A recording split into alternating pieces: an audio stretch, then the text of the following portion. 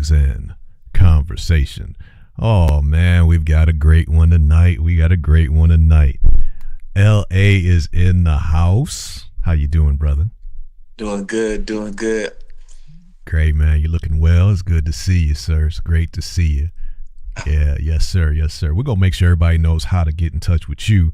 But I got to let everybody know that we're going to have a great show tonight. I mean, we're going to get down to the nitty gritty. I mean, it's heating up out here, man. It's really heating up. So before we even get all into it, let's let everybody know what's going on with you, how they can follow you, how they can get in contact with you. What's going on with you, sir? Yeah, so for those that don't know, my name is L.A. Rhodes. You can just call me L.A. I'm an R&B singer. I'm from Grand Rapids, Michigan, 616. I'm now currently based in Memphis, Tennessee, the 901. Grand Rapids and a Memphian from both. And right now, if you want to check out my music, you can stream it on YouTube. My hot new single, over 10K plus views, is doing thousands and thousands of views. It's on my YouTube channel right now, Just the Way You Are. Y'all got to stay tuned. We got a hot one for y'all. Absolutely, brother. And I'm glad you brought that 616 because that's the deal, right? We're letting everybody know that it's something going on with that 616, where you coming from and what you're really doing. But this thing is getting a little dangerous out here, man. I mean, when you look at it, it's like not just an industry thing, but we've seen stuff like this before, right? We've seen where, homeboy Biggie's not here. Pac is not here. I mean, we're going to have to get down to the real deal. I mean, do we follow the bag? Is it, what's really going on? So I'm looking forward to us really talking about this and really getting deep. You know what I want to, before we even do that though, I'm just so proud of you, man, and just so excited that you're here.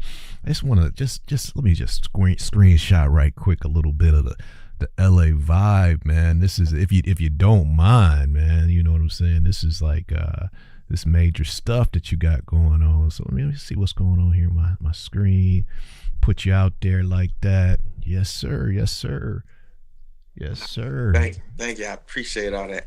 Much love. Yeah, man. Yeah, for sure. Yeah, man. This is down in the description, we've got the links right there where you can see what's really going on. But this is the guy right here, man. This is where it's at. LA. Yes, sir. Just the Way You Are. That's the hot new single. Man. And as you see, the brother's been doing it, man. 265 videos. Oh, you're killing it. Bro.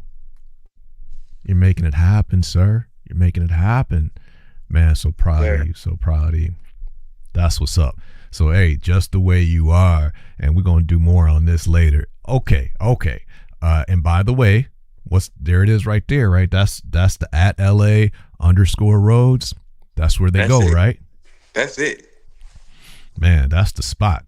That is the spot. So they jump right on that. Okay. Look, man, what are your vibes on this thing? I mean, what is really happening?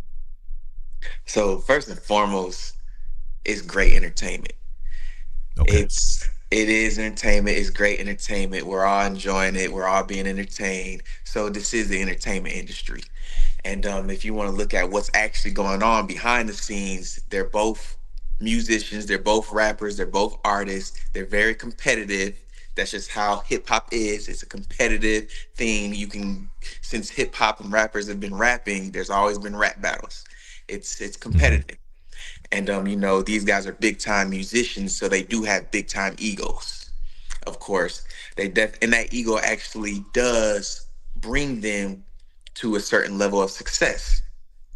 It gives them a certain level of success. So when I break it down for you like this, if you look at other R&B groups such as the DeBarges, if you go earlier to NSYNC, if you go earlier to any type of rock group, you can see that they do split and break up. Is because those egos clash. And that's what's happening with Kendrick Lamar and Drake. Their egos have been clashing since the early 2010s.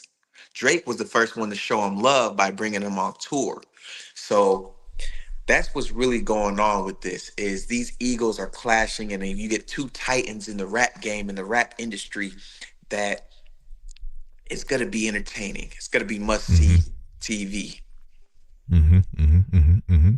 Yeah, yeah, yeah. So if we do say follow the bag, if we talk about follow the money, then who's really benefiting from this? I mean, what's really at the bottom? And as we study this thing, what's really down there? Yeah, exactly. Who's really benefiting from this? Obviously, it's Kendrick Lamar. He's the smaller artist. Drake just signed a $400 million deal with a label, and he's the one that is jeopardizing all those finances because Kendrick, he's riding this wave. Kendrick, he hasn't made put out a music video. It's been over a year, and now that he put these two diss tracks on his page, these diss tracks on his page, he's actually getting millions and millions of views in days because of this beef. So obviously he's benefiting because Drake was already getting millions and millions of views without the beef. Kendrick without the beef, he was nowhere. With the beef, he's getting millions and millions of views. So obviously, Drake's the one that's got everything to lose, and Kendrick's the one that's got everything to gain because he's pivoting and positioning himself to use this hype for promo to his album. And like you said, there's history to this, right? There's other people who have used these types of beefs, these types of battles, and wordplay. But my concern, and I hear you, bro. I mean, you dropping the science, But my concern, is where this stuff could really lead, and if like homeboy Tupac, he didn't pull the trigger on Big. Big didn't pull the trigger on Pac. I mean, obviously one passed before the other, was murdered before the other, but you get what I'm saying. It wasn't them. You dig? I mean, you family out here, you got friends out here, you got, yahoos who want to represent for their guy. I mean, you said this and this is my guy. He's brought me through. His lyrics have brought me through some tough times. I lost my mom's, and that song got me through. Or I broke up with a girl and that song got me through. I mean, you got cats. I mean, these are multi-millionaires who've generated, let's say, billions of dollars worldwide. And then some other cat, like you say, for whatever reason, they popping reckless.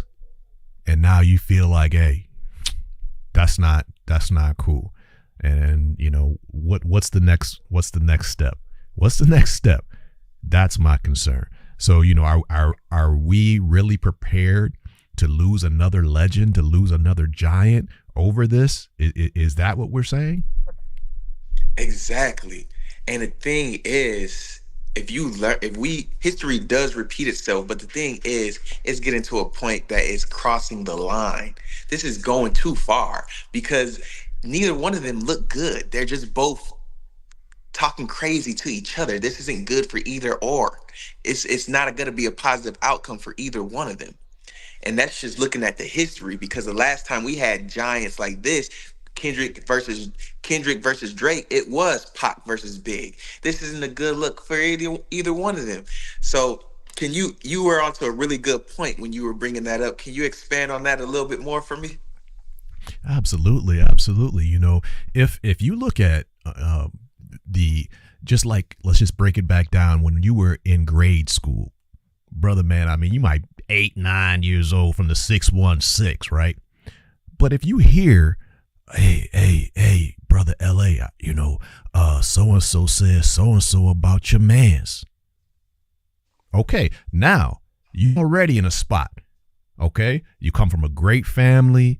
You know how to be morally correct. You're not supposed to be in here fighting, get suspended, but you got to fight against all of that energy now because your man's has just been put in a spot. Just that simple. It's primal. It's nature. It's clicked up. It's like these dogs, man. I mean, as beautiful as the pups are, there's a pack mentality.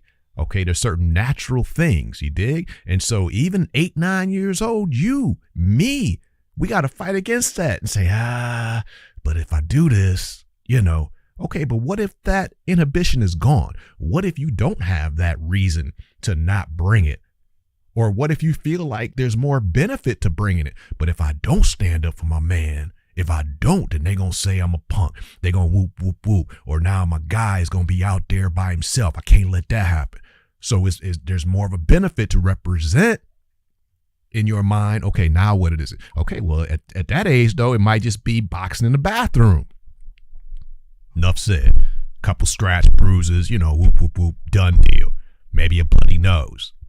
But that's not the way the world is working right now. But it's that same instinct is what I'm saying. It's the same instinct that concerns me, that you and I both know when you connected, when you fammed up.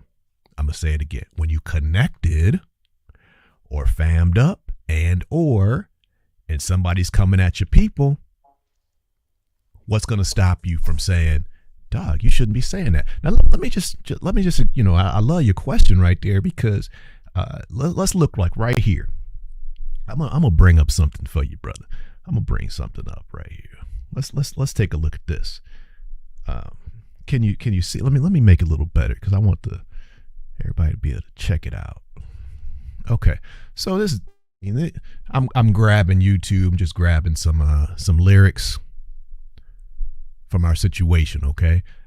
But this right here is just pulling it from the Not Like Us. According to this, they grabbed the lyrics. So if you trust that, yeah, that was what you got there, man? Accurate. Okay, I think that Oakland show gonna be your last stop. I mean, man, you feel me? I mean, when we really start to slow it down a little bit, because cats are blazing, they throwing that true fire. But when you ask me a question like that, I'm like, yo, I'm listening to you, bro. I'm listening to you. And you just said, hypothetically, I mean, did you say it? I don't know. I mean, these are the lyrics according to, who's transcribing, allegedly, allegedly. But you feel me? It's in the flow and you bumping your head. But when you slow it down, be like, wait a minute, what'd you just say? I think that Oakland show gonna be your last stop, bro. But to be fair, my man Drake, bro, I mean the newest clapback, what's he saying in his latest? I slit your throat, or allegedly, according to this transcription from this site, okay, allegedly, I slit your throat with the razor. Come on, L.A. I slit your throat with the razor. Yeah, exactly. And that's where it's going to, because everyone knows music is a way of manifestation. What you put in your music comes to you. That's why you see Biggie, he had an album called Ready to Die. Look what happened to him. That's all Tupac was talking about. Look what happened to him. Look what they're talking about. They're talking about doing that to each other. So, I mean, music is definitely a powerful vessel to bring things into reality. So fair use. Hey, man, look, these concepts. Now, let's say you're a tremendous K-Dot fan. Okay, let's just say, and you're a part of the millions, because some people say, well, why are y'all even talking about something like this? Yo, these are industries. These are corporations. These are multi-million, if not billion-dollar situations. They're influencing the entire generation. Holla if you hear me. I mean, there's no way to get beyond what's happened to Pac. If you were anywhere in that generation, that sticks with you. Facts. That sticks with you. When Brother Big got murdered, that sticks with you. Something were to happen with this, but even the other hip hop greats that we've lost along the way, you can call the roll already. Since then, it's not like it hasn't happened since Biggie and Pac. We've lost some cats, some cats. Holla if you hear me. West Coast, Chicago. I mean, man, come on. We done lost some real cats. But this is where I'm going with this. LA, if that is your man, K-Dot, if that's your man, and you hear this dude say, I slit your throat, allegedly, if he says, I slit your throat, now you going to say, well, I'm going to just let that slide? Is that what you're going to say? If you feel like my man even remotely means it, you going to let that slide? Exactly. I mean, come on, man. And if somebody's talking like that, let's just call the entourage, right? Let's just say, you rolling with a group of cats. I mean, if I see you, shouldn't it be on site at this point? I mean, if my guys don't ride on site, what do I got them for? I mean, on one side, you saying I'm a this and that, the other, and you got dots over my house. On the other side, you saying you going to slit my, allegedly, I mean, how can it not be on site? How can it not be? You going to just walk up on me? And I'm going to be like, oh, that was just music. My kids listening to this. My family's listening to this. Millions of the fan base that I built my life, my career on is listening to this. I'm going to let it slide? Is that what I'm going to do? Is that what you're going to do? This is where we at. And I don't know how we slip and slide out of that by just saying it's music. I don't know. Now let me ask you this though. Let me ask you. If it's all a joke, let's just say it's all entertainment, it's all just a joke. Let's just say that. Is it possible that you could talk this way, that you could use these types of words, and it was just a conspiracy? These guys had got together earlier and chopped it up. We're going to do this for record sales, get back, Is it possible on this level to talk the way they've been talking and it not be real? What do you think? I think it's definitely possible. Would I bet money that that's what's going on? No, I don't think that's what's going on. But it's definitely possible because I mean, for example, what do boxers do? Conor McGregor and Floyd Mayweather, biggest example. They talk to each other crazy, use anything they can against them, go way below the belt with everything they say, box, and then after the match they're hugging. It's all for promotion in that sense. So is it possible? Yes, it's definitely possible. Do I think it's probable? No, I don't think it's probable. Because again, this beef has been going on since the early 2013s, 2010s, probably even a little bit before that. And I'm talking about subtle jabs, subtle lines here and there, poking each other, somebody doing this, someone liking the picture of his other girl, just all type of little secrecies have been bubbling up to this moment. So this isn't just, okay, he dropped a verse on Metro Boomin's album as a feature. Kendrick dropped one verse dissing Drake. No, this has been years in the making. Yeah.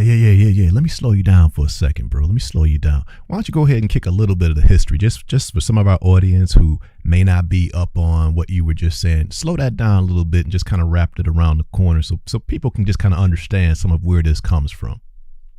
Yeah, so in the early 2010s, Drake was big, Kendrick was big. Drake was actually helping Kendrick out. Like, come on tour with me, get more notoriety. I'm gonna bring you on stage so you can do your songs. As time went on, the egos got too big. And what happened was Kendrick and Drake started to bump heads. And when that is being done, there is subtle jabs. Drake would release a verse with a little line here, shooting a shot at Kendrick. Come back, Kendrick would drop a verse, shooting a little jab at Drake.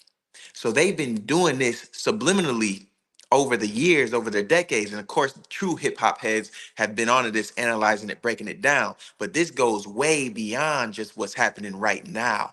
So as the time has gone on, one of the big things was Kendrick, he got on Future's album. Now, Future is a guy that Drake has worked with, and they've done number one hits with each other. They've had a lot of success. So for Kendrick to get on Future's album, produced by Metro Boomin, and he straight up dissed Drake, saying all type of stuff about Drake. And then that was the final tipping point that made Drake want to go ahead and respond to that. And then ever since then, it's been record for record. Uh, and now we're at the point where there's dots over Drake's house. There's all type of crazy threats going on, and it's getting to a point where neither one of them are looking good because it's not looking good either way. They're throwing shade at each other, trying to make each other look bad as possible. Neither one of them are going to look good if they're constantly making each other look bad. No one looks good throwing dirt. Yeah, man. Yeah, man. Thank you for that history. Thank you for that history. Speaking of history, the 616. So the audience needs to know, and Brother Troy is scheduled to be on. He's in the back. I can see him in the backstage right now, waiting for him to chime in, and we'll pull him up. But you talking to cats from the 616. So you catch the title. So we got the real ones coming at you from the 616. Can you feel me? So with that in mind, Brother LA's got the extreme insight because he's got the 616 and you've got the Memphis. Now let's tie in the Memphis to Brother Drake for those that don't know. Go ahead and break that down, sir. Yeah, so Drake is mixed. His mom is from Canada, she's Jewish from Canada. His dad is a brother from 901 from Memphis. He's from Memphis. To this day, his cousins, his nephews are still in Memphis, in the music scene in Memphis. So I've met a lot of Drake's cousins through, a lot of Drake's cousins, a lot of Drake's nephews that they're still in Memphis because that's where Drake's dad is from. A lot of Drake's family is from Memphis. Drake would come down to Memphis for the Heritage Classic. He would come down to Memphis for Memphis in May, which are big time music festivals that Memphis had. So before Drake was actually Drake as we know him today, he would come down to Memphis to visit his dad and his dad's side of the family during summers. So he's very tied in with the Memphis scene. That's why when he comes and does songs in Memphis, like for example, the 901 Shelby Drive song he did with Block Boy JB, another Memphis artist, he was so well received in Memphis. Because the thing is about Memphis is kind of like New York in terms of it's very hard to get into the music scene in Memphis. You have to either be from Memphis and be super talented, or you have to constantly be banging at the door and so they don't take no for an answer. So with Drake being from Memphis, he soaked up that music in Memphis and he was able to bring that and blend it with Toronto sound to create a whole new sound. And when it comes to sounds, because he has that base of music in Memphis, his dad was a musician in Memphis. So because he has that basic musicality from Memphis, he's so diverse and so talented as a music artist. So when it comes to developing his sound, he knows how to take others' sounds and make them as his own. That's why you heard the term culture vulture. Mm. Now, a lot of people frown upon that because it's like, okay, Drake, you're gonna see an up and coming artist, you're gonna sign them to your label and put them in the background and make them write for you so you can take that shine and take that sound and put your career higher. But at the same time, that's always been happening throughout history. I can go back to Thomas Edison. He Mm. would have his workers, his scientists working for his company create all type of different inventions and he would take the credit for it. But what does history remember? So Mm-hmm. you Mm-hmm. can take your own opinion on that, but the thing is Drake has the ability to know what sound is popping and what sound is on the rise and what sound is hot and it's gonna be big. And he can get on that horse and work with the right people and work with the right artists to take that sound, learn from that sound, and develop it and put it out on his own. So yeah, allegedly speaking, this has been the rap, right? That brother Drake is cannibalizing other artists' talent, right? I mean, Yes, that he's is straight the up argument biting that's their been flow. made. Wow, wow. And has there been a deep dive where cats who really are in the game, who really are scientists of this thing, are really saying, yeah, bar for bar, style for style, that's exactly what this guy is doing? Is that, has that been done by the true scientists of the game? Yeah, yeah. I mean, you can definitely go on YouTube or wherever, and what they'll do is they'll show you the original, and then right after that they'll play Drake's, and Mm, it literally is identical. Flow, mm, cadence, sometimes even the words. mm. Okay, all right. Does any of that precipitate what's going on right now between the two of them?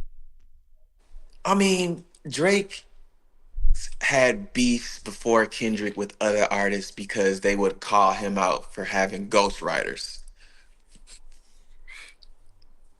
A ghostwriter is someone that will get behind a rapper and create raps and give it to the rapper so they can rap it.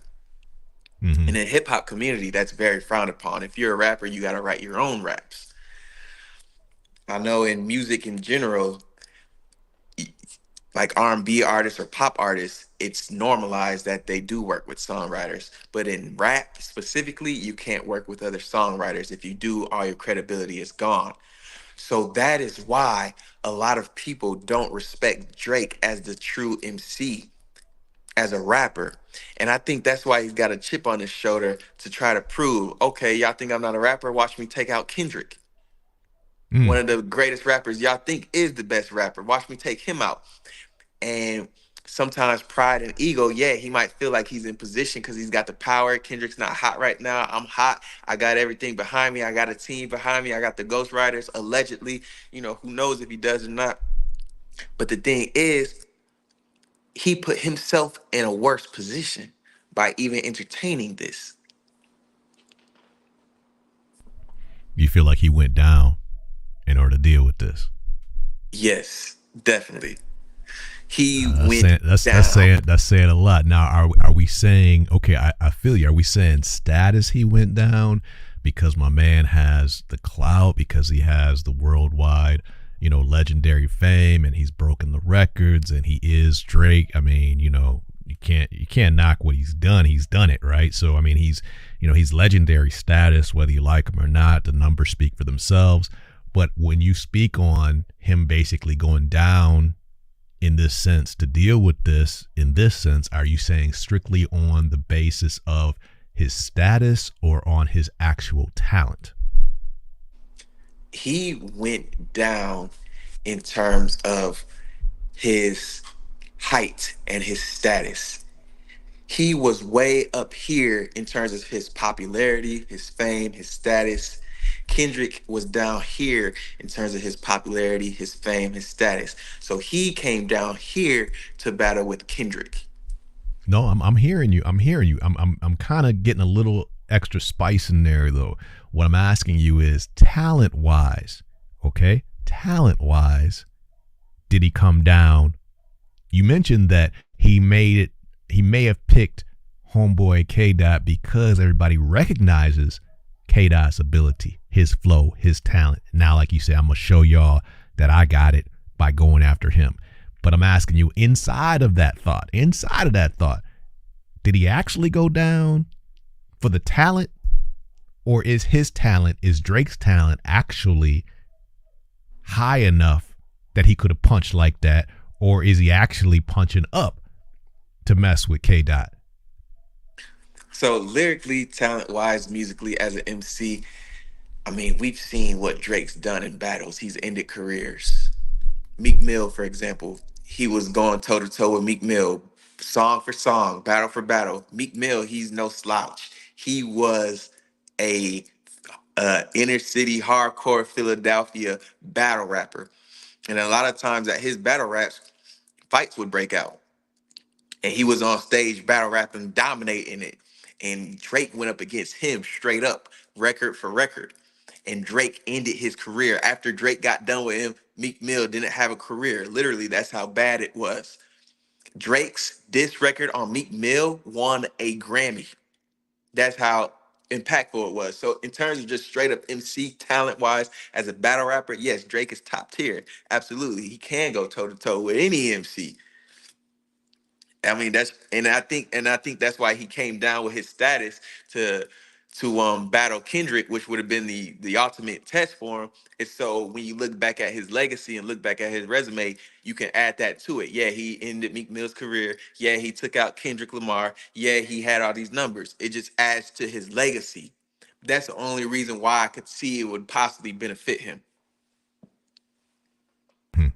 Okay, all right. Now I understand how we unpack that, because I'm looking for whether or not Drake's flow is really legendary and not just the status. That his talent is truly legendary and not just the status. Because if that's the case, then how does it benefit him at all?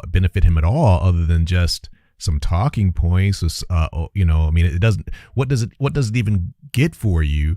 Which goes back to, is it legit? What's really to gain here from his perspective, to the point where the razor to the throat? I mean, we gotta look at, like, how important is it to you? Because now it's the razor to the throat. I mean, Drake wants to be the greatest of all time. So in order to do that, you've got to take risks. You've got to have a resume. And that's what I'm saying. Time is the test. In 20 years, in 15 years, in 30 years, in 40 years, it's going to be okay, Drake had this song. We all love this song. Oh, yeah, Drake, he dissed and ended Meek Mill's career. Okay, Drake dissed and ended Kendrick Lamar's career. That just adds to his legendary lure.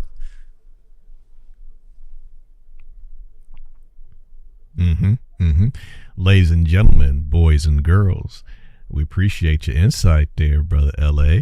We are also joined by the infamous Troy, CTR III.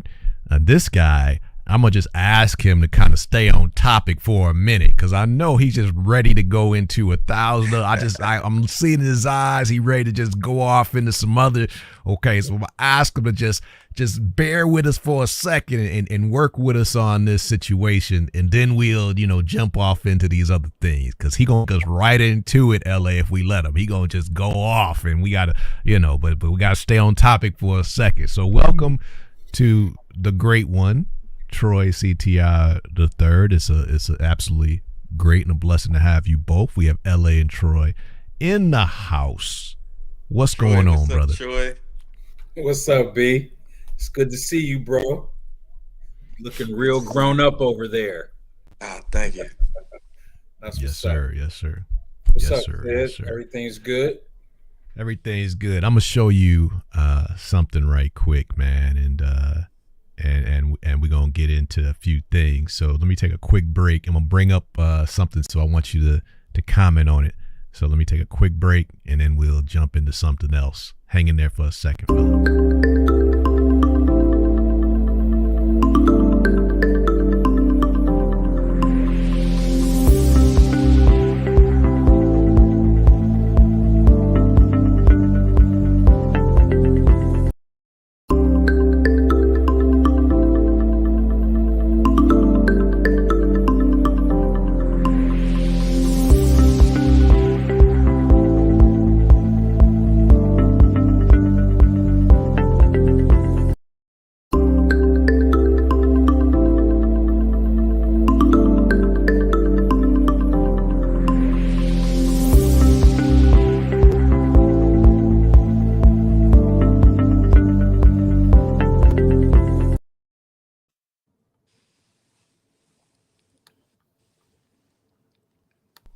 Yes, sir. Yes, sir. Yes, sir. All right. So, brother, check this out, man. Can you see this here? Now this is we're just grabbing it, okay? We're grabbing it off a site, so we'll just say allegedly. But Drake responds right here with this, and the part that LA and I were looking at is, "I slit your throat with the razor." Okay. Now, okay, so I mean, you bumping, you bumping, you bumping, you bumping. You know the music, you got the whole thing, right? But when you slow it down and actually dig into, wait a minute, what did you just say? What you got for us, man?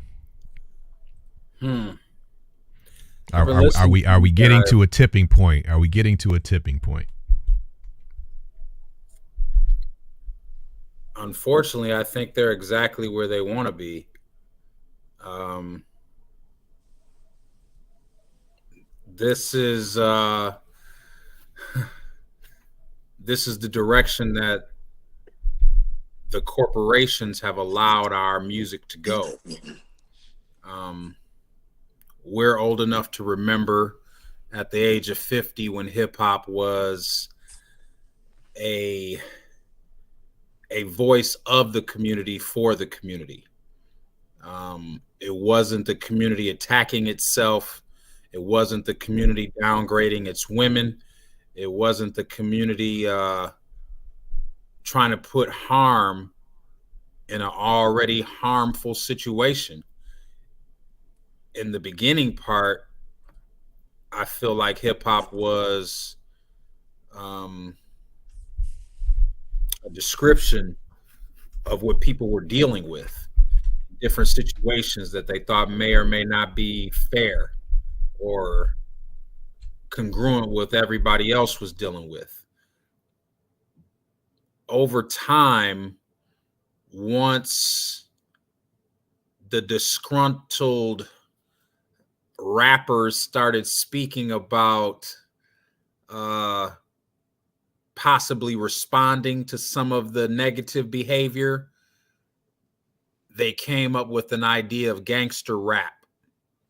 And that is what we're watching now, is the evolution of that.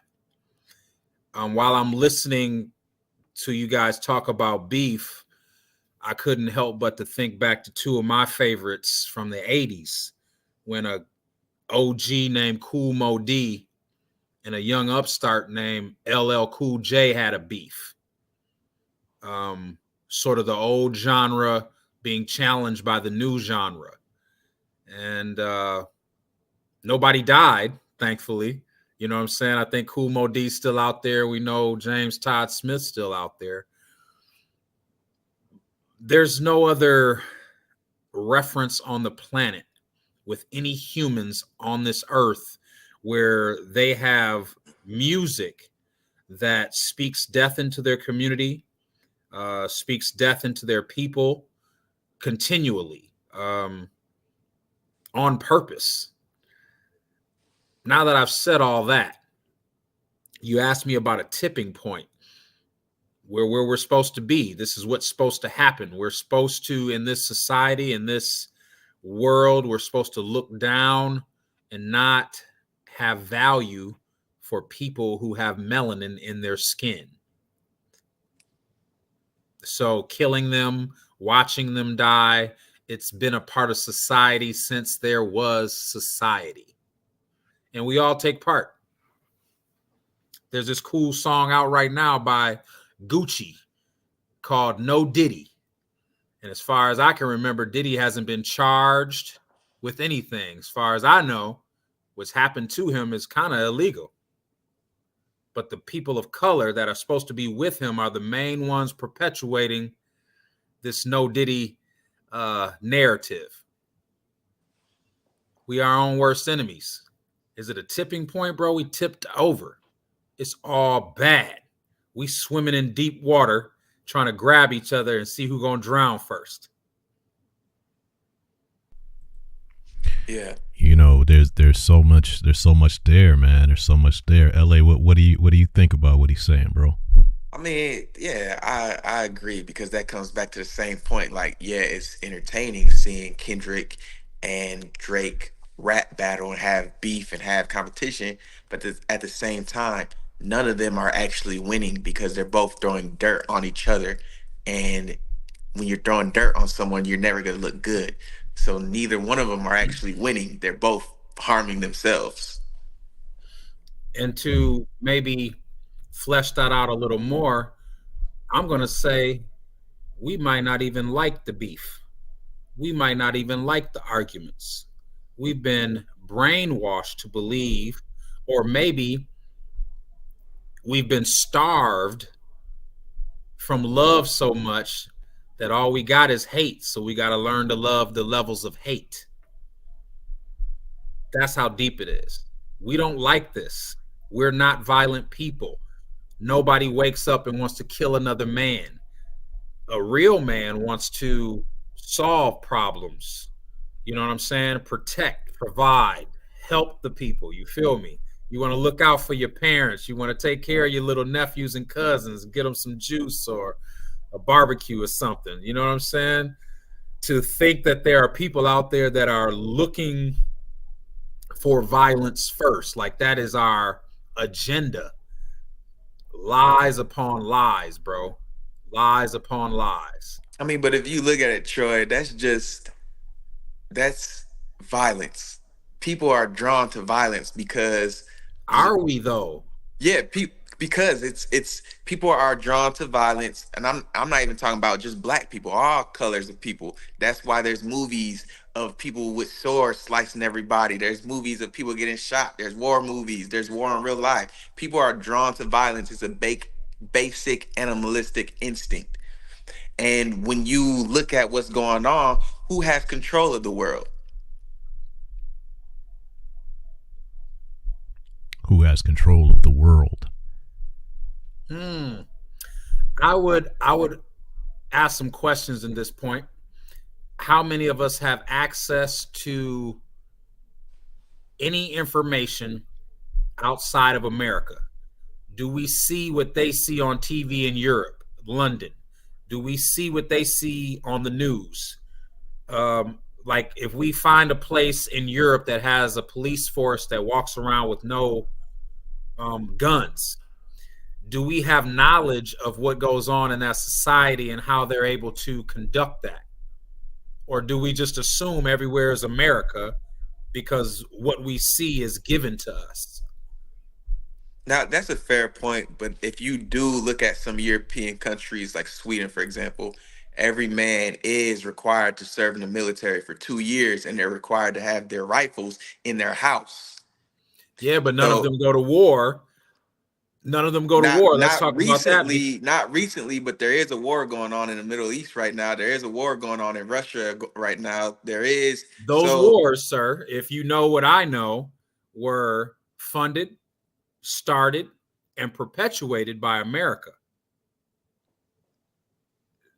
Now, from my research, we've had this fake enemy called Russia my whole life. Rocky fought him. Russia's been a bad guy, but we've never shot a bullet at Russia. Russia has never shot a bullet at us. So it's similar to Burger King and McDonald's being across the street from each other, and they're claiming competition when in fact their mere presences around each other promotes each other's business. They are partners. And I'm saying to you, as a young American, America is partners with Russia and China. There is nothing that happens between Russia, China, and America that is a mystery between the three. Now, you don't have to believe me, but you tell me who has the most powerful currency on the planet. And I'll tell you, those people sit down together and decide how no one else can sit at the table. Right. I'm not denying that. But if you look at it, this comes wait. Has that decision already been made? Which decision? That when you say sit down and decide, I thought that board game was the side of the whole. You know, it's constant. Constant is never. Yeah, I mean, never but you know, but you know, well, I mean, I thought it was rigged. Business, bro. I thought it was rigged way before now. I'm not right? saying it isn't, and I'm saying the evolution of this is just what we're seeing in our near future. But you can keep following it backwards because history is the only thing that can really flesh out the truth. Um, and if we are such enemies with these people, then there would be conflict.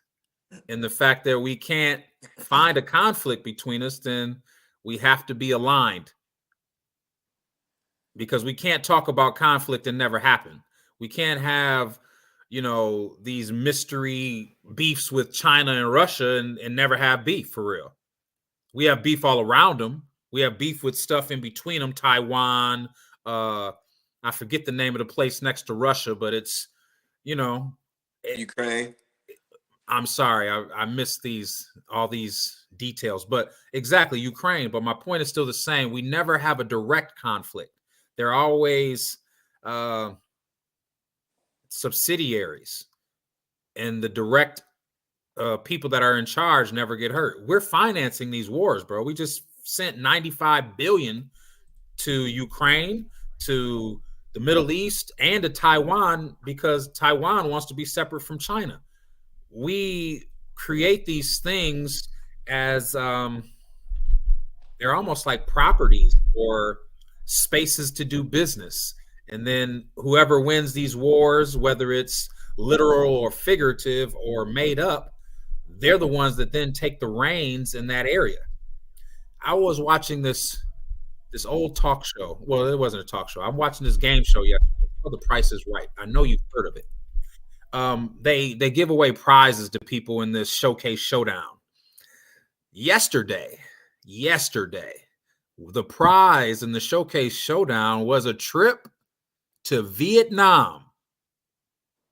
Now, I'm going to let that sink in for a second to let you know that everywhere America's been at war, we've never left. And everywhere we've been at war, we've cultivated and turned it into a democracy with their vote. But what really has happened is we put a McDonald's everywhere. And I use that because we know McDonald's. And what that then does is Americanize everywhere, so Americans now can vacation somewhere. And that's all we're doing, is colonizing the planet. That's all that's been going on since we've been on the planet. And it just changes hands of who the colonizers are. I'm sorry I get off topic, Sid. My bad. The conversation. No, you're good. This is dogs and conversation. So, I mean, it's good that you bring in your thoughts. It's good that you are looking to, to analyze these things on a deeper level. I already told Brother LA that that's what was going to happen when you came on. So, there's no surprise here. But you brought up a word, colonizer. You brought up a word that actually takes us right back inside of the topic, because as that is one of the words that Brother K-Dot has used to describe Drake. What do you think about that, LA? Yeah, he said that he has some good points about it. And real quick, before I dive into that, it is true. Burger King and McDonald's promote each other. And that's exactly what's going on. Drake can be McDonald's, Kendrick can be Burger King. They're both getting millions and millions of views, and everyone is talking about them. And we're talking about them right now. So competition does get a certain level of attention that comes with it. The thing is it going to be healthy competition, or is it going to cross that line to not be healthy competition? And it's crossing that line.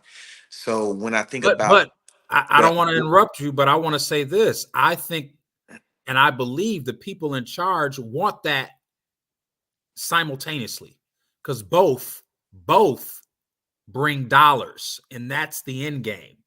So if there's death, there's dollars. If there's life and love and parties, there's dollars. But if you get both, there's double dollars. You feel me?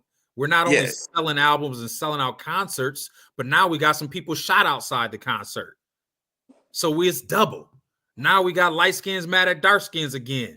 We perpetuating the same shenanigans that's been perpetuated through society.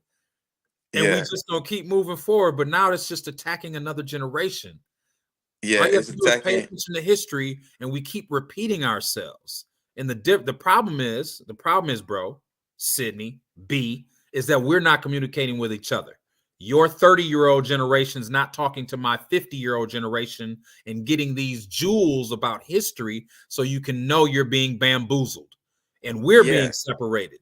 You know what I'm yeah, saying? So exactly. And go then on ahead. top, yeah, you're exactly right. And then on top of that, the way Drake is sort of like colonizing the music industry is because they're actually using other artists' sound. So he'll go to Atlanta, he'll get on a song with Future.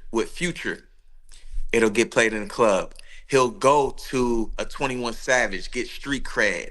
He'll go to a Lil Baby, get lingo, get swag, get drip. He'll go to a little Yachty, get the younger audience. So he's using all these different people from Atlanta, all these different artists from Atlanta, the Atlanta culture to further his own career.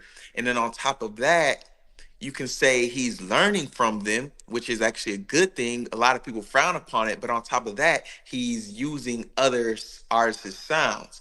So when it comes to colonizing, I kind of feel like that's a harsh term because he's just soaking up the culture and using it and applying it to himself. And to me, that's genius because you want to be able to learn and apply knowledge to make yourself better. To me, that's all he's doing. I think you're right. And I don't think he invented it.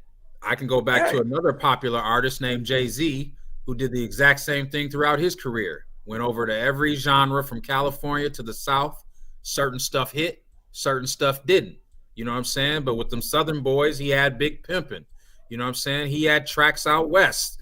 He had tracks in the South. You know what I'm saying? But it was like all that is just to sell.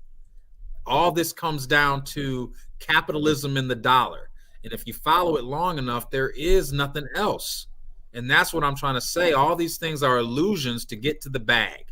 What we see on the news promotes us to go get a gun and a security system, but somebody owns that stuff and they're benefiting from it. If there's a love fest or a rainbow fest, it causes you to hug somebody and buy some flowers, but it always comes back to the spending. And that is the agenda. Let's look at this. we are on it. We're on it, brother Troy, and I appreciate LA. You know where you're at with that, so I appreciate y'all. Let me just because we mentioned this phrase here. So allegedly, not like us lyrics according to this site. Transcribing again. So allegedly, if this is correct, but there it is right there. Yeah, that's some harsh words. And the thing about it is, Troy, he's actually getting into some philosophical thoughts. That's really what's some philosophical thoughts that's really penetrating what this beef is actually about. What Troy is saying, it if I'm wrong, please correct me. But what I believe, what I'm getting from it is this is an illusion that can manipulate the minds of the masses so they spend their dollar however the influencer or marketer wants them to spend it. So my rebuttal to that would be, instead of being a consumer, we need to break out of that consuming mind. Instead of going on our phones and scrolling and consuming content, or going on TV and consuming content, we need to break out of that mind. And what we need to do is look within ourselves. The kingdom of heaven is within. We need to use that to draw inspiration to create. So that way we have creation out there that other people can consume and spend with us. And that's what we're doing right now, Uncle Sidney. I hear you, bro. I hear you. Yeah, I think where we're at with that is that, that's even been done before, right? I mean, you check history and our people have done everything in every way, right? I mean, since the beginning of time, I'll say again, since the beginning of time, and some could even argue before then. Holla if you hear me. So it's nothing new for people of color to bring the genius, to bring the creativity. In fact, many have argued that if it wasn't for robbing, pillaging, that which the original put down, you wouldn't have the so-called creativity that you see now. That a lot of it is a remix, holla if you hear me, of what we already put down. So I think what merges your point, LA, to what Troy is saying is that there's a hustle going on. The Bible says nothing new under the sun. So how is it that a group of people who have so much talent, so much ability, are continually behind? I think what Brother Troy is saying is that junk ain't no accident. And then we get ahead if we are fighting each other. I mean, is that the formula? The formula is not unity. The formula for the bag, the formula for being pushed by those who are in the position is to slit your throat with the razor, come at you and say this might be your last show. I mean, is that what it is? Is that the come up? As long as what we're seeing, to me, is just a variation of what used to be called buck fighting and slavery. And they did that for their enjoyment. And I guarantee you the people that own record labels and own streaming networks, they joke and laugh at how much money people make from a download, because they're getting a piece of it too. They don't care if Kendrick gets 1 million downloads or if Drake gets 1 million downloads. It's on their streaming site. So they getting 2 million downloads on the streaming site just from, you know what I'm saying, 2 artists. So it's not like it's really relevant to the powers that be. And I think that is the deal. That is the deal. We are puppets down here, and we have to learn to be our own independent thinking individuals and not be brainwashed, pushed, swayed, made to do things that are given to us instead of coming up with what we want for ourselves. Like, guys don't make love songs anymore is because love's not popular, or does it not make it to the mainstream because the mainstream don't want you in a happy family and you know what I'm saying, doing that thing? Because what did that produce? Martin Luther King and Malcolm X. We don't want to see that no more. So they promote another agenda that'll prevent that from happening. So that's why you have a whole LGBTQ community where you don't, you know, it's you don't have to just be a man or a woman. You can be both. You can be whatever you feel like. You know what I'm saying? Because all that's going to do is stop the babies from coming, stop the families from happening, stop the thinking from going down properly. Confusion is the order of the day, and that's what the divide and conquer concept is all about. They have divided. Can I use divided in a past? I heard it. I think you were clear. You were clear. Yeah, the division has happened. It's divided. Over. You know what I'm saying? We are divided. You created a word tonight. Divided us. There it is. I like they that. Do it in Webster. We are divided. Let's put that in the Bible. Flat out. I mean, let's put that in the dictionary. More we need creativity. to write our own dictionary. Damn, trying to put one in there. Okay. You know, but let's go. Yeah, there you go, brother. Holla if you hear me. I hear you, LA. So let's take it on up, because God, right? God. Now, you know, let's take it on up. So the Tower of Babel, we're taught in the Bible, okay?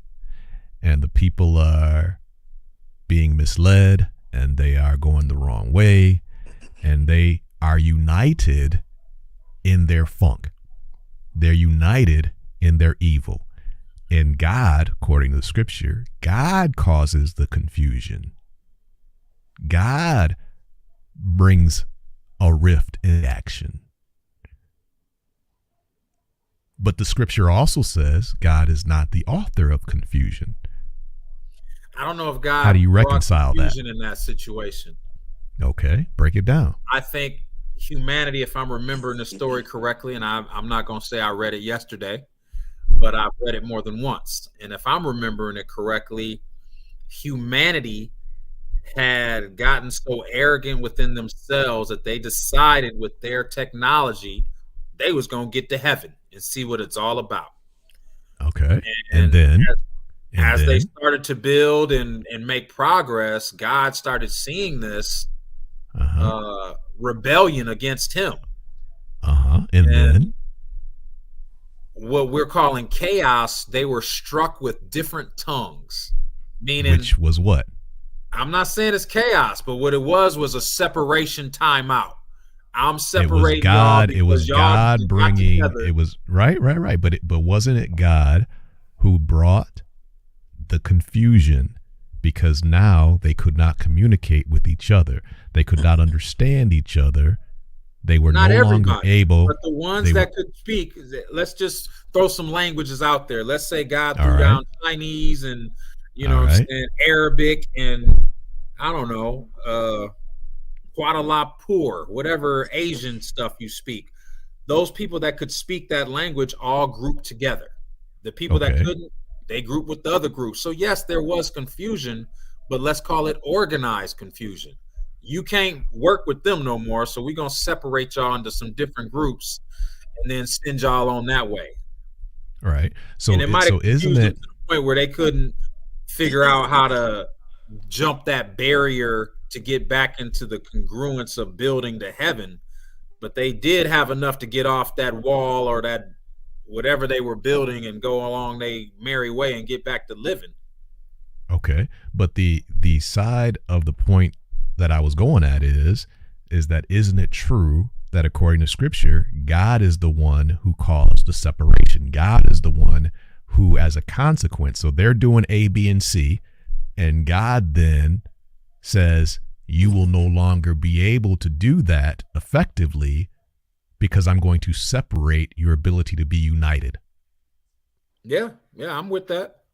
All right. Now this is not a structure, this is not a solution or a consequence that most people would attribute to God, that God is a separator.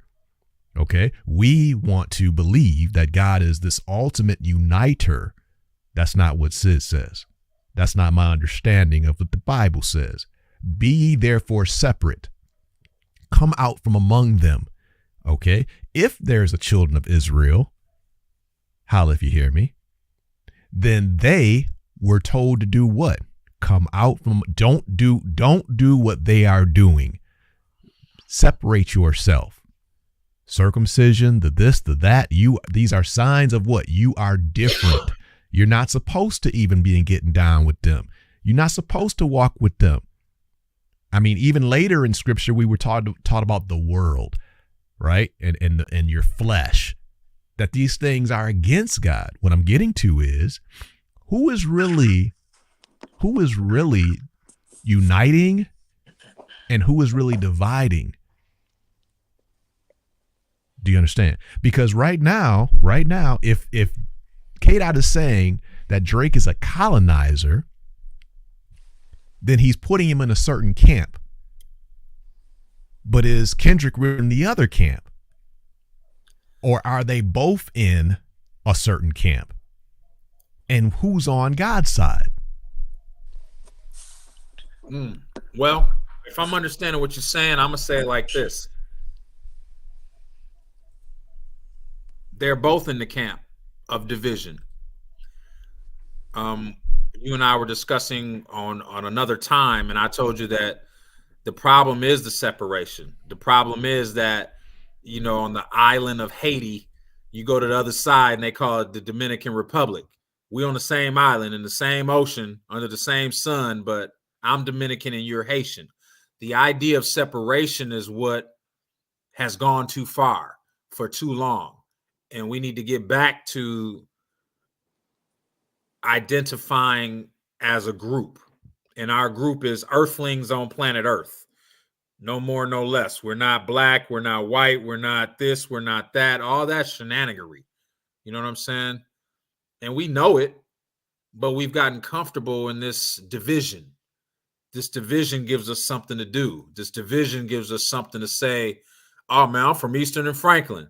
Oh, no, I'm from Bates and Union. You know what I'm saying? Come on, clown. You from Grand Rapids. You know what I'm saying? Okay, but you're walking right into where I'm still saying I'm to the left of that point a little bit. I'm still saying that maybe it's more godly to be divided than to be united. In some circumstances, definitely.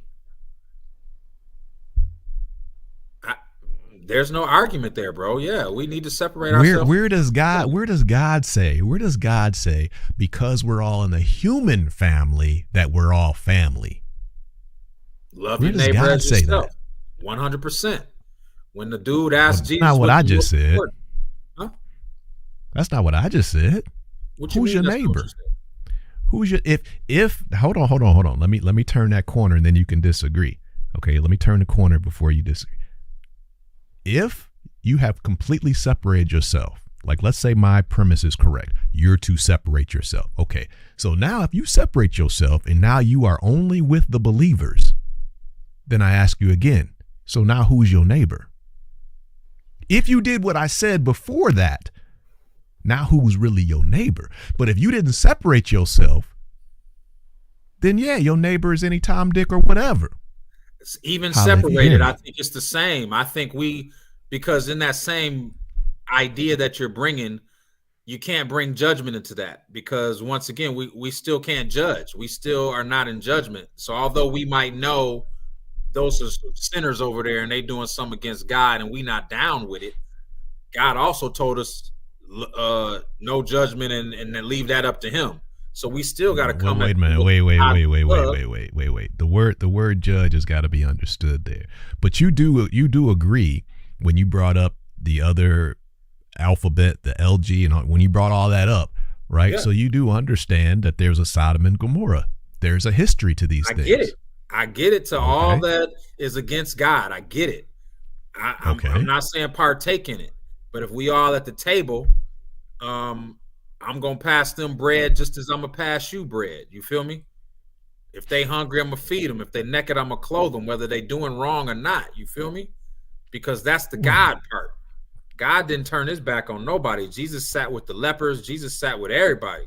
He sat with the lowest. That's where we disagree, bro. That's where we disagree, because there's still a heaven and a hell, and there's still light and dark. And the Bible says that light has no fellowship with darkness.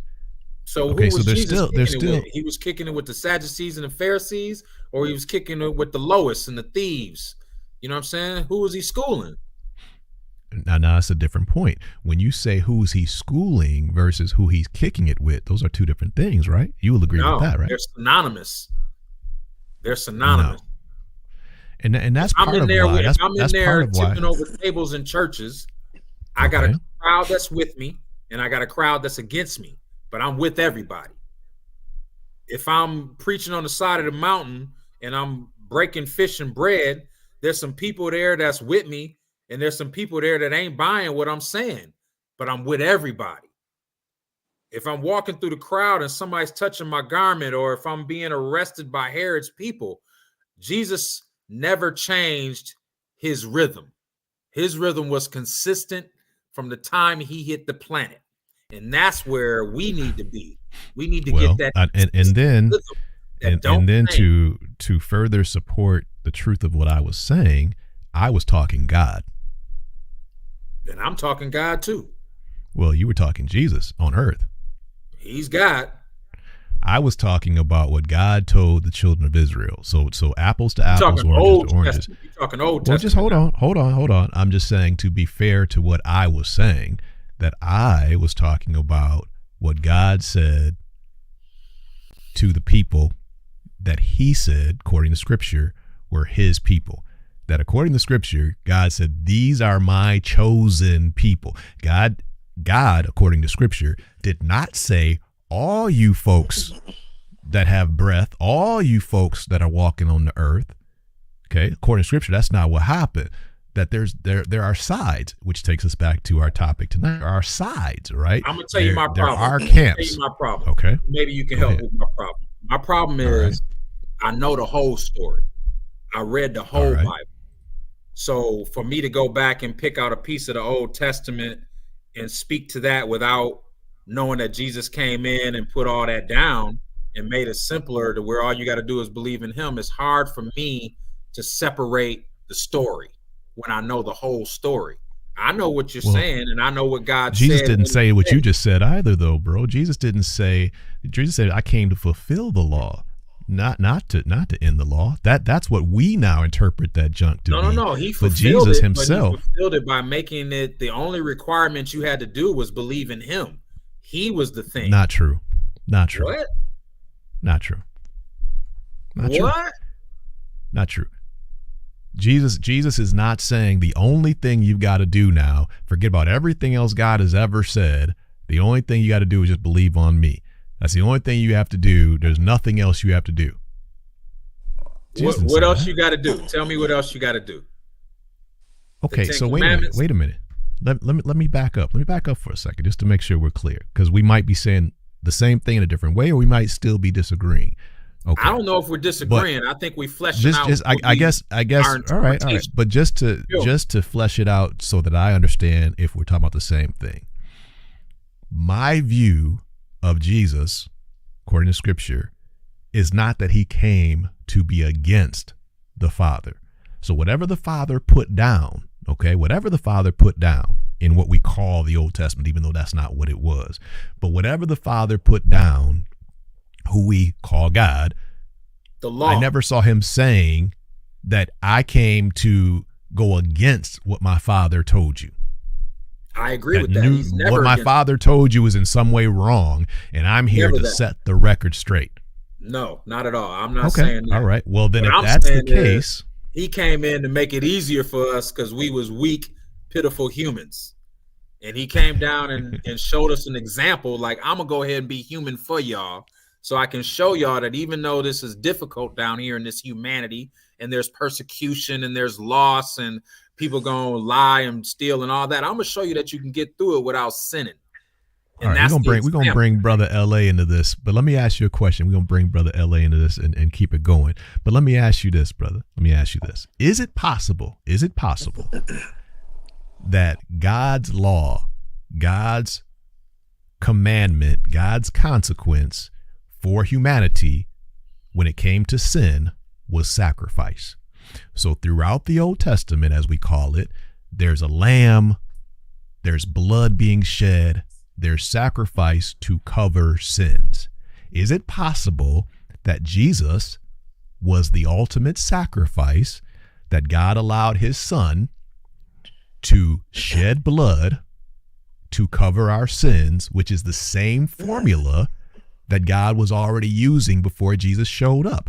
That Jesus, instead of going to the bush, instead of grabbing from your farm and taking that lamb and slaying it on the altar, that Jesus came, that you don't have to now slay the sheep. He's the lamb. He's the ultimate sacrifice, because God's formula was always bloodshed. You have to have blood being shed to cover sin. Now, that's the God of the Bible that we read about, although nobody wants to use the word blood. Why are you drinking it at communion? So that Jesus is the ultimate sacrifice. I agree with everything. So then this, my question to you isn't that the same formula, the same pattern? There's no change here other than the fact of he comes to be the sacrifice. Right. I agree. I agree 100%. The sacrifice for the entire planet, the entire humanity, never have to sacrifice anything else. All we have to do is believe that Jesus was that sacrifice. That's the qualification. That belief. Qualification for what though? What does that get you? Salvation. The belief gets you salvation.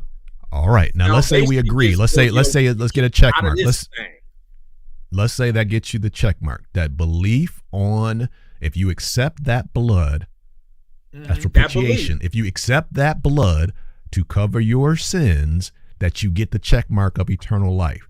But does that mean that your work here on earth also is complete?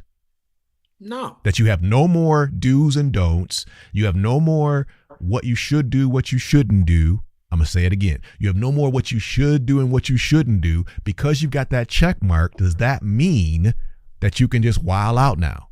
Not at all. Okay. Well, then there's still work to be done, right? Well, once again, the example was to try your hardest in your life to get away from sin. Whatever that is. If you overeating, if you slapping chicks, whatever it is, stop doing it. And everybody got a different thing, a different cross to bear, if you will.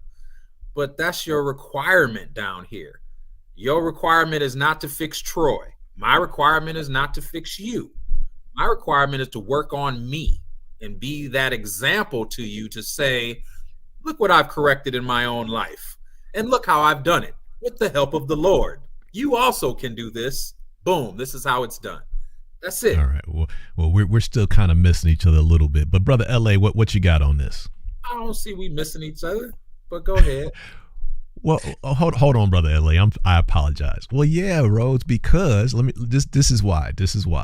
Because if you say that Jesus is the perfect example, then earlier when you were saying he was hanging out doing this and that with the people, quote unquote, of the world, well, then you say, but my job is not to change Sid, but you say Jesus is the perfect example, and your point was that Jesus was out there trying to change these folks.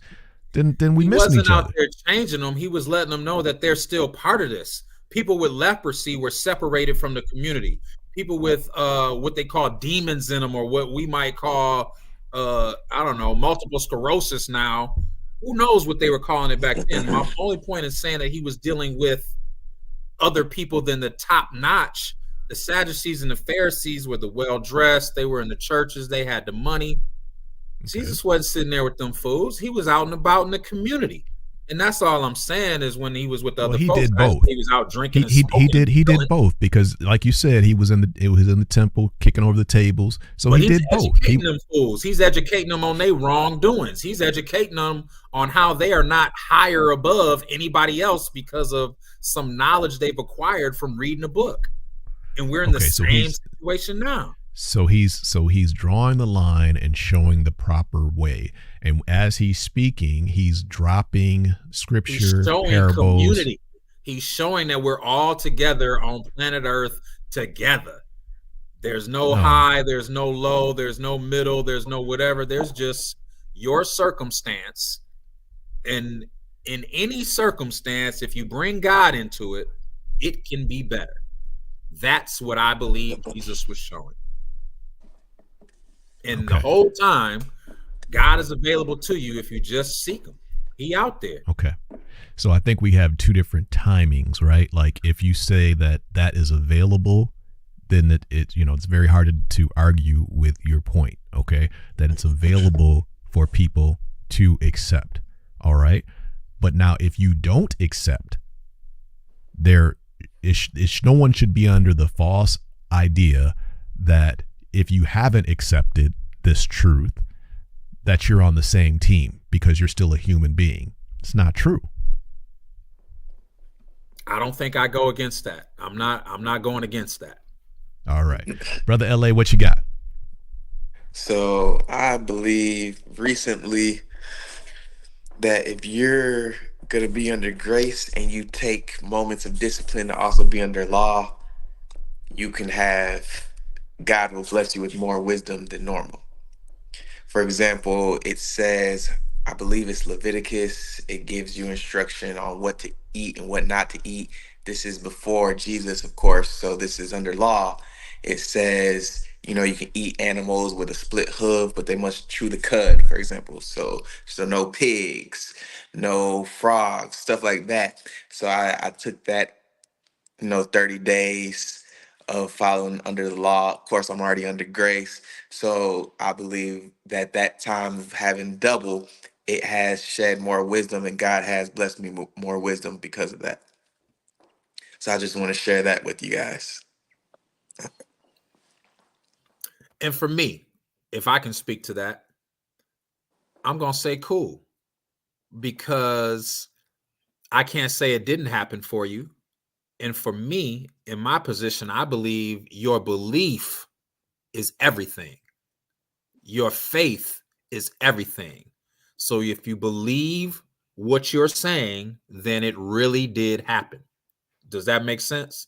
Of course. And how can I come in and say, oh, no, B, you didn't read that right. You didn't interpret that right. No, you didn't.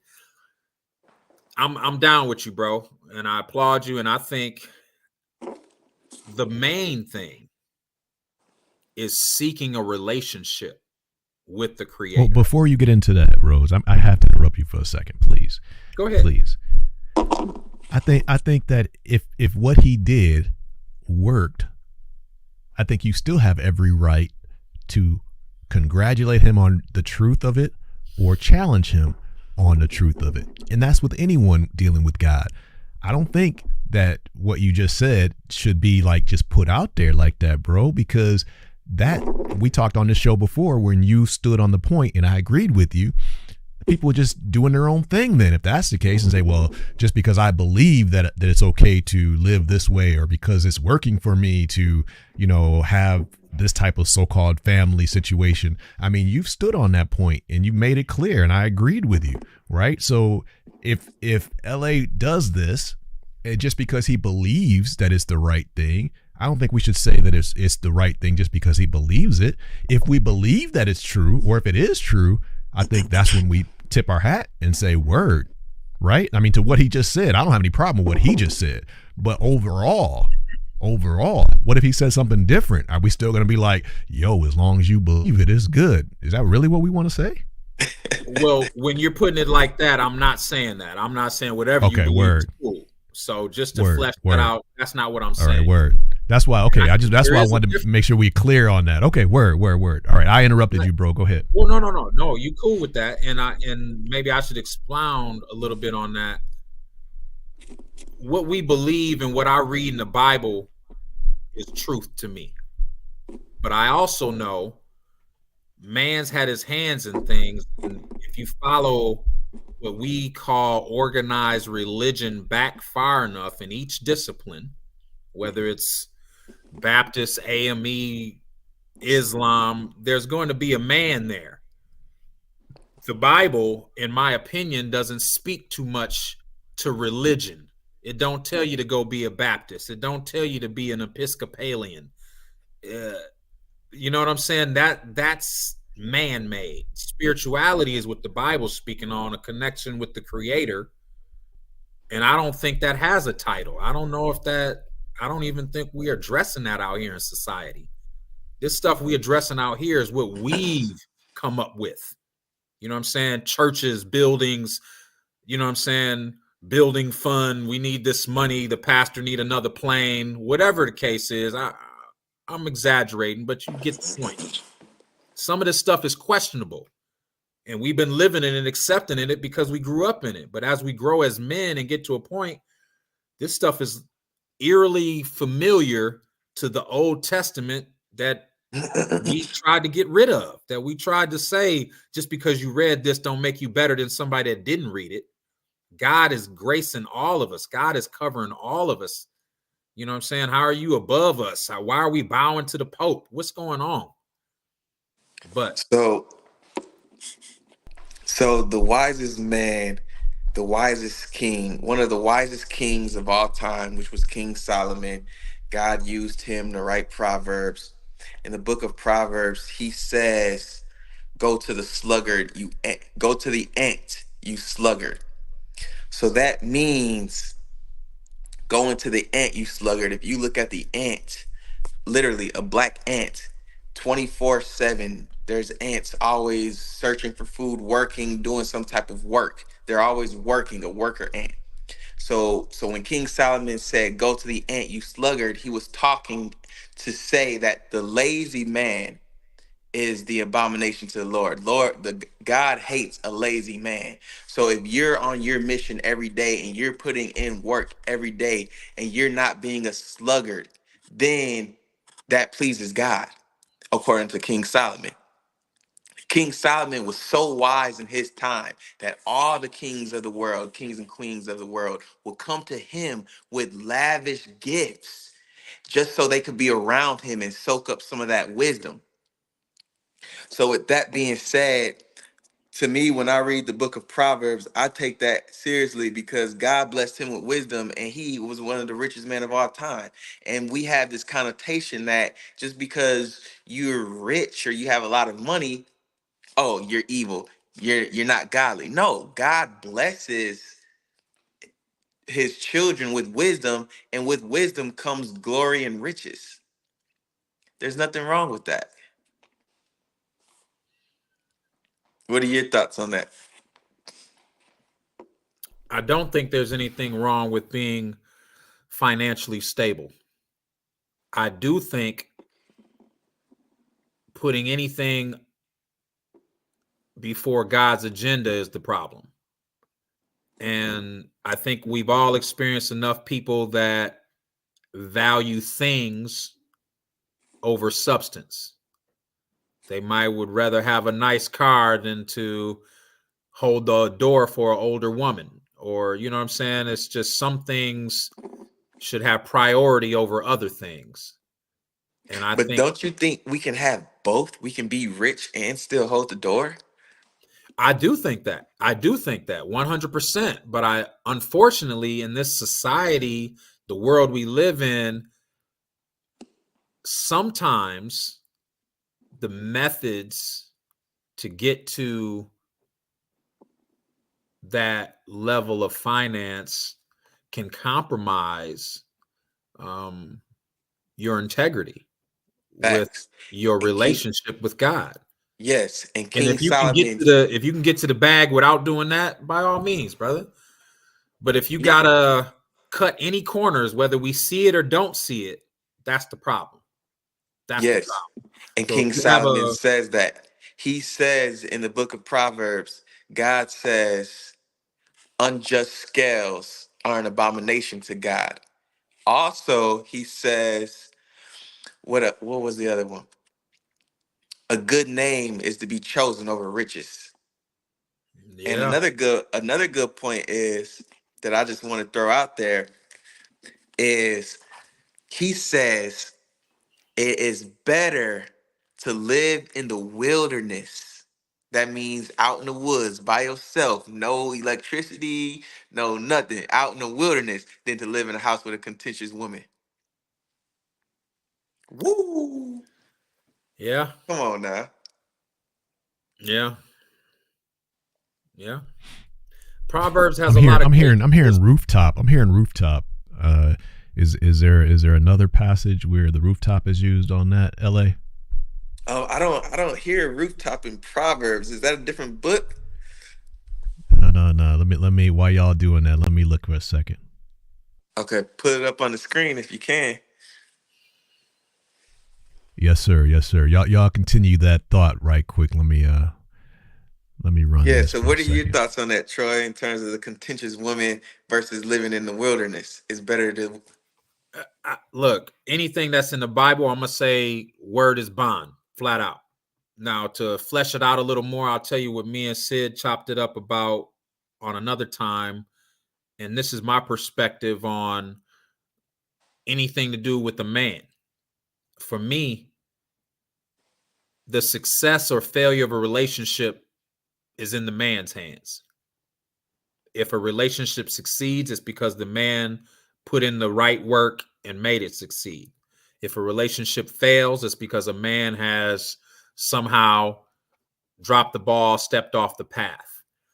Now, I'm telling you all that to say that for me as a man, and whether you know or not, I've made a lot of mistakes. And in those mistakes, I've had to take ownership. And in ownership, you can never be a victim because that makes you powerless to change something. So when I'm telling you, okay, the man's responsibility is this, the man's responsibility is that, I have to take that power because now it gives me the power to correct it and be better. And that's the part that I think we got to grow to, is knowing that we have the ability to get better and not Yeah, to rest on our laurels and just accept what is. I think so many of us see so many things and oh, that's not my deal, that's not my fight. We're in our bubble, we're in our world, but we're all connected. You know what I'm saying? 6 degrees of separation is real. You know what I'm saying? We're connected to the entire world, flat out. absolutely. And the thing is, if you're gonna be a man and be the man of your relationship, the man of your household, the man of your vision and your business, you've got to be a leader and take that accountability. Whether you're right or wrong, you've got to take that. You gotta. And You can't. 100%. You can't point the finger. That's just being a leader, and God made man to lead. And just so I can point that out, because this had to be pointed out to me when I was your age and talking like you. My dad said to me, Troy, you're absolutely right. But the 100 component of being a leader and a man is service to everyone. Facts. And that's Because it. if you're not providing value, then what are you doing? Well, You're there's a reason useless. why Jesus has the time in there when he's washing the disciples' feet. He's trying to show them that even as the leader, my job is to make sure that every one of my charges is taken care of. You know what I'm saying? That's my responsibility, not to be out front and I'm in the Bentley and you in some Honda Accords. I'm supposed to make y'all in the Bentleys first. So when we talking about the bag, B, and we talking about setting people up, you're not doing it to set yourself up. You trying to lay a foundation so your parents can be comfortable. You laying a foundation for them babies behind you so they road will be easier with any endeavor they try to get into. And that's Your the children's man children. goal.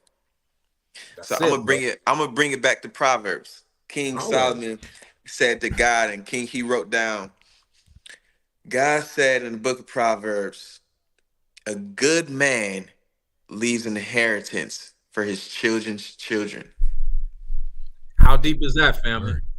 And I'm gonna tell you, That's your good kids stuff. is young. You ain't even think about grandkids yet, but that's your mission right now. When you talking about chasing the bag, you're not chasing the bag for you, B. Like I'm not chasing the bag for me. I've been thinking I was my whole life, but I've never have been. I've been chasing the bag for these babies that, you know what I'm saying? For the legacy. For the legacy. Let me grab this right quick so we don't have to keep broadcasting all these ads that are a part of this. Okay, so we're grabbing this here, Bible Gateway Fair Use Commentary. From my understanding, LA, it's the same chapter where you were also at, Proverbs 21, and I believe you're at 19. Okay, better to live in a desert than with a quarrelsome and nagging wife. This is NIV. No, that's not the one. That's New Well, International. I think right. I think you want Okay. the King James, which is fine. Which is we can do that New too. King James version is You like the New King James? Okay. Well, but this is when I was hearing what I said was actually in the same chapter, which is interesting. But I just within had the a same $1 million chapter, idea. Let me know. better to live on a corner of the roof, right, Yep. than share a house with a quarrelsome wife. the different versions. I mean, it's still God's word, but depending on which Well, one Well, you the thing read. is, before we get on the it's how you versions, get it. I just wanted to make sure to grab the Yeah. context of the fact that either way, to Brother LA's point, that is clear. It's still clear that God is saying that you dealing with this contentious and quarrelsome wife, that ain't no fun. That's a problem. That's a major problem. And it'd be better if you were living on the rooftop, or as Brother LA said, it'd be better, according to Solomon, who we attribute with this scripture, that he would be out in the woods somewhere than dealing with that nonsense. So just so we know. Okay, go ahead, Troy. Well, you know my comedy chops is still in place, even though I don't smile unless I'm talking to y'all. All right. So the $1 million idea is they have all these different versions, New International, King James. We need to really flex on that Ebonics version.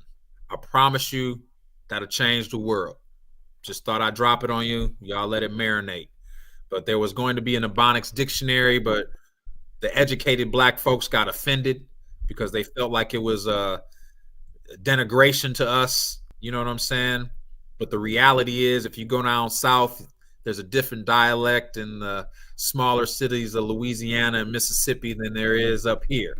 And you need to know how to speak both. Ebonics Bible would be super gangster and would sell billions of copies. Just thought I'd tell y'all, but Make it happen. Right. It ain't for me. I'm the here's your idea guy. verse, brother LA. Here's your verse right here in the New King James. I don't agree.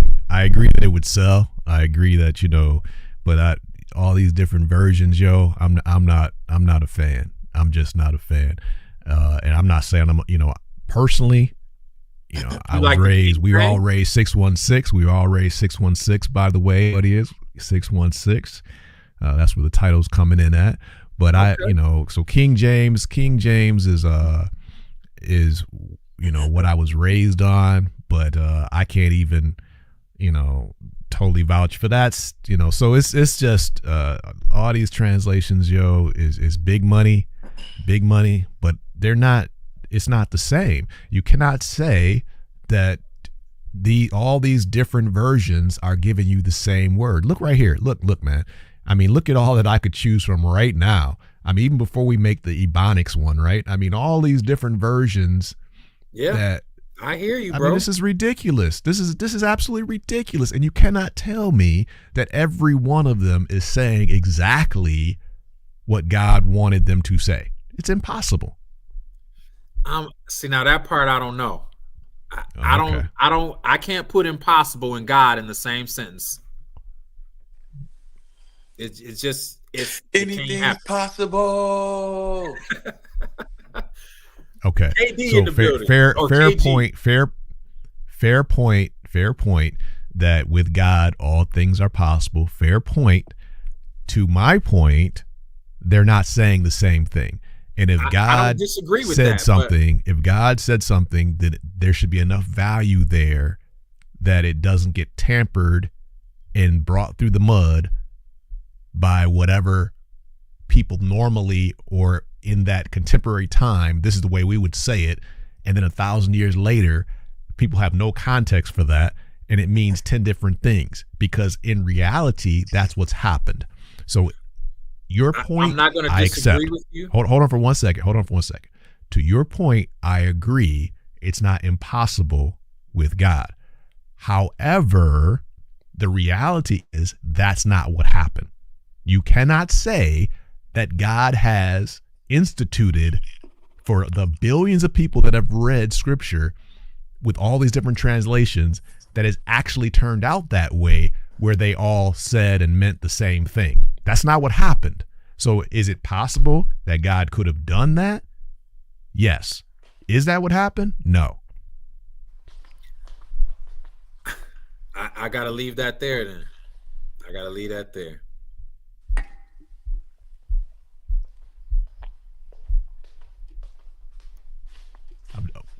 We lost LA for a second. I think he's charging something up maybe. He might be charging it up. Okay. But do you think that these things are saying the same thing? What I believe when you look at them? What I believe is this. I believe God meets you where you are. So somebody reading one of them versions, whether it's in the seedy hotel and they reading the Gideon Bible and they need that verse to make them make a right choice, I think God meets them there. If it's the New International Version in the airport and somebody's really seeking, I think they find. You know what I'm saying? Now, I'm not going to say your point is being missed. I'm not saying that the words are changed. I'm not saying things have not been altered or whatever. Humanity is involved 100%. But God is still God, and I think I got to give him credit for being God and doing things because it wouldn't have got to us. What we've learned about what happened during the era of King James and when that Bible was being translated, we feel a way. We feel a way about his kingdom. We feel a way about how he was with his mama. We feel a way about a lot of stuff with that man. But at the same time, he ain't God. And regardless of what he tried to do, God made it through that era because God was before that era and continues after that era. Have people been saved from these versions? I would argue salvation has still been gotten through these versions. Are they exactly? I don't know, man. I don't know. You know they're not exactly the same. You know they're not exactly the same. I wasn't there for the original writing. I'm not sure we getting the original text. I didn't, You know and what I'm saying? I'm surely not sure of that, and that's my whole point right there. That's the whole point. And if we're And then talking the about, I mean, books that are even missing me that they say honoring, that they're out there. You know what I'm saying? I don't know. I don't know, bro. It's a lot that we don't know, but I think over time I've had to just accept what I don't know because man, you spin yourself out. You got to stick to what you do know. We on the right team. God is with us. We with God. Outside of that, okay, I'm praying for the if I'm gonna honor you, all right, I'm gonna honor you, and I respect you. Like earlier when I, said apologize, interrupting, I wanted to straighten something out, get something clear, because I honor you in the words that you use, and et cetera, et cetera, et cetera. Right now, that's human, that's family, that's love, and we're gonna do less for God. I mean, I want to get your words straight. I want to hear exactly and get the context. I want to know exactly what you meant. And you're a human like I am, right? At least we think we are, or something like that, whatever we happen to be on the real side. But God, we're going to do less with that? No, I'm saying that if it's important to get the exact word for what a human said, you got to quote me right. You got to get me, that's not exactly what I said. If you go to court right now, right? I mean, what's the testimony? What's the truth? We got to get an exact recording. Otherwise, no, that's inadmissible, Your Honor. That's hearsay. They didn't really say that. Now, these are for human beings. So now we're talking about the creator of the universe. I'm not going to argue that. Who didn't even bring this to these people in English. Back to our Tower of Babel discussion. This didn't even come down in English at all. The only way I can address that argument is to go back to being a kid and knowing that you've done something wrong, that moment when you feel weird in your gut. Nobody had to teach you that. Nobody had to point that out. I remember when I felt it, I had to be young.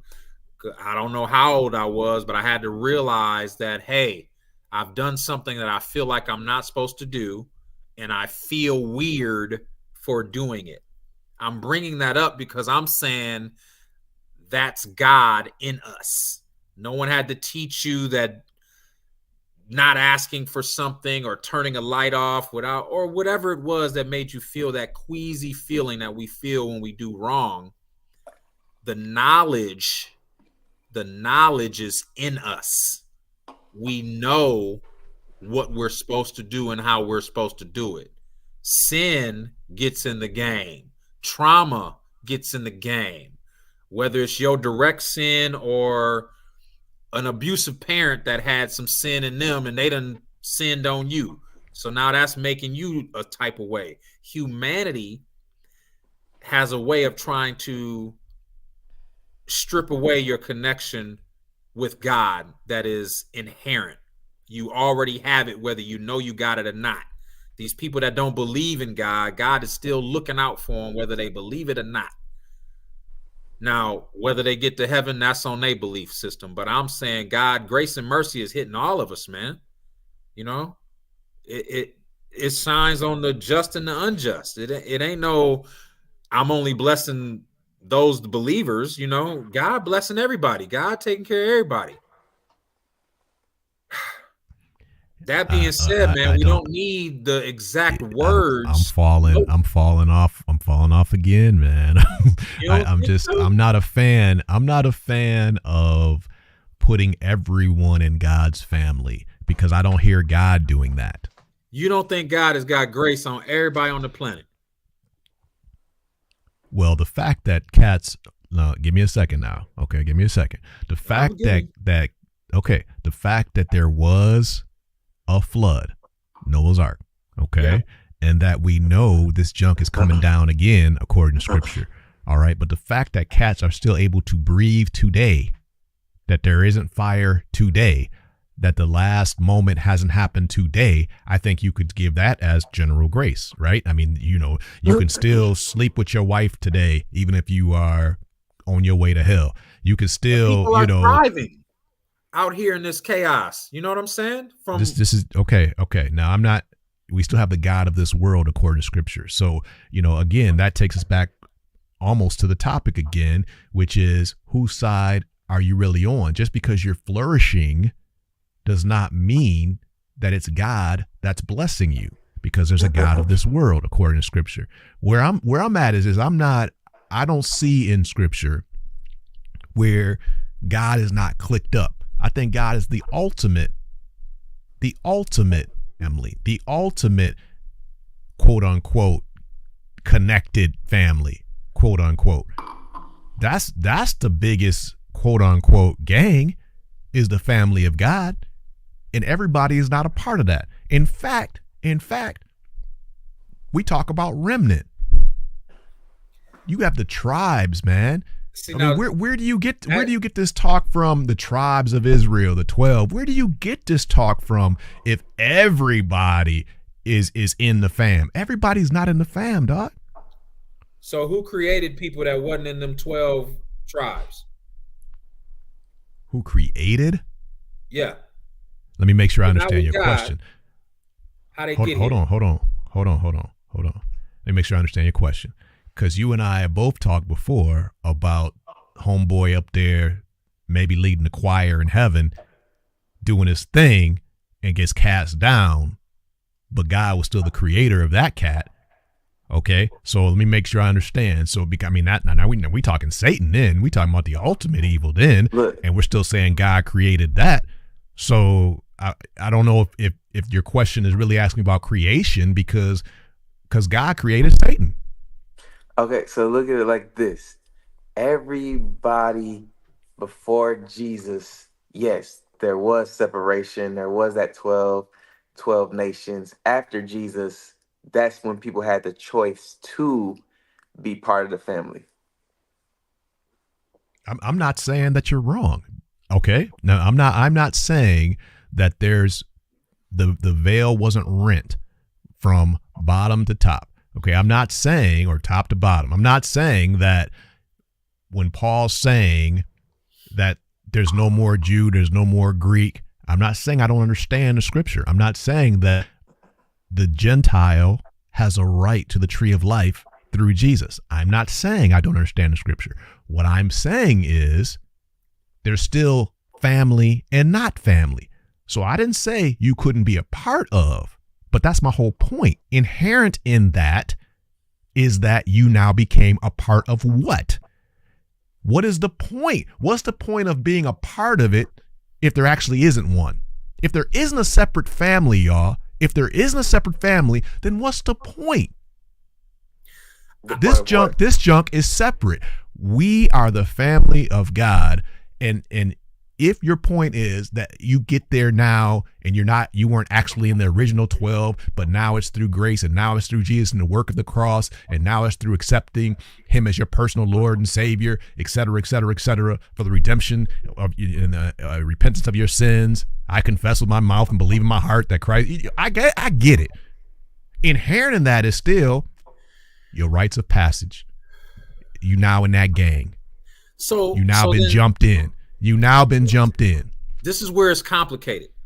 And I'm not saying I disagree with anything you're saying. I'm just saying it's complicated. Because when we say you're born in, or you're the original people, that almost I didn't say you were the original. I'm saying that to Brother LA's point, there's a separate. We come to from Brother the LA's original. point, I'm letting him know I agree with him that the qualification now is not you can show your direct connection to, let's say, Jacob, Esau. We can't show our direct connection. You may not be able to show your physical genetic connection. You may not be able to show that. You may not be able to. I said may, because there's some deep stuff with that too. Because there's some people who would say that those are our people anyway. There are people who will argue that to death, that those are actually us anyway. Okay, Yeah, but aside from that, so I'm just letting you know I understand. But aside from that, to the overall point, however you get there, which according to Brother Troy is through Jesus, okay, no argument. So however you get there, what is there? There is us versus them. Okay, and I want to put out a thought, because us versus them. So really, if you look at it, black people in general actually have a superpower. Because the thing is, if you look at a white person, and I'm not trying to bring race into this, I'm just stating facts. This is science. If you look at a white person, you look at a black person, we've got the same genetic makeup, except for black people have an extra something, which is melanin. White people don't have that in the quantities. So, what is that difference? That difference is that spiritual connection, and it's a lot of other things. Have you looked into that, done any research into that? Because we have a whole additional component, element to ourselves. Who are you asking that question of? To both of you.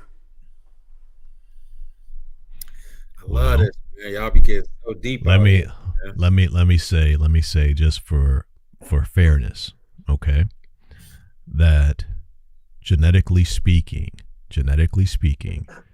you're not wrong. Genetically speaking, you do have a level of respect, though, for regardless of how a person is, according to Brother Troy's point, however they may look, this spiritual thing is deeper than the skin.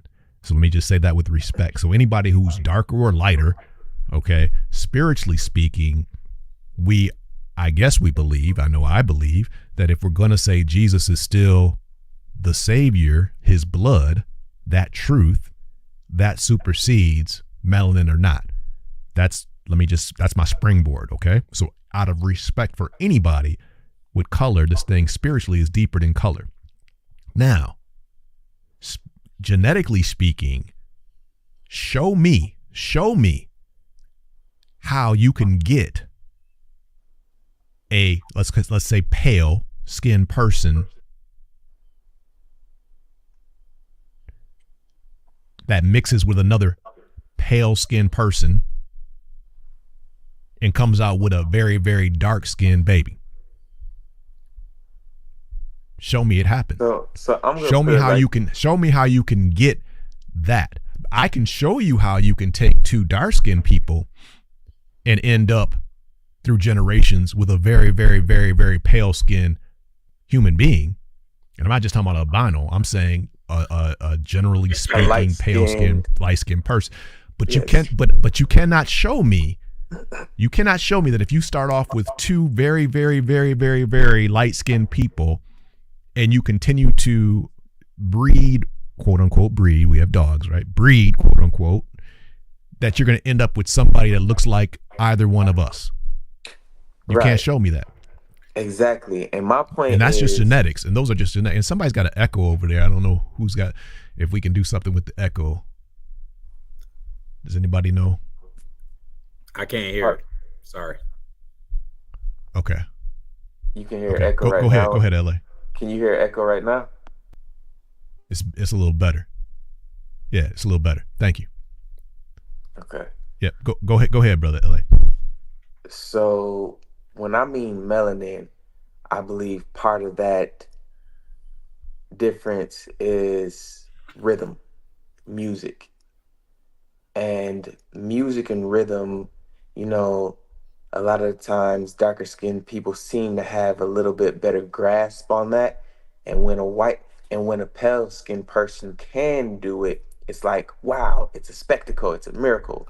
And I'm talking about people like Elvis, up to Vanilla Ice, up to Eminem, up to modern day Jack Harlow. So when someone that doesn't have melanin can do it, it's more of a spectacle. When someone that does have melanin can do it, that's normal, because I believe is part of that component that the melanin brings. And we know that musicality and music is very close to spirituality. When it comes to music, one of the best ways we can worship and praise God is through song.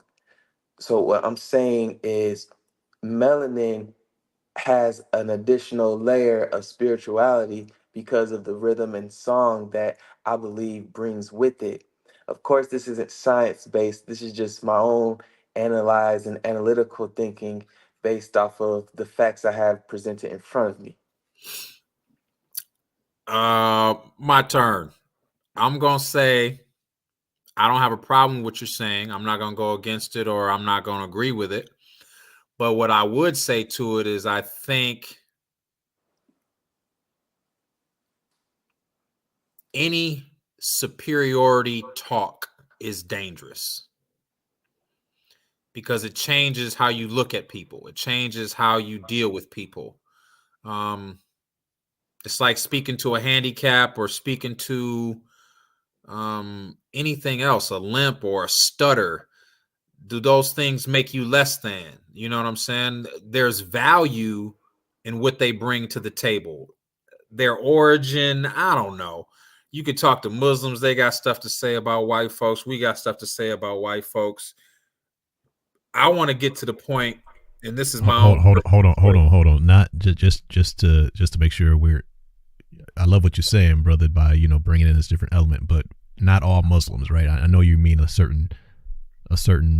Look, I'm not trying to throw anybody under the bus. Yeah. But I'm just saying it's not all Muslims. I mean, you got billions of Muslims that don't necessarily subscribe to what certain Muslims subscribe to, right? You're right. So I'm just you're right. Okay. All and right, I don't ahead. know enough about the specific sect, but I just know I've had the conversations with some of those gentlemen, and they've expounded on their beliefs.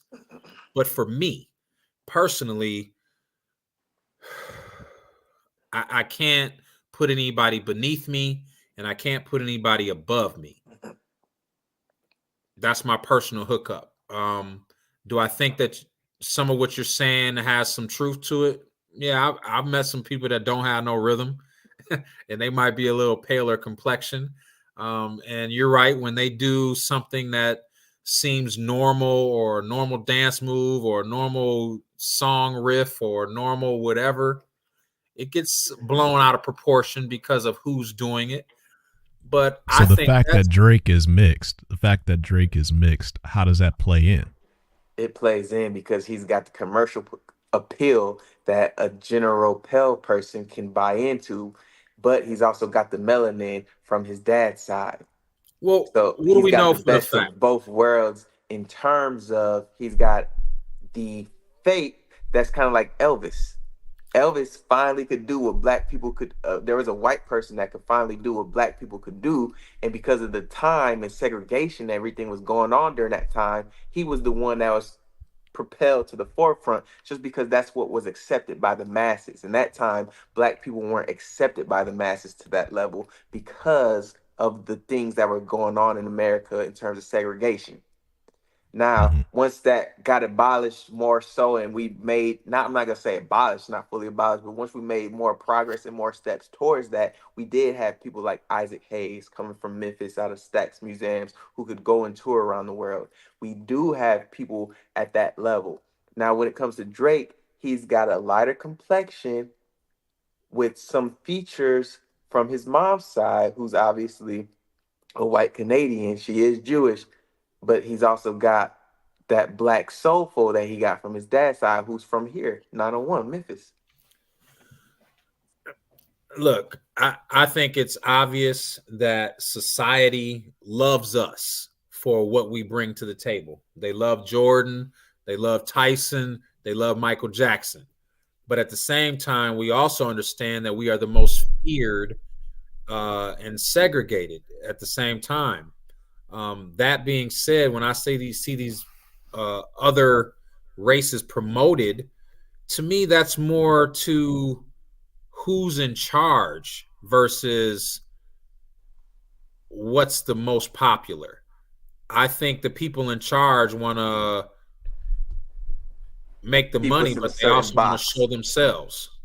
You know, they know who's got the talent. You know, they see it, they steal it, they colonize it, whatever they do with it, they appropriate it. But at the same time, why wouldn't you? Like when we look at our city, the 616, why wouldn't the Van Andel and DeVos family promote their siblings, their cousins, their nephews, or their child's husband? Why wouldn't they put them in a position of success and Of not course. come get us? That only makes sense. You take care of family. And I think sometimes in society, because those families don't look like us. We take it personal and turn it into a race situation. Yeah, bro, your hair looks good, man. Your hair looks good. Oh, thank you. But no doubt, that's my point, is that we take it so personal to say, oh man, it's a race thing, it's this thing. But if it was us, if either of us had anything, who's being highlighted on this podcast? Because the runner of this podcast is our family. So of course we're going to benefit the most from this podcast. It only makes sense. So I don't think anybody that's not in our family should take it personal that the Rhodeses are against people. That's not the case. We're just for who we're familiar with. And I think that's the world. And I think once you're making my point for me though from earlier though, brother Troy. And go ahead, I know I've been, we've been challenging each other, which is, so the audience knows, man, this guy and I, there's nothing but love. I mean, it's just straight love. This is what we do. So iron sharpens iron. So if anyone that feels like, oh, they going at it a little bit tonight, y'all just being treated to how we do. This is how we grow. This is how we show each other love. So Troy and I have been doing this our whole lives, man. So, this is nothing but love, as we sharpen each other, that's just what we do. But what you're saying right now, bro, that's what I was saying, is that family, okay, exactly what you said, on a higher level is how I see God.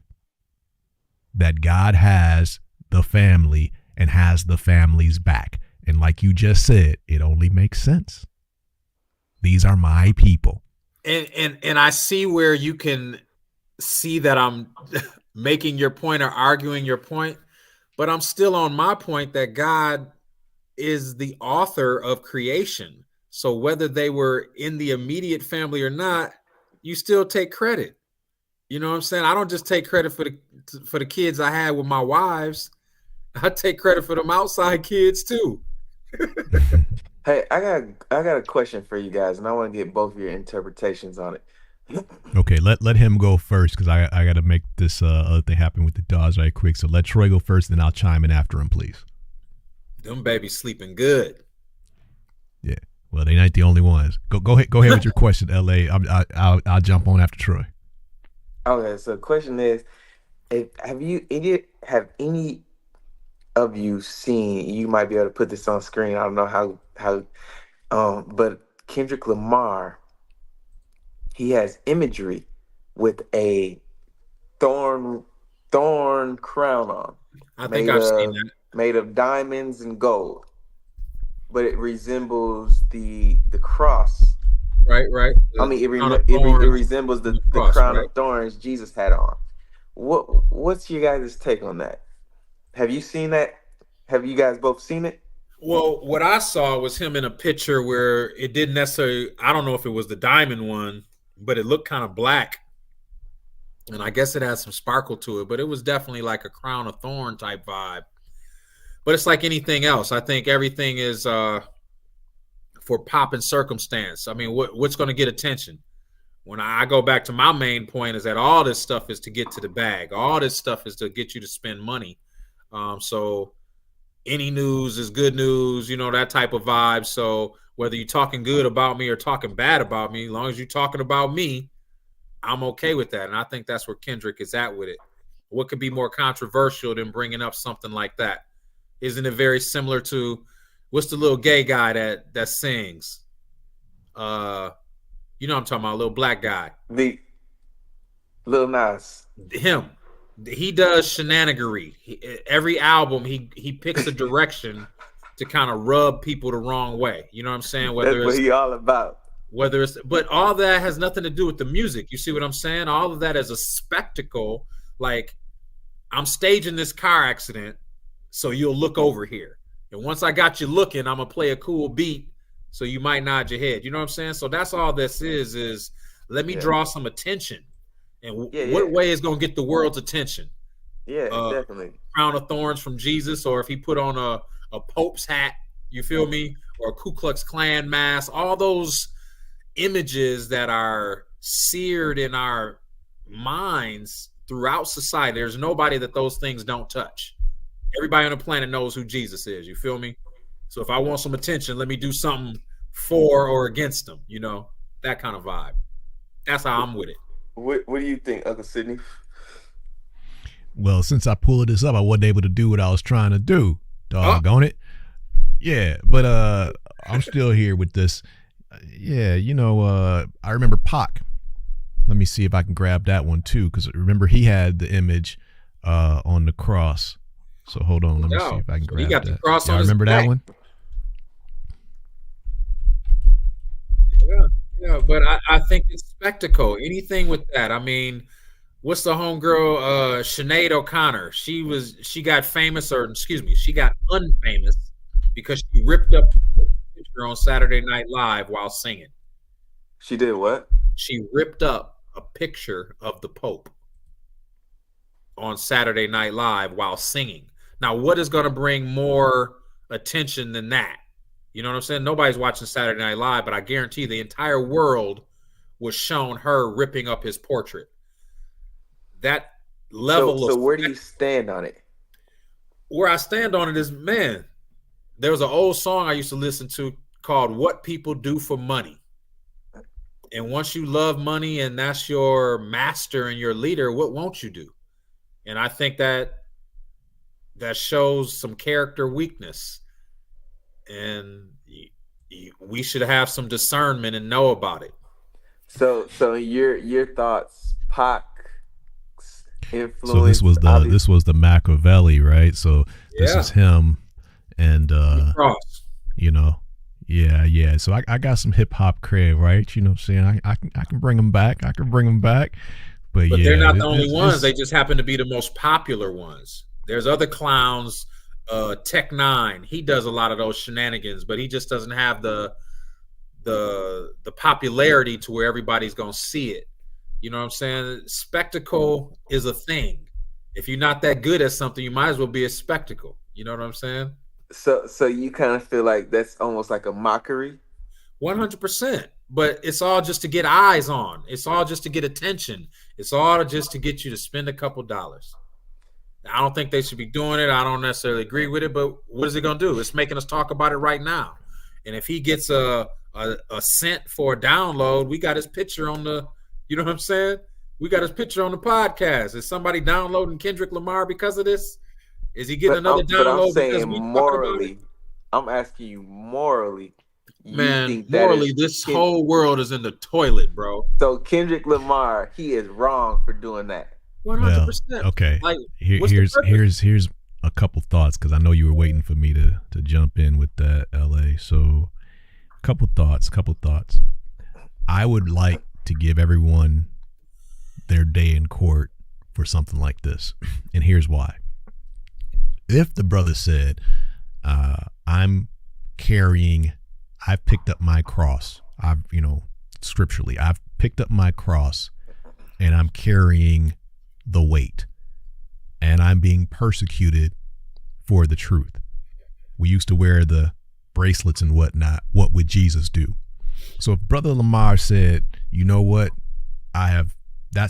Jesus is my perfect example, and I'm out here shouldering the cross, and these cats are trying to crucify me, and I'm representing that. I'm sharing with you that I'm sold out. I'm 100% for Christ, and I'm displaying this image so you know what the modern crucifixion looks like.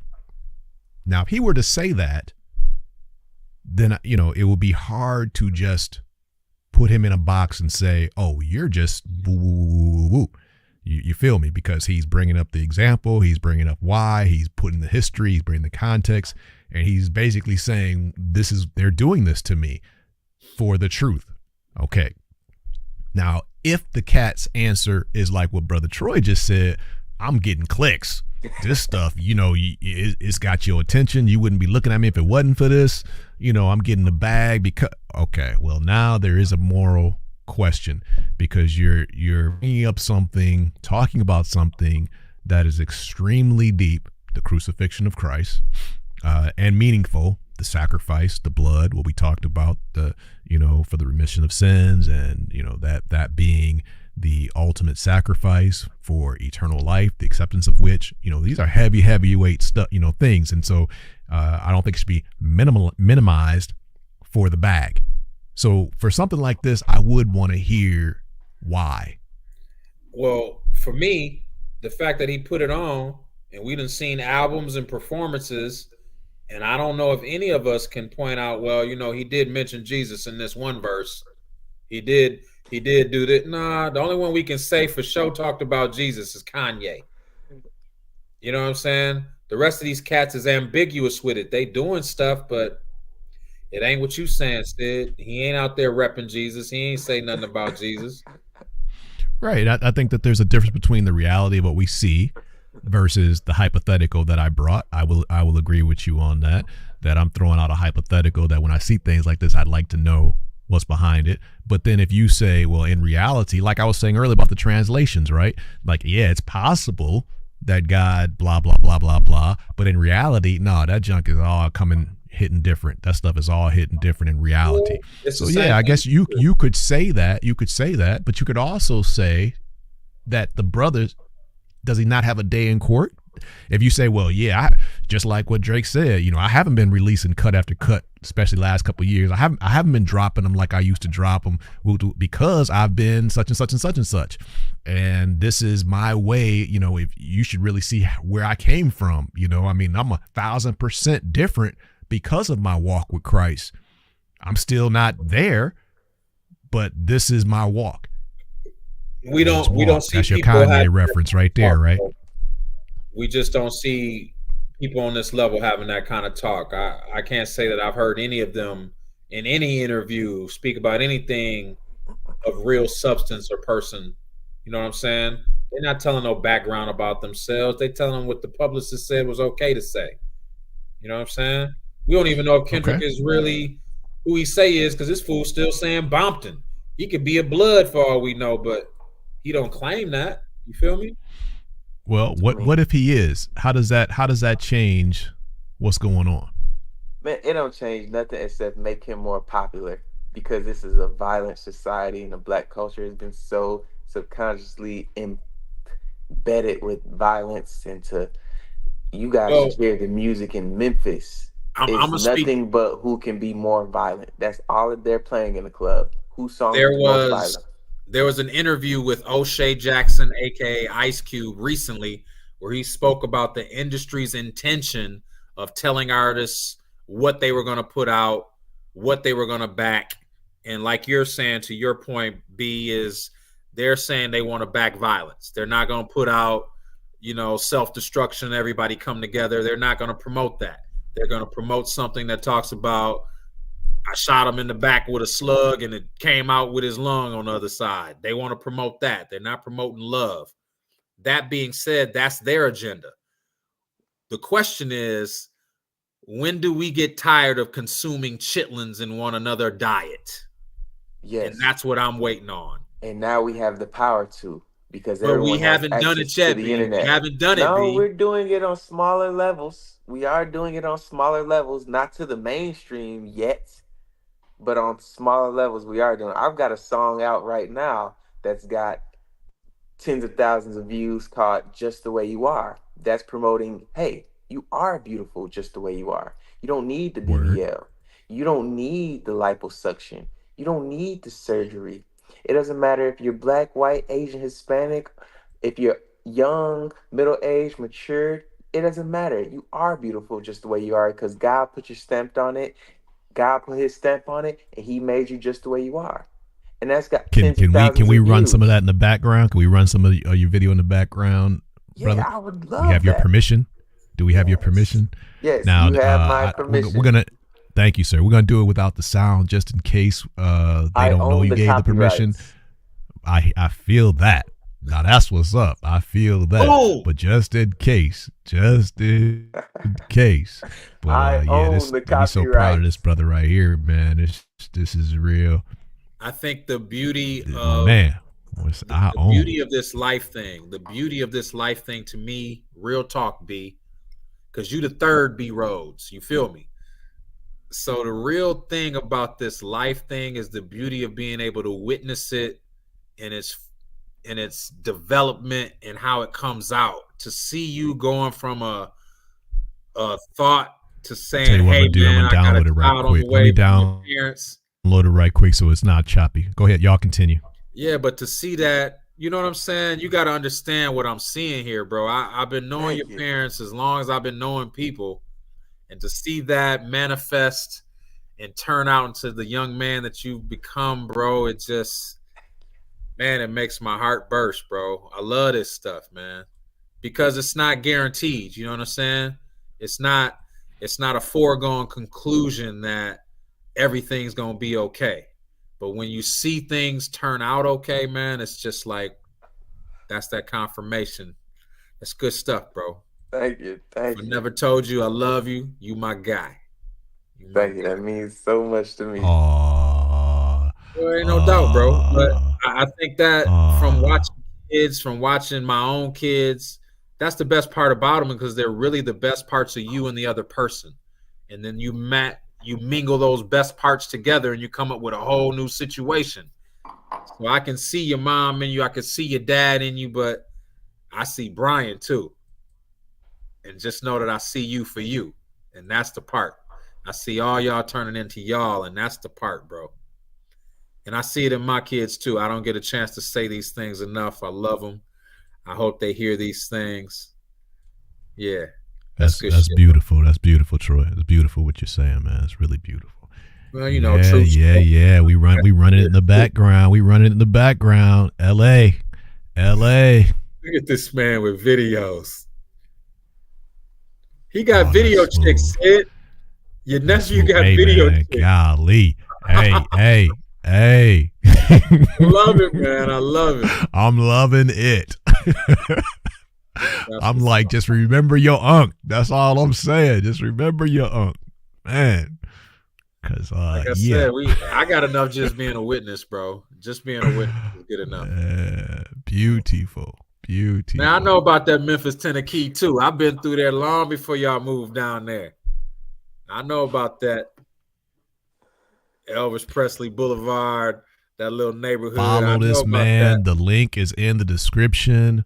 Follow this man. Subscribe to his channel. It's in the description, ladies and gentlemen. Whether you're watching live or you're watching on the replay, subscribe. This is fire. You want to be a part of this. You don't want to wait. You want to say, I was there when. I've been down with this guy. I'm one of the day ones. That's what you want to say, because it's clear. Do you see the quality here?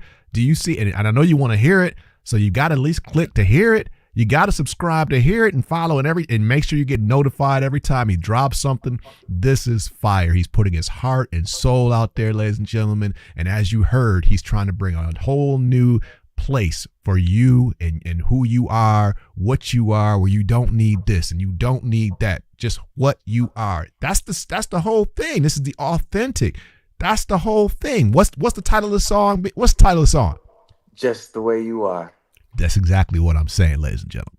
Look, just ladies, as much as you've been waiting for a man to celebrate you for just the way you are. You know, you've been waiting for men to love you for who you are. And here's a young brother in today's society who's saying, I love you. I want you just the way you are. And he's putting it out there. He's not just saying it like just to get a little close to you and run a little game. He's representing this is the way it should be. This is how I am. Come on now.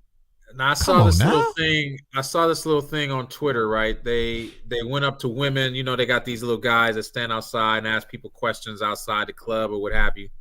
So they went up to women and they were asking women. I'm playing it again. Skip that.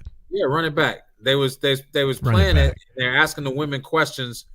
Do you think men prefer BBL or natural? All the women were answering, for sure BBL, for sure BBL. Same club around the corner from where they was at with the women. They're asking men, what do you prefer, natural or BBL? Every man said natural. So how do we get our women to understand what you're saying, Brian, to know that we want them the way that they came out? They don't need to add an extra butt if you didn't have a butt. We ain't looking for that on you. We might want something else. I don't know, man. There's no one size fits all for everybody. the way we do that is by what we're doing right now. We've got the video on screen. We're talking about the topic. We're discussing it. We're putting it out there for the world. I mean, So what more we can we letting do? women know right now you can't be wrong as long as you as a woman, right? You could be a 5'10", you know what I'm saying, or Well, I'm I 4'9". not disagree saying with that. I that. disagree. You're taking it too far. Yeah, Yes, I'm you could be not wrong as a saying woman. You could be You that. dead can't wrong be. as a woman. Tell me You could be I'm how. dead saying just because you're a woman. Just because you're a woman don't make you right. Skip that junk. yeah, I'm not saying that. I'm saying Nah. natural woman. I'm saying natural woman. Okay. I think you're going too far with that, bro. You're Y'all going be too reading far, too much man. into what I'm saying, man. Hear what I'm saying.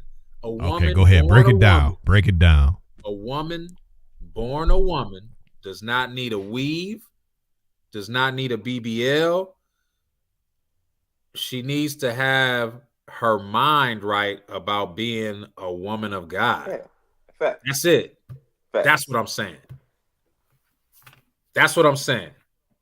Okay. Now, if you want to poke holes in that, by all means, and I'm no. available for You good. You good, fam. You good. You good. And the beautiful part is that the brother man, LA, is saying just the way you are is beautiful. Okay, and he's celebrating that. I also think, he's the same man who brought up the scripture earlier about being in the wilderness versus being with that contentious woman. So he's the same man. So I'm saying I'm giving him credit full. I'm listening to the brother all the way. So he's not saying come into the house and be a sluggard. He's not saying come in the house and be foolish, unwise. He's not saying, in my opinion, the brother man's not representing that. What he is saying is we're on the path together. Okay, we're on the path of righteousness. We're in God's family together. We're not unequally yoked. Okay, and I'm accepting you in this journey with me, and we're getting to where we need to get to and where God is designed. And that's the value. The value is that we are pursuing greatness together. We have each other's back. We love each other, and you don't have to be artificial with me. You don't have to come in with the long nails that, blah, blah, blah. You can't even type on the computer. You a doggone typist and you got 10-inch nails. What is that? Who are you trying to impress with that? What I hear my man saying is it doesn't take all of that.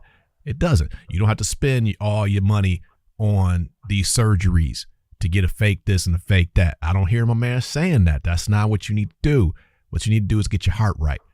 What you need to do is get on the same page as we take this journey together. And that's it. As long as we doing that, I hear him saying, I got you 100%. Yeah.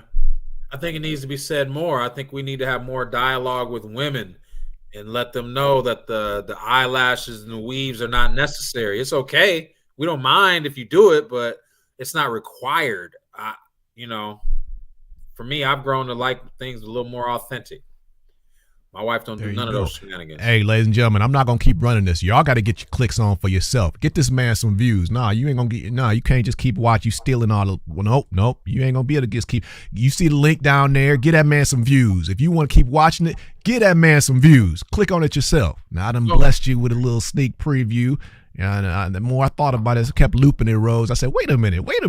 My man need to be getting these views. Y'all click on that link so you can give him the views. Hit the subscribe, hit the notification, show that man some love. This is a young brother doing it right. You see his heart's in the right place. He comes from the fam, 616 and the 901. Man, make it happen. Hit that man up. Do it like that. Do it right. Good stuff. Likes are free. That's good stuff. Yeah, so what I've got next after the just the way you are, you're beautiful just the way you are. What I've got next in the pipeline, it's already in production. It's about 30% of the way physically shot with the same videographer. It's called You Are a Dream. This R&B song is going to take Just the Way You Are to another level. Part 2, if you will. Okay. There it is. Keep Now, doing your thing, brother. let me ask you this, Rhodes. Let me ask you this. If this brother right now got into an R&B battle with one of the legends of R&B, could he just do that and it hits, or does he have to down him, talk about his kids, talk about the sex life, whoop, whoop, the whoop? I mean, because to blow up right now, could he just be like, let's just do a verses, let's just hit for hit, song for song, or does the guy actually have to go out and make the diss track to get on in these days and times? What's he got to do, Rhodes? Man, unfortunately, I think I'm out of the loop with what's necessary or required in this business. I mean, just from watching from a distance, it seems that drama is necessary. You know what I'm saying? We've gone from just knowing the artist and their song to now we know the artist and their personal business. We know the personal relationship, how they are with their mama and their family. You know what I'm saying? We saw this whole drama with Keisha Cole and her family, bro. We never saw that with other artists. We're in uncharted territory with our connection with these artists, infatuation with these artists, bro. We want to know everything. You know what I'm saying? Who they dating, who they side chick is, what they doing, how they do what they doing. You know what I'm saying? It's wild, bro. We've gone too far. Wild West. We've gone too far, man. So what he needs to do, I don't know what he needs to do. I don't know if he needs to, because while we were talking about this Drake and Kendrick beef, I want to say I heard The Weeknd say something negative about Drake or Kendrick. Did I hear that? Am I saying that right? I heard this R&B dude. Didn't he sing a song against Drake? A verse, a line. Verse. Okay, so I wasn't mistaken, but this is my point. That's unprecedented, bro. I never heard R&B beef. I mean, maybe I did and didn't know it. Maybe the Four Tops had a song about Temptations and I just didn't know it was about them. Well, they used to get down to the talent shows in Detroit. I mean, that used to be the big thing is the talent shows, right? So they would battle each other. And the word is that the Four Tops would come out on top back in the day at those talent shows. But then, that didn't last because overall the Temps ended up making the bigger checks, or at least for somebody. But yeah, you did have that rivalry. I mean, shucks, you went to Ottawa, talent shows. Come on now, man. 616. Yeah, but I just didn't see it as a rival. I mean, I don't know. I guess it's always been rivalry. I think that's human nature, maybe. Competition. Maybe that's just a man thing. We're going to arm wrestle. I want to race you, all that. I guess. I don't know. Cain killed Abel, right? Cain killed Abel, right? That was over a gift, wasn't it? His gift was too good. Okay, but we're talking about the natures, right? We're talking about the natures, right? And so this is the danger. This is the danger, right? I mean, if the brothers, so we just hypothetically speaking, so if LA wanted to get on and he started to throw out these diss tracks instead of this positive, the way you are, and giving roses and all of that. So if he wanted to hit him with that, then he might have a hotter career right now. If he was to come with that. If he comes out and says something derogatory about Usher and, homegirl at the halftime show, yeah, it might get some traction and somebody might say, hey, this dude said this. How do we feel about that? If this is the world and these are corporations, I mean, McDonald's serves breakfast. So they're giving the people what they want, even so they're not just stuck on burgers and fries, right? They doing all kinds of stuff and have been for years. So if he's playing the game, now again, I'm throwing it out there. I have my own thoughts on it, okay? But I'm just throwing the question out there. I mean, if he's in business and this is the way of the world, should he operate based on the rules of the game as we know it today? I don't think you can answer that question unless you find out the intention of the motivation for doing what he's doing. If he's doing it for the reasons that everybody else is doing it, then you do it the way they doing it to get what they getting. But if your intentions for doing it is different, there it is. I'm doing it to show you that there's another way. There's a different angle. There's a different perspective. All right, let's slow down, folks. Let's slow down for me for a second. Slow down for me for a second, because now we going deeper. All right. So we hearing Kanye and others bring up this man. Okay. And they say this man is one of the heaviest heavyweights in the entertainment sphere. This cat, Brother Lucian. Okay. This is what they say. All right. Now you dig into this cat and you Google this name and how connected he is. But the word is, when Brother Kanye says that Brother Drake has a rich daddy, he's talking about this man. Holla if you hear me. Okay. The point here is, if this guy wants to get a bigger bag from LA, and LA's like, nah, I want to do the positive. I want to say just the way you are. I don't want to whoop, whoop, whoop, whoop, whoop. Is this man gonna want to offer this guy any money? Does he want to give him a contract? Well, it's a balance, because you got Kanye. He's got records like Jesus Walks, but he's got records that you can twerk to.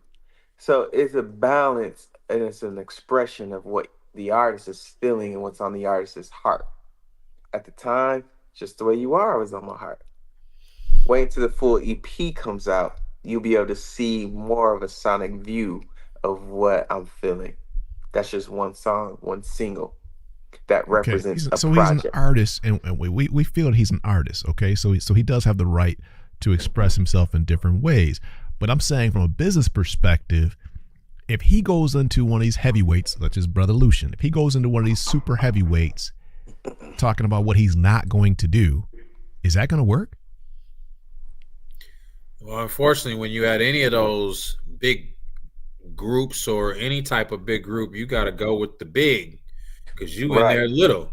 So if I'm at the table with a Lucian and I'm talking about that's not what I'm going to do, that means I've reached a certain level of success where I have leverage. So maybe with him, that might not be the best deal, but with others, there might be a better opportunity for me. That might be a little bit of a better fit. What I wonder sometimes is when we see the success of a mainstream guy like, say, a Jay-Z, but then we see a guy like a Master P have success, who do people want to be? Do they want to be Master P, or do they want to be Jay-Z? Whose Jay-Z. fame is better? Most people want to be Jay-Z. But Master P never had the chains on him that these other guys had on him, and he's had a lot of freedom to do a lot of different things. And if you compare resume to resume, you'd be hard-pressed to say one is better than the other. I mean, Master P was in the NBA. Master P done put out mad albums, mad people for mad quick years, made mad money, had some chips, had some, you know what I'm saying? He's had a lot of different successes. What I'm pointing out is there's two ways to get there. Jay-Z went a little more commercial with the mainstream, with the big names we know. He went from independence to being somebody at Def Jam, somebody this, you know what I'm saying? Where I didn't see Master P doing that. He went a different route.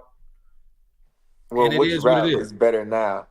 Well, I think it's up to the artist. Like, I'm sure there's, Jay-Z's I don't know him, but there might be some R&B independents out there. You know what I'm saying? That are just out there dropping their music. Worth $1 billion. He's got paintings that's probably worth. His painting collection is probably worth Master P's net worth. I'm not arguing your point, but let's not forget his wife got a couple dollars too. I don't know which one's He's better. got even a better wife. So the question then is, what are we basing success on? Is it simply the number? Is it he who dies with the most money wins? Is that what we're saying out here? We're talking about these guys with $1 billion here and $1 billion there, which is phenomenal. But let me full screen this for a second. Let's just look at this for a second, brothers. And you know, this is Wikipedia. Fair use. This is Wikipedia, and you know, whether this is right or not, but check this out right here, okay? Just right down here. In 2017, UMG was worth $22 billion. Okay. Yeah. triple what it was worth when Grange took over the company. All right. In July 2018, JP Morgan said that UMG could be worth as much as 40 billion and then increased the valuation to 50 billion in 2019. And that's just Wikipedia. These are the numbers that these cats. So when I brought up this guy's name, okay, and Drake, my understanding is that, you know, he's in charge of the company that holds Drake's contract, by the way. That's my understanding. Okay. Yeah. So this is what we're talking about. These dudes are rolling like that. Right. So my response to that would be simply that this man understands the dynamic of society. He understands that melanin is necessary to sell to melanated people, but he also understands that European features make it easier and more palatable for Caucasians to accept. Yeah. So a mixed Jewish kid from Canada, given the right ghostwriters and the right beats, it's a no-brainer. And the fact that he already had some semblance of success from a childhood acting career, that's actually a plus because he's already good in front of the camera and can play whatever character we want him to be. You want him to be a gangster rapper? We got that. You want him to be a lover? He can sing a song too. You know what I'm saying? He can fit any. Come on now. Drake did put himself in that position. How so? I mean, he did have to put in the work to be an actor. He did have to put in the work to rise to a certain level of fame, to have leverage. He did. Like he's talented. I'm not going to say that. I'm not going to diminish his talent. I'm not going to do any of that. But what I am going to say is the time he started acting, that wasn't his choice. That was his mama's choice to put him in something that she thought would be good for him. That's now him liking it and excelling in it, now that was his whatever, his drive, his desire. But anybody will tell you, man, you stay in doing something long enough, man. If you be a garbage man for the next 50 years, you might come up with something. You might be that guy to come up with that big garbage company thing. I'm just saying, man, longevity, time in is a thing. If you do something all your life, how is it not supposed to pay off, man? I mean, if it's the right thing. Well, shoot, it obviously wasn't the wrong thing because he's been doing it since the beginning. He's been acting from the beginning. And what I'm telling you now is he probably still acting. People writing. If he's acting right now, go ahead, LA. Go ahead. It's all entertainment. Yeah, I'm with you. His job is to entertain. 100%, and I'm giving him credit for being good at that. The only genre of music that shuns ghostwriting or writing songs is rap. You look at R&B, there's tons of songwriters. You look at but once again, you got to go back to the original songwriters. Rap music is separated. If you don't write your raps, you're shunned. No. Well, this is the thing with rap. He likes to rap, but he's also a pop artist. He's also an R&B artist. But this is the thing about rap that you got to see is that when it came about the way it came about, it was so organic and so individualized as a genre. It wasn't tied in with anything else. It wasn't a spin-off. It was strictly where it came from. And the only really glimpses that you had was it being for us.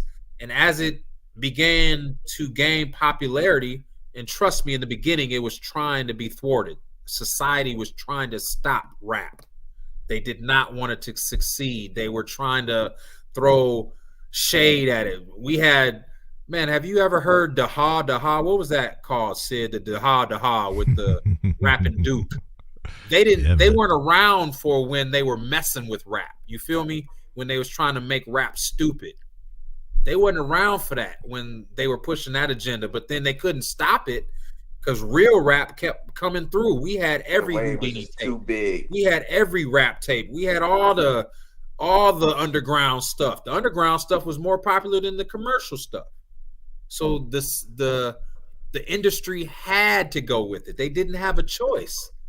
But once they had something they couldn't control, they had to create a controllable dialogue, and that's gangster rap, and it never went away. And that's not even how gangster rap started. They was just telling the truth about some of the negativity we were dealing with. It was never black on black crime in there. That came when gang members was talking about other gangs. You know what I'm saying? But it was So was that promoted. organic or not? It was kind of, but I'm saying the industry jumped on that and decided this is the direction. This Oh, is the that was one the we're jumping direction we're on. gonna promote. This is the only one we're going to love. We're not going to talk about self-destruction. We're not going to talk about unity. You know what I'm saying? We had songs called Unity. We had songs that was, bro, just all about love, all about fun, all about chilling. You know what I'm saying? Afrocentric, trying to get us connected with our, you know what I'm saying, origins. We had all of that, bro. But then it changed. And once it changed, it never changed back. Nothing else ever had traction again. It was always death. Always. And So they're putting the bag behind that to promote it to all these different outlets. they'll give you the bag if you're talking negative. Flat out. And they'll pump you up, you know. We talk about beef and a career. 50 Cent's whole career started from how to rob an R&B star. No, not him getting shot. His first songs was how to rob an R&B star, how to rob a rapper. Hey. Those would put on. He had a whole song telling you how to get Mary J. Blige, how to rob Biggie. You know what I'm saying? That was bumping, bro. That's what put 50 on. So who's, you know, when we talk about that, who's at the base? I mean, you know, these major players. Human well, instinct. I mean, you know, I don't want, you know, we don't want to say it if we don't know it, but they certainly profit. They certainly profit from the nonsense. I mean, anything that's sold, they get paid first.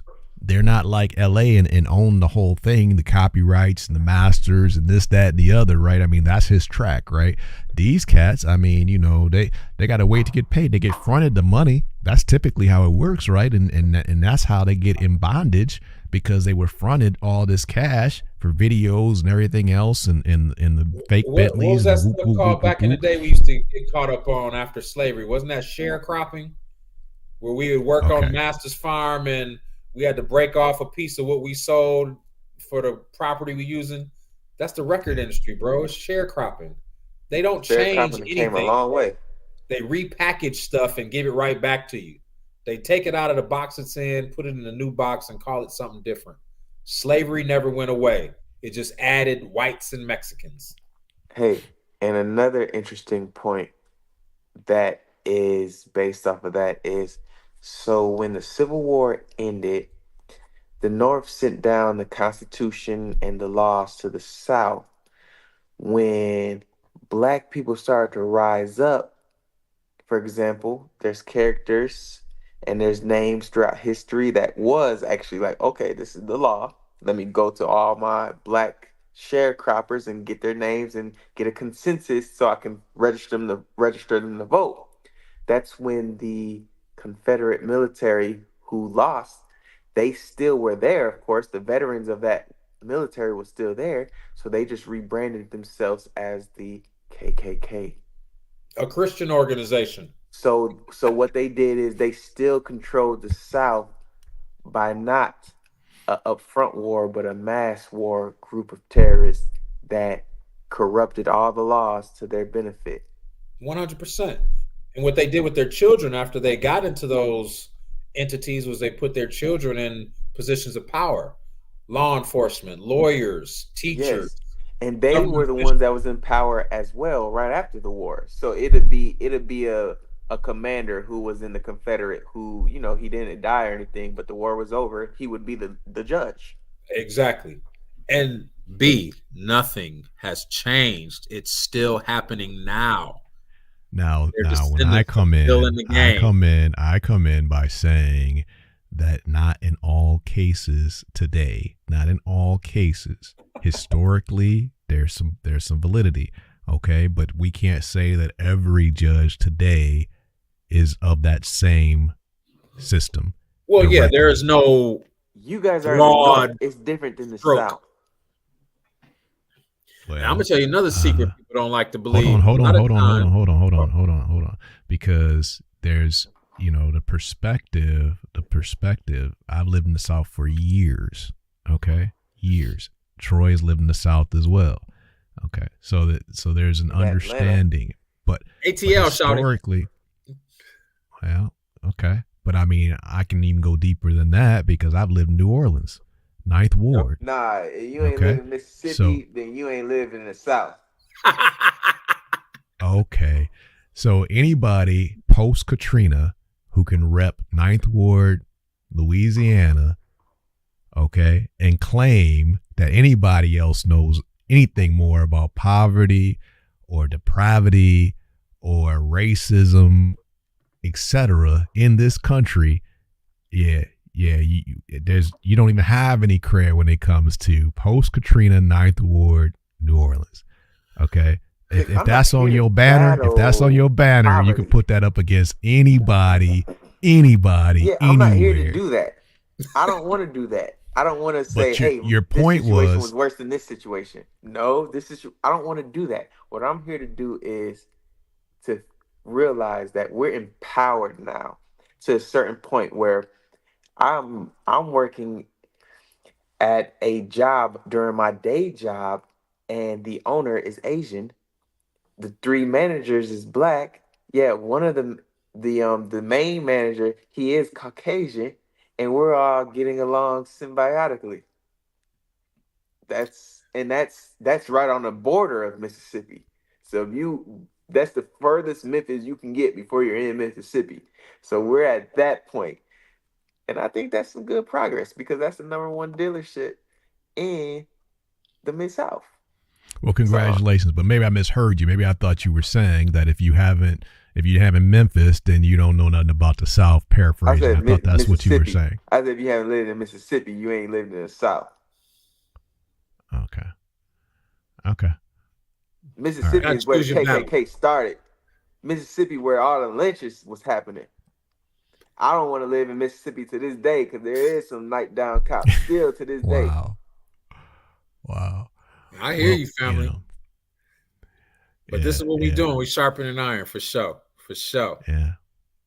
I know I got to go to work tomorrow. Quite a bit of time in Mississippi. Your grandmother was born there, you know, or great grandmother, no grandmother, right? So, I mean, there's it's in our blood. It's in our blood. But the overall point to whether it's still happening today in certain pockets, absolutely. My point was that it's not an absolute. It's not every law enforcement officer. It's not every person you come across. Okay. But who is responsible? Who is responsible for this here, though, is, when we say, that's that from a larger perspective with the corporations, etc. But who's responsible for this? That's my question, right? When we see things like this, again, according to this site, if the transcription is right, and it's right. LA and I went over this before you jumped on, Troy. But I think that Oakland show gonna be your last stop. Okay. Well, for me, my easy response is this is what happens if we have those things that we talked about, that racism, that prejudice, that whole mindset, and we talked about that from the earliest beginnings of this country, right? So sin has a life of its own. So fast forward to 2024, if you have enough of us, people of color, living around people that don't like us because of our color, some of us have started taking on the mindset of the people that don't like us. There's some racist Black people that hate Black people. Let that sink in for a minute.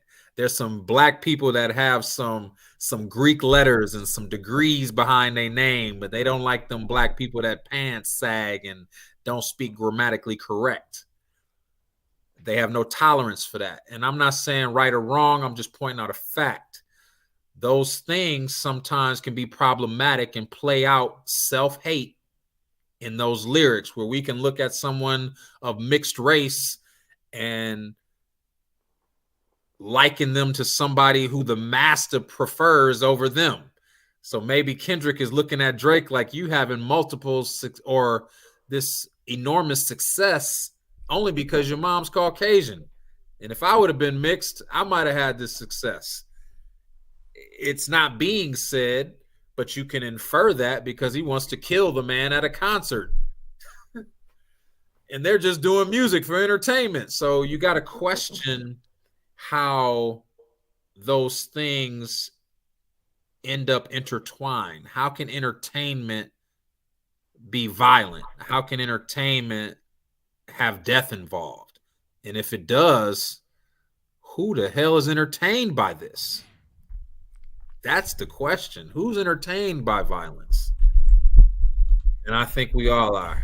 We all want to go see gladiators fight. We all want to see UFC, a good boxing match. We all stop when two girls is holding each other's hair in a headlock. I don't know, but we all watching it. Do we stop it? We don't go see anybody having a hug. We don't go to, you know what I'm saying?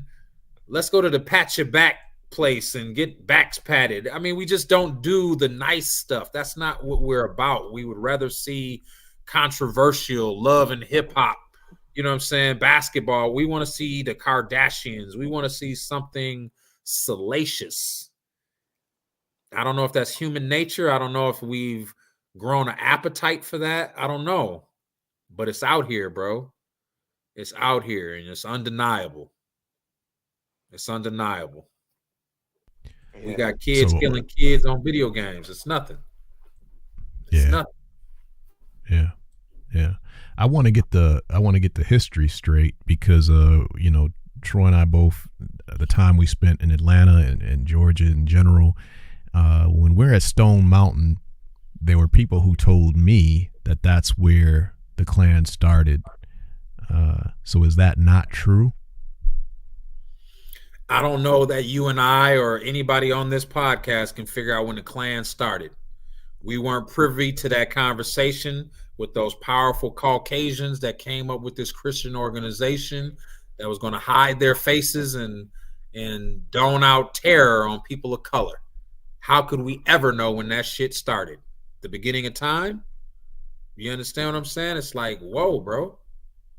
They didn't tell us that. They don't have a start date on that, do they? I'm sure they do in their hierarchy, but will we ever see it?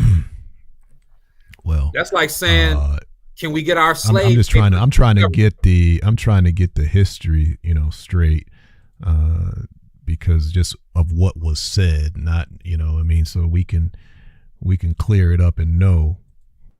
I'm dropping we're gonna share this AP story right quick, and just to. This is something just I want to know. I mean, because that's when I was in Stone Mountain, that's what they were saying, that it started there.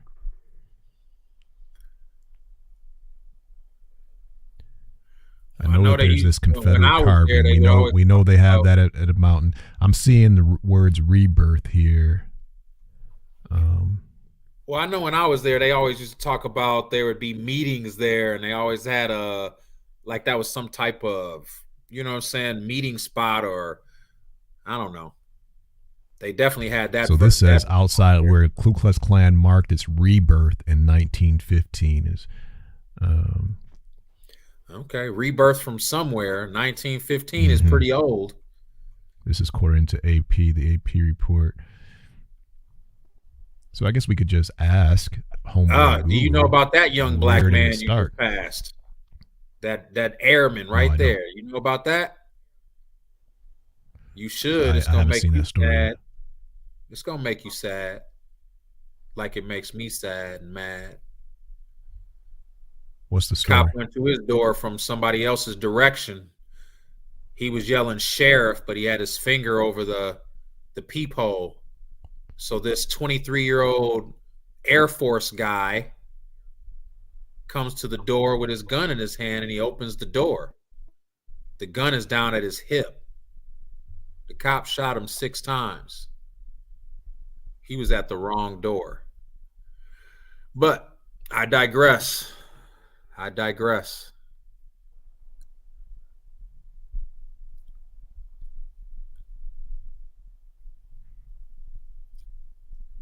This doesn't sound good.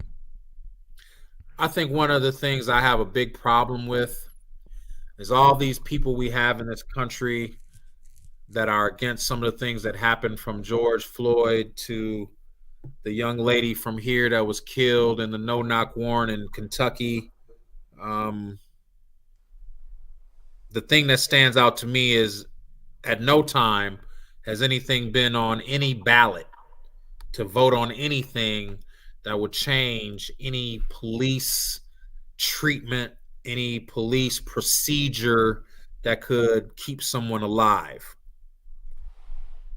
I challenge you to watch the video that the police put out today of them hitting the kid at the Burger King and how he was alive and screaming in pain, and they still cuffed him up and watched him die. I challenge you to watch that video. So I want to bring back a point we were discussing earlier because I thought it was really interesting Go ahead. about the music and how it's been getting influenced. Is it because it's just violence and we like violence? We're always going to look at that. I believe that it's getting to a point where if you can entertain, no matter what it is, if you can grab and hold attention, you can have big impact because we have the platforms, we have the mediums. I can put, or to there's a new girl out there new woman out there who's talking about her relationship struggles, Tequila or something. I'm not up on her. So she's out there, she's putting out content, and because it's so compelling, people are flocking to her, and now she's a star. And I believe we have that same opportunity. It's just about having something so compelling that people have no choice but to watch it. Compelling, aka controversial, aka violent. I think all those things. That's a way to be compelling, but there's other ways to be compelling. Yeah, you could come out and say that, you know what I'm saying, it's better to love a woman because loving a man ain't gonna give you no baby. But that's gonna upset some people that go that way. It's compelling. It's almost true. You feel me? If But I it can ruffles put out feathers. a piece of content that you watch, for example, a movie does it. They spend maybe $100 million on a good movie to $300 million on a really high budget movie. That movie is only an hour and a half long to 2 hours long, and you're completely entertained and engaged the whole time. So I Yeah. mean, obviously we don't need to do that. We don't have those budgets. We can do that, and it could probably be really good if we have the right camera, put it on Netflix or Tubi, wherever platform we want. But I'm sure we can do 3 minutes, 2 minutes, 60 seconds, an hour, whatever we want. Have entertainment that's so compelling that engages the viewer to a point where they have to share it with their friends.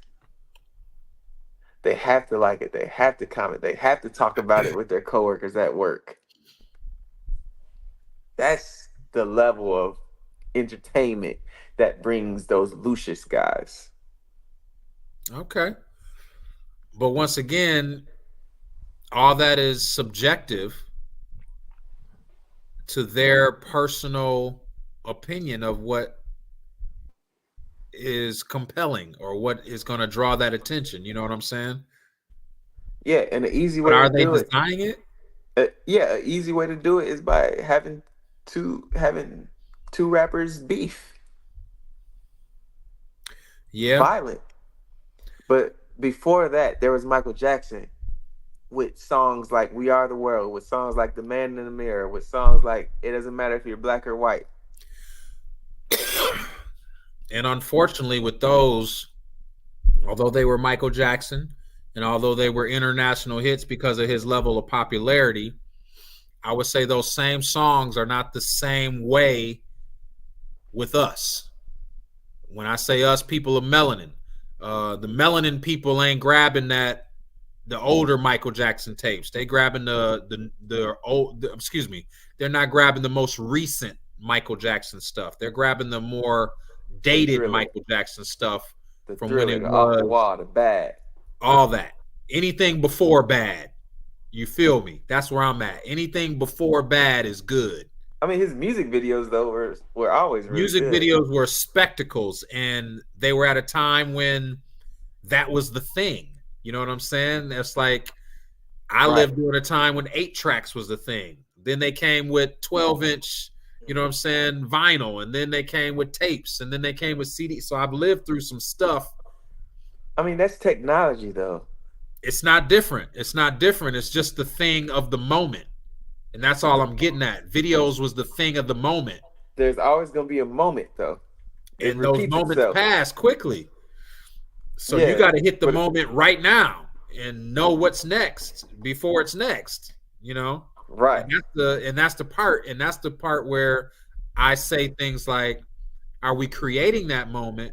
And the people are just accepting it because most of us are sheep and we're going to take what we given. Yeah. I believe we create what's going to happen next.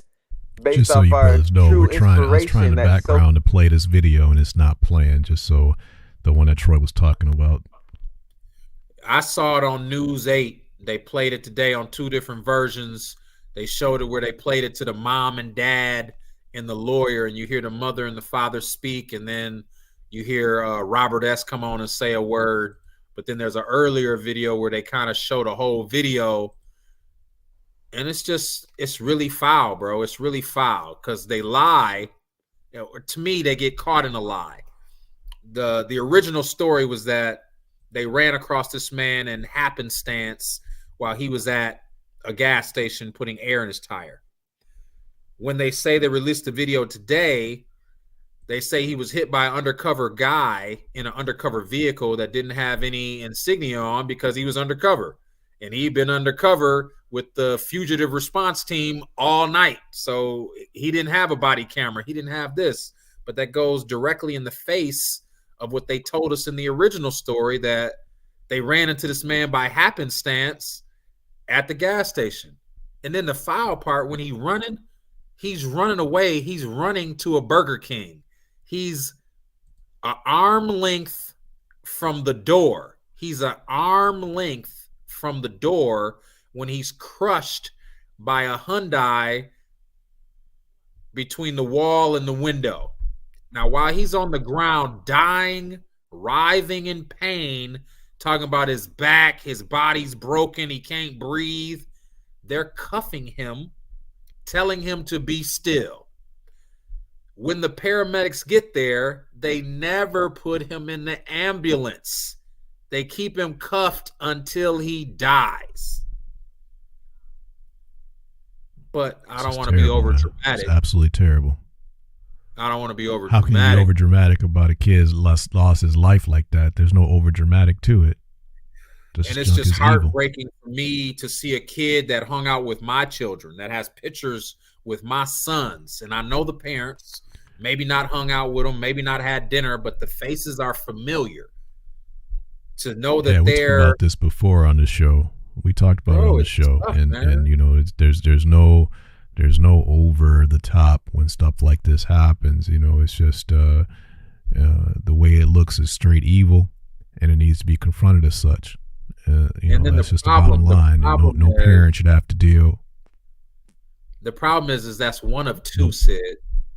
And the only reason the other one's not getting as much publicity is because he was hit running from a stolen car, and they just had to pull him off life support today. But that's why it's not getting public, because he didn't die in the act of it. He got hit and went to the hospital and been in the hospital in a coma. But the cops or the doctors already said, he in a coma, but he dead. Just unplug him. So they unplugged him today. So that's 2 dead within a week of each other from getting hit with cars. And what part of the game has this become, where an officer is using his vehicle as a subduing tool? You can't catch him. You can't tase him. Just hit him. It was a probation violation. Not that he murdered somebody, but he violated his probation. It's tough, Sid. It's tough for me to, you know what I'm saying, just be a functioning member of society like these things aren't happening to us. And they are us. Whether that was my child or not, it was somebody that looked like my child. Looked like my little cousin nephew that's on the screen with us. They all look the same, bro. How's the cop going to tell the difference? He don't see a difference in it. They killed Air Force guys. They killed a probation violation. All you got to do when it comes to, you know, we just keep it fair and clean and proper, you know, that whoever those people are who did that thing, it looks straight evil. If you are also wearing the uniform and you're not of that spirit, then that's not who we're talking to. That's not who we're talking about. But for the cats who are involved with this nonsense, it's straight evil. And again, I don't believe that the family of God has to believe that this is just okay and just let it go down like that. I think that you have God in your heart for a reason, and God is a God of justice. And I don't believe that we should just be allowing this type of evil to go unchecked, because it's going to just continue to happen, whether it's to that family or our family. You know, when it comes to that, now you're talking about, as you like to say, the human family. This stuff shouldn't go down like that. And no, you're absolutely right. The unfortunate part about this is when you talk about not letting it happen, ultimately that sounds like we're condoning violence. But if we want to go with anything but violence, how does it sound like condoning violence? It sounds like violence, because how else do you stop violence that's happening to you without using violence? That's the part, because we know that the things that are happening are violent. Yeah. In fairness, just we've been talking about many things tonight that have to do with the spirit and how things need to be inside of you before they even manifest, right? Before they even manifest. We've talked about the system. We've talked about the person, the people, the teams, all those things, right? So you're still addressing what's inside of that person before it even manifests. Okay. And if you were talking like you did about how Jesus was trying to get to these folks before they were acting crazy, before they acted a fool and disrespected what God's law was or what God wanted them to do as far as righteousness and judgment, those things were being confronted. You brought up the example of Jesus kicking over the tables in the temple. Was he being violent, or was he addressing before it got out of hand, before it went any further than what it already had? Right. So I don't think you have to necessarily meet it in the street. You can meet it before he gets to the street. Well, and I'm with that, but that's what I brought up earlier when I said I've never seen a very powerful group that I respect called Black Lives Matter, although they've done a lot of marching and a lot of things that have helped. Unfortunately, I haven't seen anything on any ballot. And that's where my confusion is. I need to understand who's in charge of putting things on ballots, who's in charge of getting things articulated and voted for, and how do we get it done? We've talked about police reform, but I haven't seen any ability to vote on police reform. You know what I'm saying? And that's the thing I think needs to be addressed.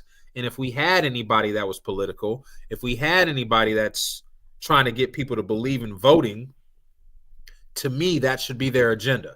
We should tell the people that want our votes, you can't have our votes until we see something that is going to benefit us in the voting process. And until that's articulated, it's very difficult for me to get behind anyone that's not speaking that way, because to me, that's what I'm seeing results from. People coming together and voting in large numbers for a particular outcome. and we've used them earlier, but the LGBT, the rest of those letters are now, in my opinion, the direct beneficiary of civil rights. Not saying it's wrong, but I'm saying they earned it through voting. And that used to be for melanated people that were marginalized in this country. We got to get back to what is working, if it is in fact working, because I haven't seen us do anything or have anything on the ballot that would relieve any of this pressure that we endure. So that's where I'm at with that. We need something to vote for. We need some body, some entity, some group to figure out a way to get it on the ballot nationally. The president wants things from people of color to come out and vote so Trump won't get back in office. Well, we need to put out an ultimatum. We will do this. We will come out and vote. But whoever's going to be the next president needs to have some reform in their hookup. And this means before we vote, man, we need to see this before we vote. All these open-ended promises. I'm tired, man. I'm tired.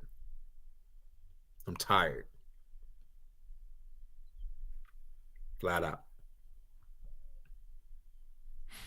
Well, I think any group that has gone through anything close to what we have gone through in every respect to the core is deserving of strategic plans to make sure these types of things don't happen again.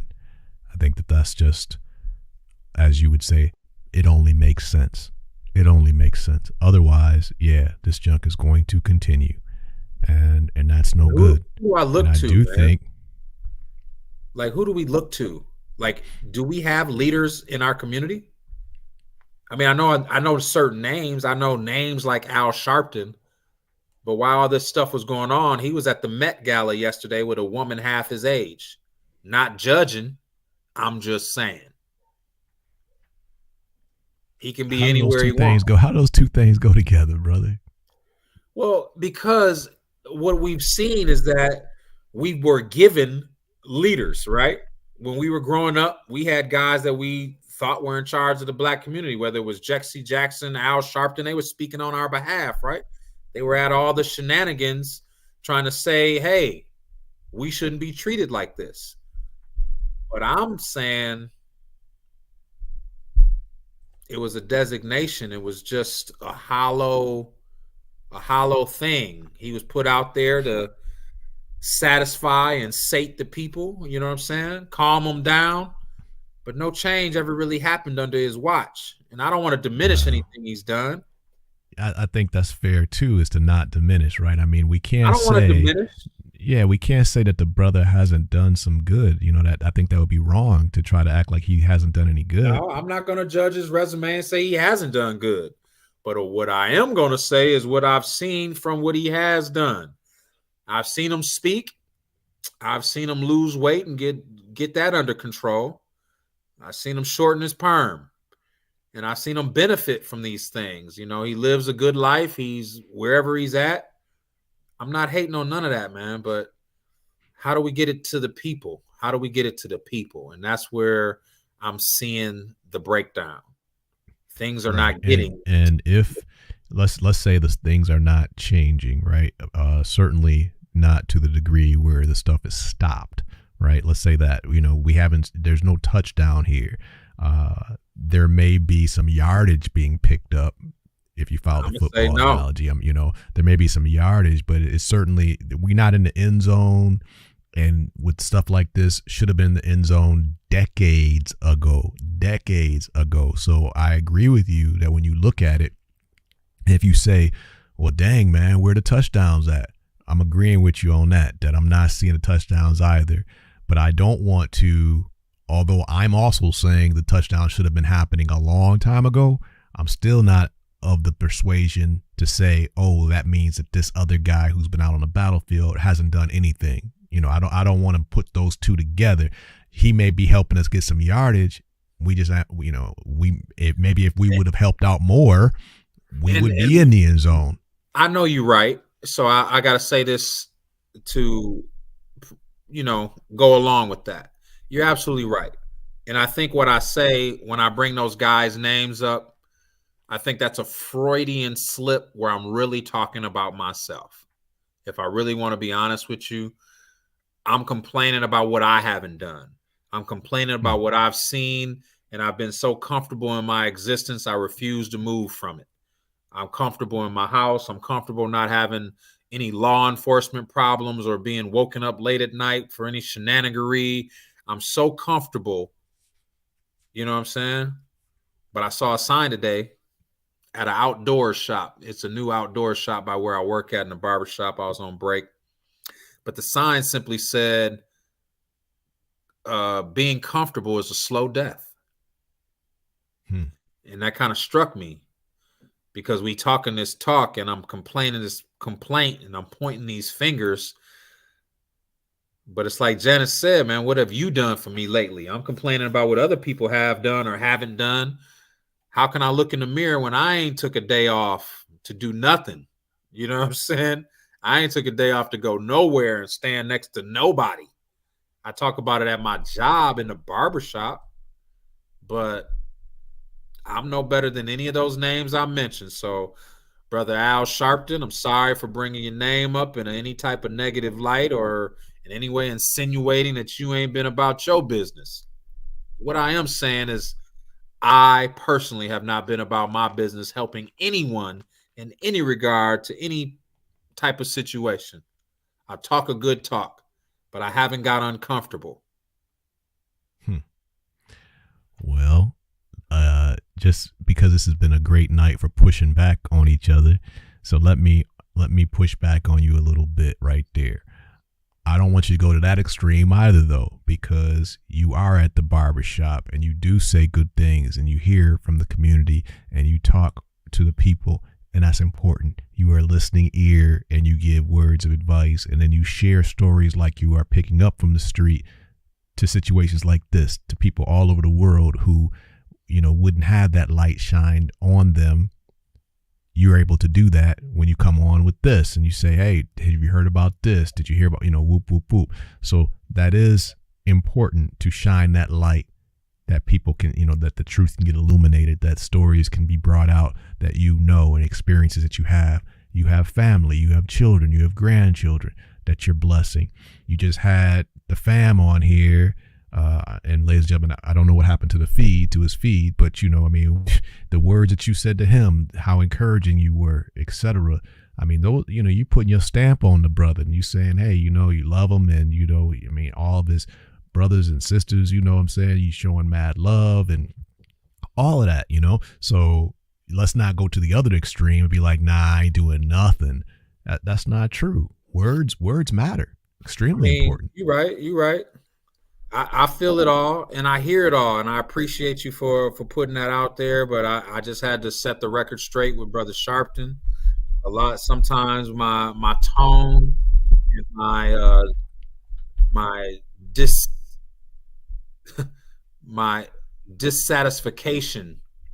I don't know if I'm making these words up, brother, but man, yeah. That part of what I feel, we're dissatisfied. We're not happy with the speed or the lack thereof when it comes to actually stopping the nonsense. Where mothers are not having to deal with their child being, hit by a car and dying, and where we're not seeing this type of nonsense. That's extremely important. So where this stuff stops. Like I said, I don't know. I haven't been able to recover from the things that I've witnessed earlier. So to not have recovered from trauma and then keep being bombarded with similar trauma, I don't know what kind of effect that has on an individual over time. You know what I'm saying? If I'm just going from the pandemic till now, from George Floyd to Breonna Taylor to, you know what I'm saying? I can name 15 names since then, and that's not even 5 years. It's crazy. It's really crazy. And I don't know how you stay sane in an insane environment. What is that like?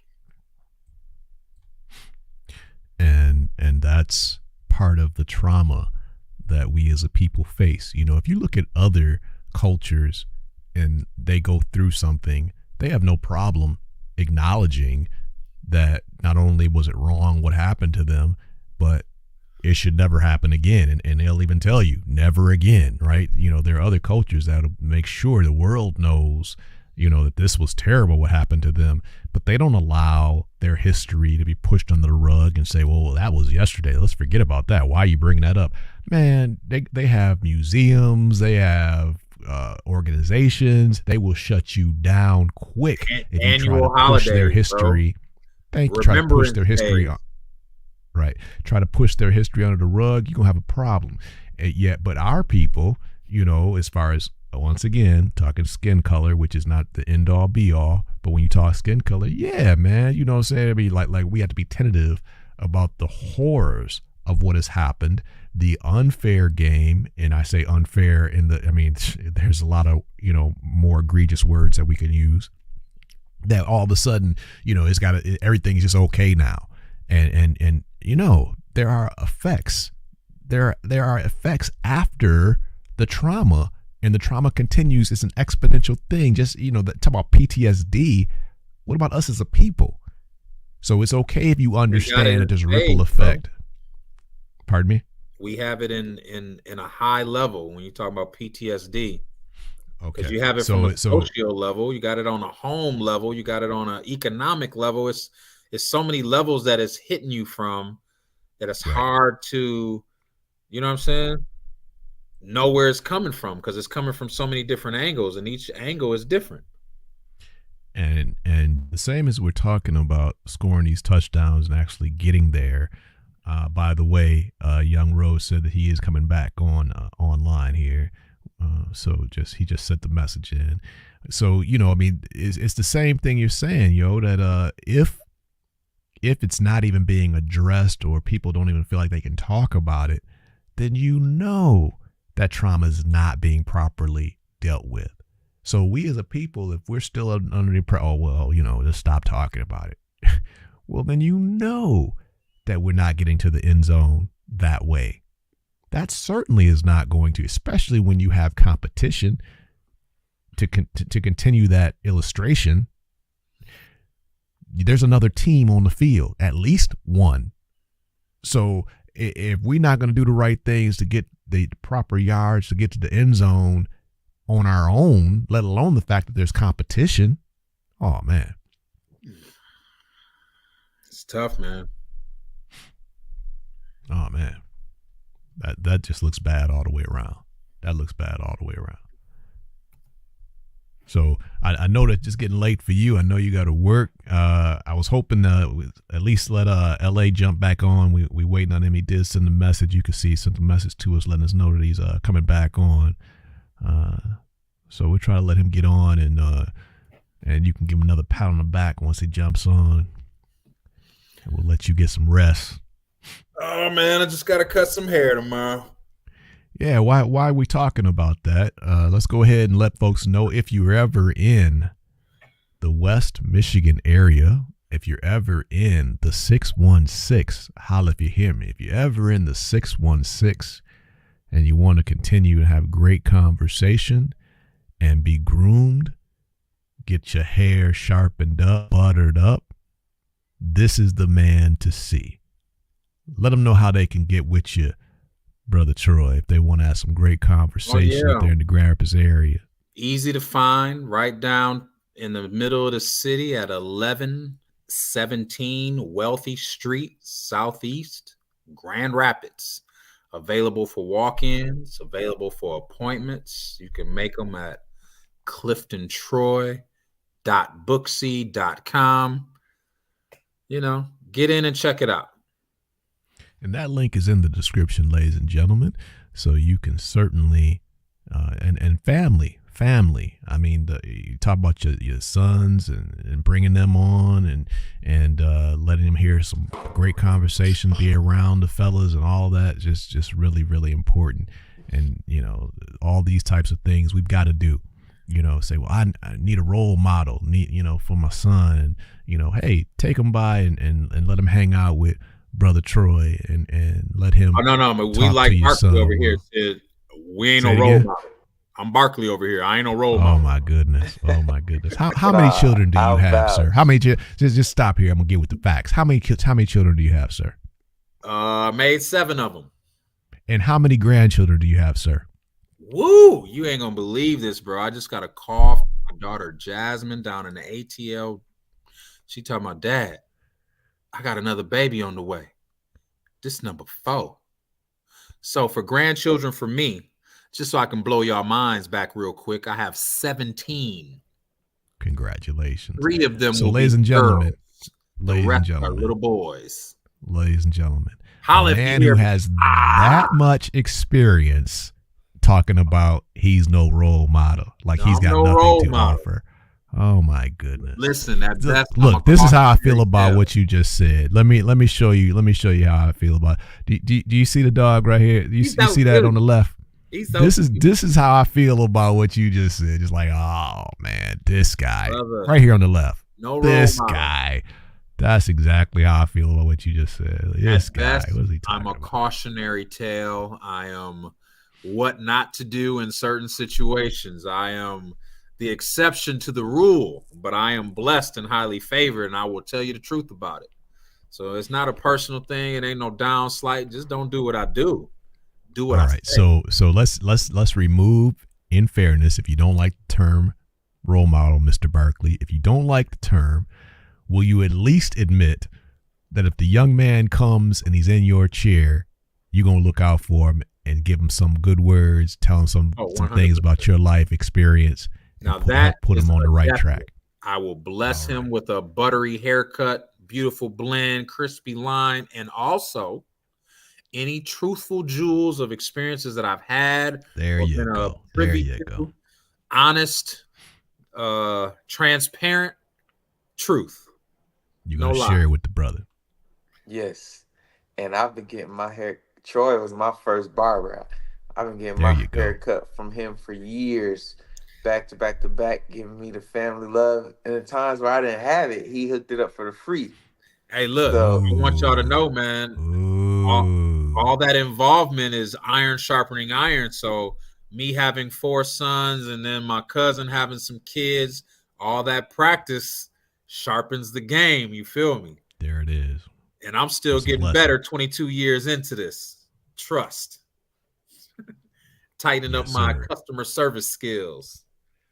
Yes, sir. Yes, sir. But on that note, fam, I got to go to sleep because I got to be at the job at 9 a.m., man. I got appointments. Wait, hey, much love to you. We've enjoyed having you on. I'm glad that you stayed until LA came back on, so you could say peace to brother man as well. Oh, and let me put this out here. I've been hearing you call him LA, man. I'm sorry. Am I supposed to do that too? I got to call you by the new nomenclature? it's not new. It's actually stems from childhood.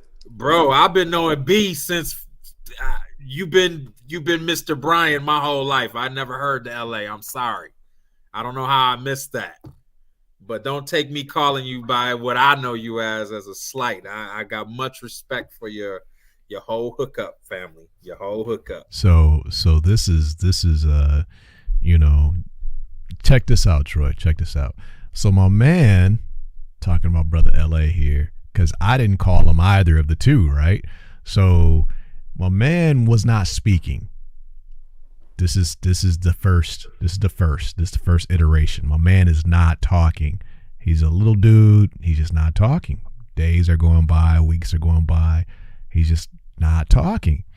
So I hold him for the first time. Like this guy, because his brothers and sister, they talk. But this guy's not talking. Hold him for the first time, and it was instant. And I say, and there's people around, family around, I say, this guy's going to be a preacher. You've been calling me preacher since as long as I can remember. The first moment I held this guy, and he wasn't talking, Rhodes, this guy's going to be a preacher. And I said it. So it's a blessing, man. It's an absolute blessing. There's something on this young man, and it's been on this young man. And so, I'm truly, I love all my nieces, nephews, and I know you do too. and it's just a blessing to see all of their accomplishments. We hope to have others on as well, and help promote what they're doing in their life and share with them and hear from them. And but it's just so great to hear this guy, you know, and what he has to say, because he's dropped some jewels for us, and it's just really you know, I mean, it's really great to see what he's doing as a man. You know, no more boy, right? I mean, you know, true man over there.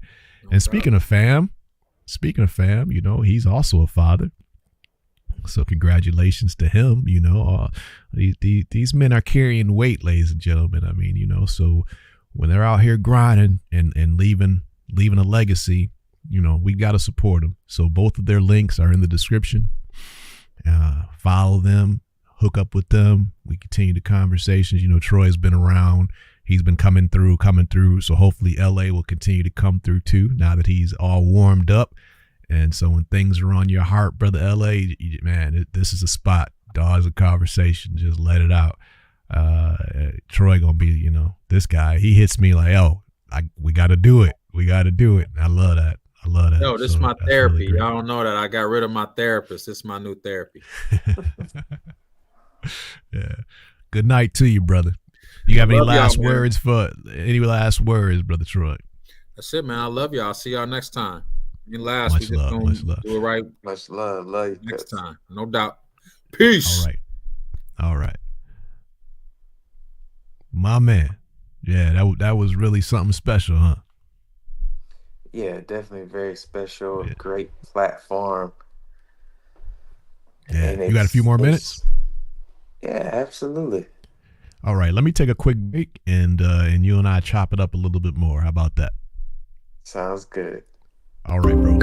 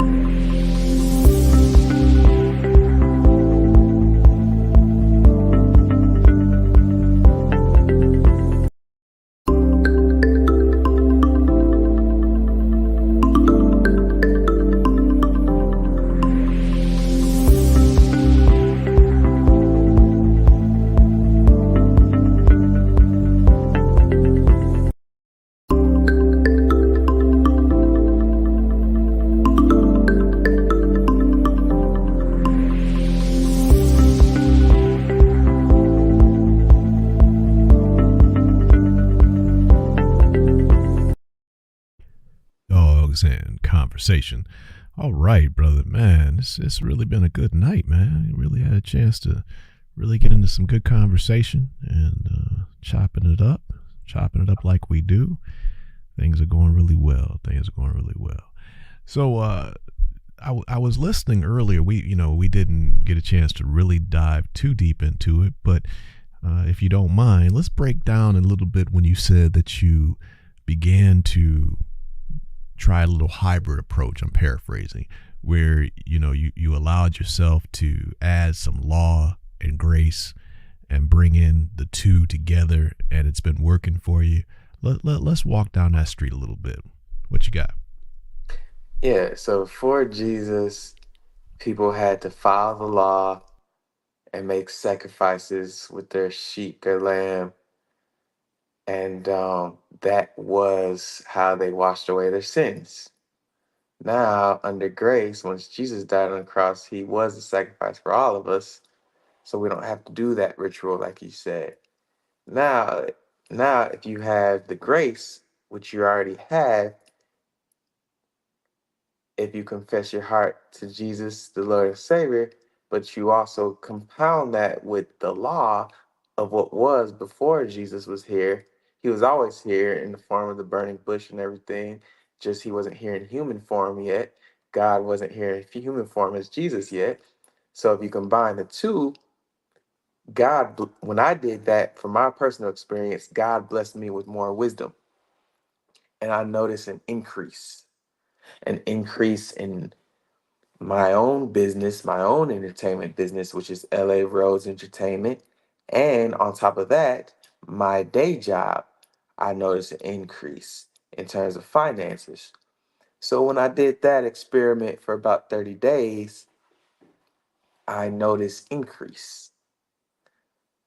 I don't know if you can contribute that to discipline or you can contribute that to God blessing me with more wisdom, because we know in the book of Proverbs, Solomon, King Solomon, who wrote Proverbs, asked God for wisdom.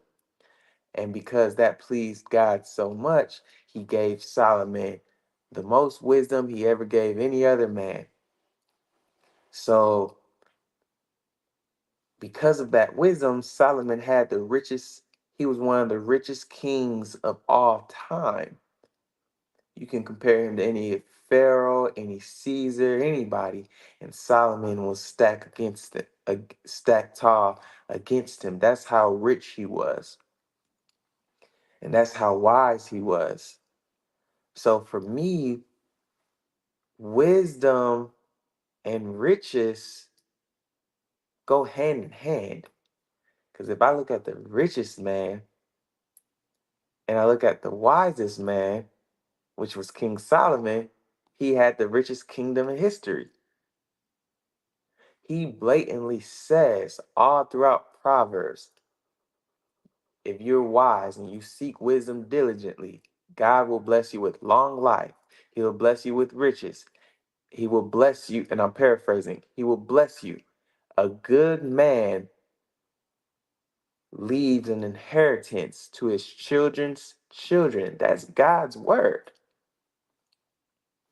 So if you seek wisdom diligently, you will find wisdom. And that's the same thing. You apply that knowledge to anything.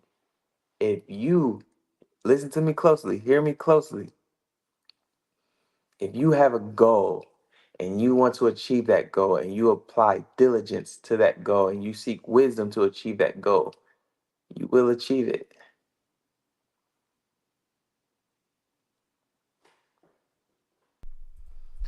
I So mean, when there's a lot to unpack there. Go ahead. Go ahead. yeah, so when it comes to fulfilling the desires of your heart, you have to have a goal. If you don't have a goal that you're striving for, you're not going to reach anything in life. You're going to be average and below average. You have to have a singular goal that you want to reach.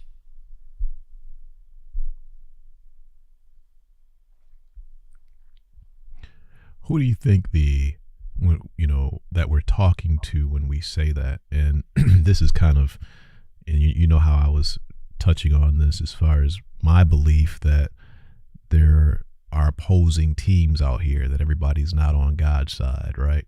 So when we say these, what you're saying, the principles that you're talking about, who does it fit? Is it really just anybody, or are these principles for those who are of the family of God? So, to be honest, any man, if you have a goal and you diligently strive for that goal, you're automatically going to start showing divine purpose. Automatically. Because if you don't have a goal and you're going with the wind, who's using you? So you're saying that there's a divine principle at work, that even a person who's working for Satan, if they use this divine principle, it would still work for them. Yeah. That's some deep stuff.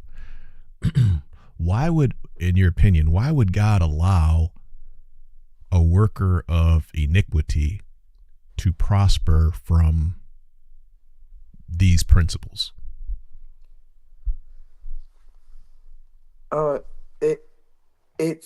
There's certain laws of the universe that God has put in place. There's laws of nature.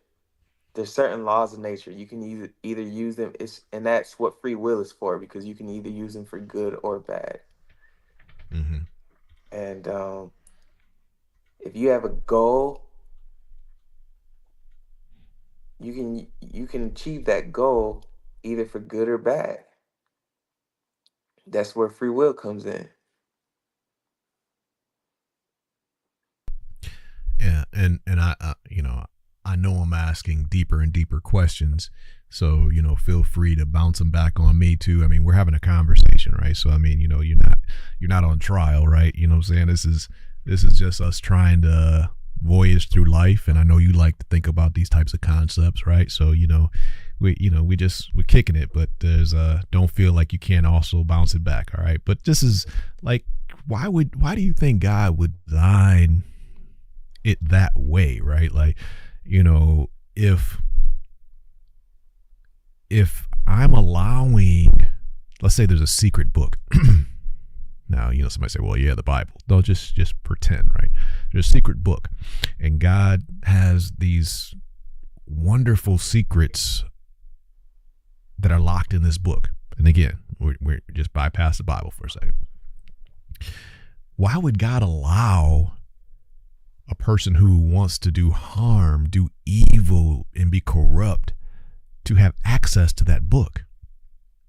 If God knows this person is not going to use what's in the book for good, because God, of course, knows the end of the story, right? And before, during, and after, for everyone and everything. Why would God create it that way, where I know you're going to do harm. I know you're going to, let's say, go in like the school shootings, I know you're going to go up and shoot up this school, but the secrets of how to learn how to do all these things are going to be in this book. And I'm going to, let you grab this book and let you grab this knowledge and let you diligently practice and become an expert markswoman or marksman and go in and use all these talents of your hard work and training and dedication to then go in and kill all these kids. Why would God allow that system to work for evil? I don't know. What's your interpretation on it? Well, Romans 8:28 says all things work together for the good to them that love the Lord, are called according to his purpose. So and we also know scripture, it says, Satan meant it for good, for evil, but God meant it for good. So we even know in scripture that there were nations that God allowed to come in and jack up his people. God allowed certain nations to go into the children of Israel's house and bust them in the jaw because they were acting the way they were acting, that God would allow these things to happen, right? So there's a larger plan that God has, seeing all of it. But from that view that I'm at right now, so that's like a larger theological, like historic, God allows these things, and God may have a different way it's all going to work out for that you don't see yet, right? That rain has to happen because those crops have to grow, right? We complaining about the rain, but then we want, need the rain for the crops. So God's seeing the rain and the crops for a different way than what we might be seeing, just the fact that we trying to get out the rain. But that's a design, though, is where I'm at with that question. Like, but you designed it that way. Like, God didn't have to design it that way. So why would you design it? See, I understand you say, well, it is that way. It rains on the just and the unjust. The rain is getting your head wet, but you need the crops. Okay. But we talking about the creator. God didn't have to allow none of that to happen like that. So why would you do that? It's just weird to me. It's just really weird. So I guess my answer to you is that I think it's weird. I think that, obviously God knows more of the story, but why even have a story? You're God. You're God.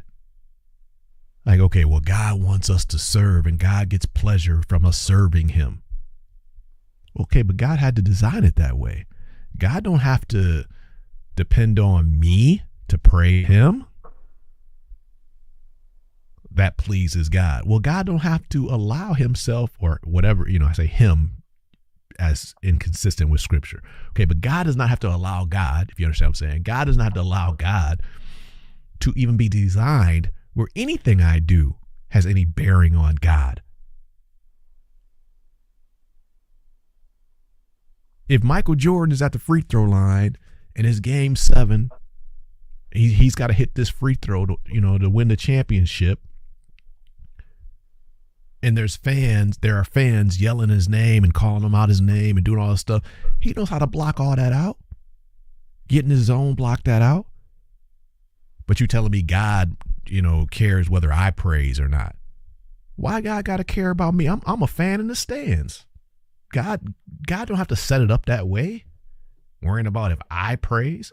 Even the Bible says, the rocks will cry out. So that's letting you know God can get the praise from the rocks. So why deal with all of our nonsense and all of our vindictiveness and all of our craziness? I mean, we some weird cats as human beings, and God's got to put up with all that. The only reason God putting up with it is because God designed it that way. Then why design it that way?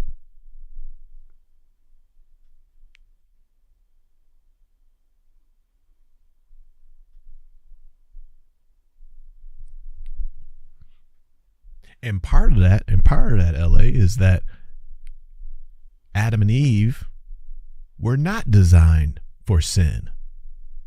They were designed with the allowance of sin, and God knew the end of the story. But had they held course and stayed in the Garden of Eden, these things wouldn't have happened anyway. So the intention, according to what we believe in the creation story, is that it wasn't supposed to turn out the way it did. We're supposed to be in paradise. There was never supposed to be a Jesus that had to come down as the sacrifice, because there would have been no sin in the world. These cats were designed to live forever in the garden. The end of sin is death. So there's no death. There's no death in the Garden of Eden. There's no death without sin. The wages of sin is death. That's what the Bible says, right? But the gift of God is eternal life. There you go. So you got no death without sin, without Adam and Eve falling. Okay, but that's still a design by the Creator. Why you designed it that way? You knew they were going to do that. I mean, God, it's just weird to me. That's my thought. My thought is the junk is weird. That's my thought. No, God will tell you the answers if you ask. He'll put it in your heart. He'll lead you to it. Yeah, oh, that's scripture, or oh, this or that. Yeah, it'll all work itself out. Well, part of it was for me to ask you, see what you thought about it. That's part of the quest. Okay, so what's the question? Why God would design it that way? God didn't have to design it that way. You dig? God did not have to design it where sin would ever enter the world, where there was no even opportunity for sin. Okay? God had to allow that to be the case. Okay, don't eat of this tree. Okay, so that's already, you already see a formula working here. and then they're gonna mess up, and then I gotta send my son. The whole thing.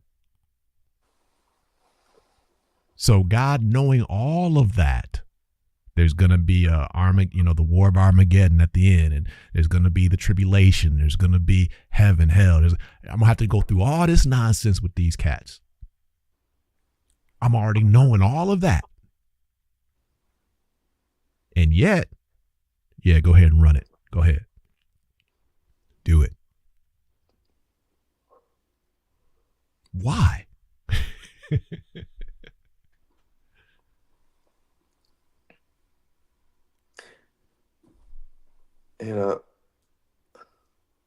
It's a great question. It's a great cliffhanger for the next episode. All right. Well, we got one for the next time. So how you feel about Memphis, brother? You got the 616 and the 901. So tell us a little bit about your experience with Memphis. Yeah, Memphis is a great city, bogged down by violence. Every time, which is possible, first thing you're gonna do is move out of Memphis.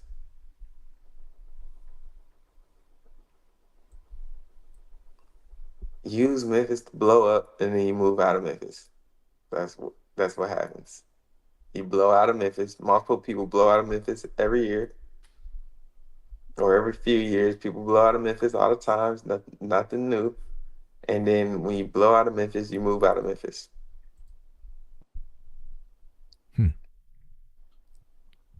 It's just too much violence. Where's a lot of that stem from? The violence. I mean, this is where Martin Luther King was assassinated.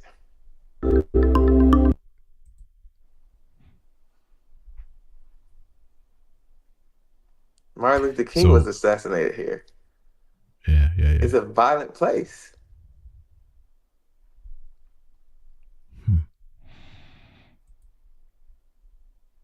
How have you been able to stay safe?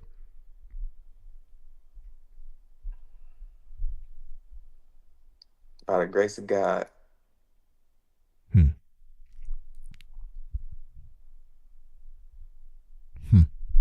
So people talk about gun control. That's a hot topic, right? Do away with this, do away with that. Just so that I'm not leaving you out there by yourself on this point. I believe in being legally armed. I believe in that. And part of the reason is because if the other side has it, then don't come trying to take mine. If nobody has them, okay, well, then that's a whole different conversation. Say, nobody had the bad dudes and the good dudes, the bad chicks, the good chicks. Nobody has it. Well, okay. Well, then, yeah, you know what I'm saying? Shut it down. That's one thing. But if you're going to say this is going on and these folks in my house and my baby's in here and I got nothing, that's a problem to me. That's a problem. These cats walking in my church and I can't do nothing. A problem. Definitely. And if you were to get rid of all the guns from everyone, then that'd be basically communism. Because then the people wouldn't have any type of control.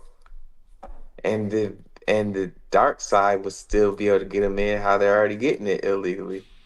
Yeah, I mean, and you're right. I mean, when I threw that out there, obviously there's a bunch of holes in that too, because I mean, even the Second Amendment, right? I mean, you're still talking about a well-formed militia that's able to stand up against the tyranny, right? I mean, against the, if you have a power that's trying to abuse you from the top, not just the person trying to rob you at the, local store, but I mean, you're talking about the inability of the people to even stand up against the oppression that may be coming from above. So yeah, I mean, there's just so many. I hear you. So when I said nobody, I really meant nobody. Like they don't even exist. And we talking about whether or not we should try to like create and make and I mean that's really a bogus hypothetical. I agree with you because I mean people have to have something. But the argument that most people try to make when they talk gun control is as if to say by stopping the average citizen from getting them, you're going to stop the violence. That's going to make the violence even worse. It's just ridiculous. It's ridiculous because now the people who have, right, there's no pushback. There's no consequence. No, you're good. The best thing you can do is use your Second Amendment, use your weapon at the fire range, take the safety classes if needed be, get familiar with it, and pass it along to the next generation in terms of bring your son to the gun range and let him learn safety control early so it's just part of his understanding and part of his curriculum and knowledge. Right. Being safe. And that's a big thing, I mean, firearm safety is very important. And if you have been introduced with these things early and you know how to respect the power and you're able to be responsible, I think a lot of these things also are addressed with how it's introduced, whether or not you stole it and it's all new to you and you're playing around with it, you and your brother, you and your sister, and then something bad happens because neither one of you actually had any true training. You're just being curious or what have you. That's a problem. But like you're saying, I mean, if you're being brought up the right way and you're brought up being responsible, that's a whole different thing. But it's still the person. It's it's not the tool. It's the person, right? So we still have to look at what's inside of that person that has them doing these things, and that's when we go back to the beef that we were talking about initially, that it doesn't have to be the two of them, right? It can be people that love them, but they might be feeling a certain kind of way that this other person has said something about the person they love. And that could even be a fan, right? We talked about that. And now this other guy's coming to the city, your city, and you feel this kind of way, and you feel this is dead serious. You don't feel this is just entertainment. You don't feel this is just, for the bag. You feel like this man says, cross the line, and I'm not going to stand for it, or nope, I'm not getting any recognition in class. I'm not getting any recognition in the neighborhood. But if I do this, and I'm not encouraging anyone, so I'm going to just leave that out there. And I'm not even going to try to go down that road because I don't want anybody to get any ideas. But these are the things that we are concerned about, right? These are the things that we're concerned about is people trying to get clout or what have you by doing crazy things. And so we have to be careful what we put out there because people have died for less. Back in the day when we were saying it was out of control, somebody had on a pair of gym shoes that somebody else wanted and something crazy happens. I mean, so how long ago was that? So this has been going on a long time. People need the smallest of reasons, if a reason at all, to do something crazy. And now we're giving them extra reasons. Somebody who you really feel a certain way about. It's a dangerous environment, man. It's a dangerous environment. Yeah. Yeah. So the best thing for me is to focus on my goals.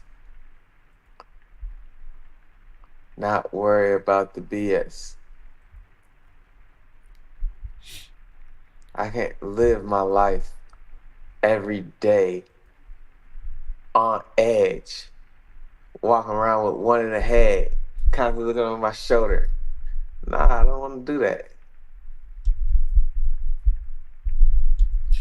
But you also don't want to be blindsided, right? Like you weren't looking that you didn't.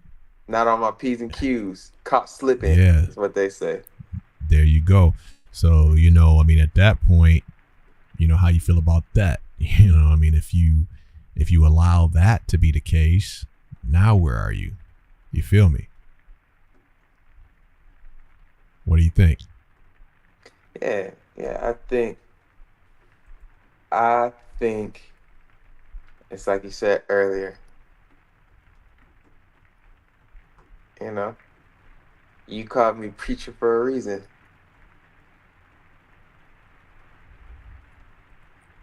Yes, sir. God's got an Yes, sir. anointment over my life. Yes, sir. Just wait until you see this next music video I'm about to drop. When did you know that, bro? When did you know that God had something on your life, that something was going on with you? I mean, you've been telling me my whole life. My dad been telling me my whole life. It was just ingrained in me. It was programmed in me, to be honest.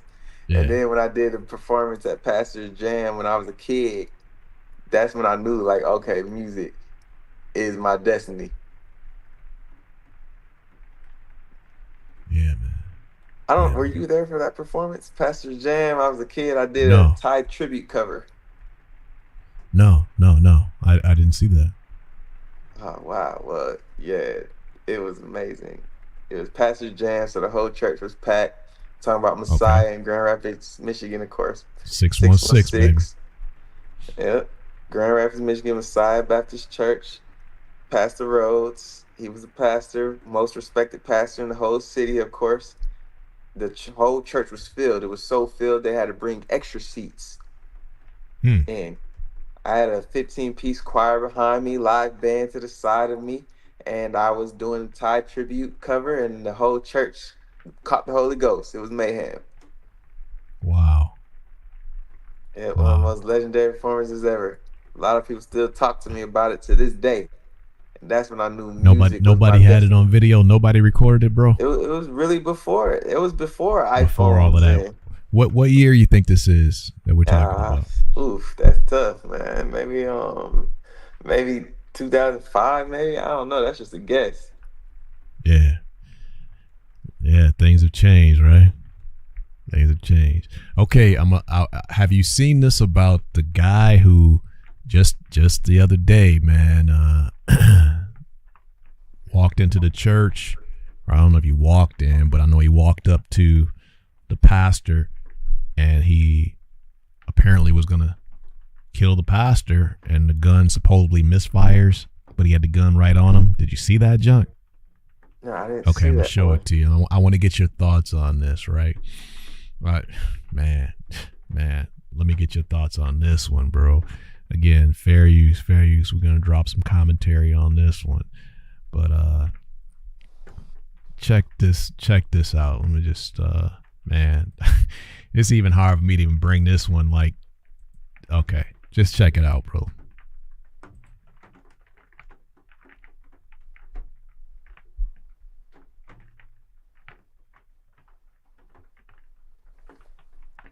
Okay, but how do you know that's not staged? Well, first of all, I don't know that. Let me show it to you again.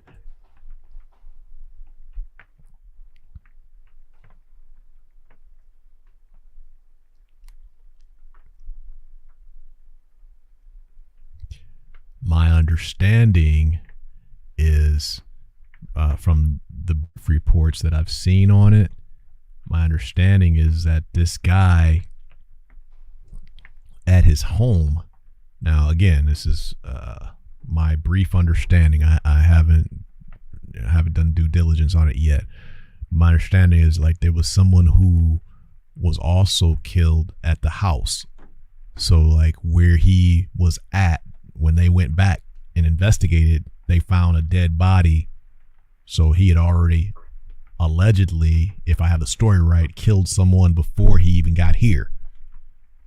So if it was an act, which it could have been, but if it was, then I mean they really went far to stage it, because my man allegedly had already done something before he got there. Right. I want to focus on positive.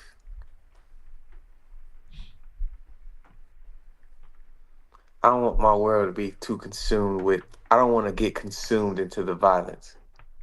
I want to be consumed with love and positivity. Yeah. What got me thinking about this is we were talking about not being blindsided, though. That's what brought that to the front. Is Yeah, you that gotta have security.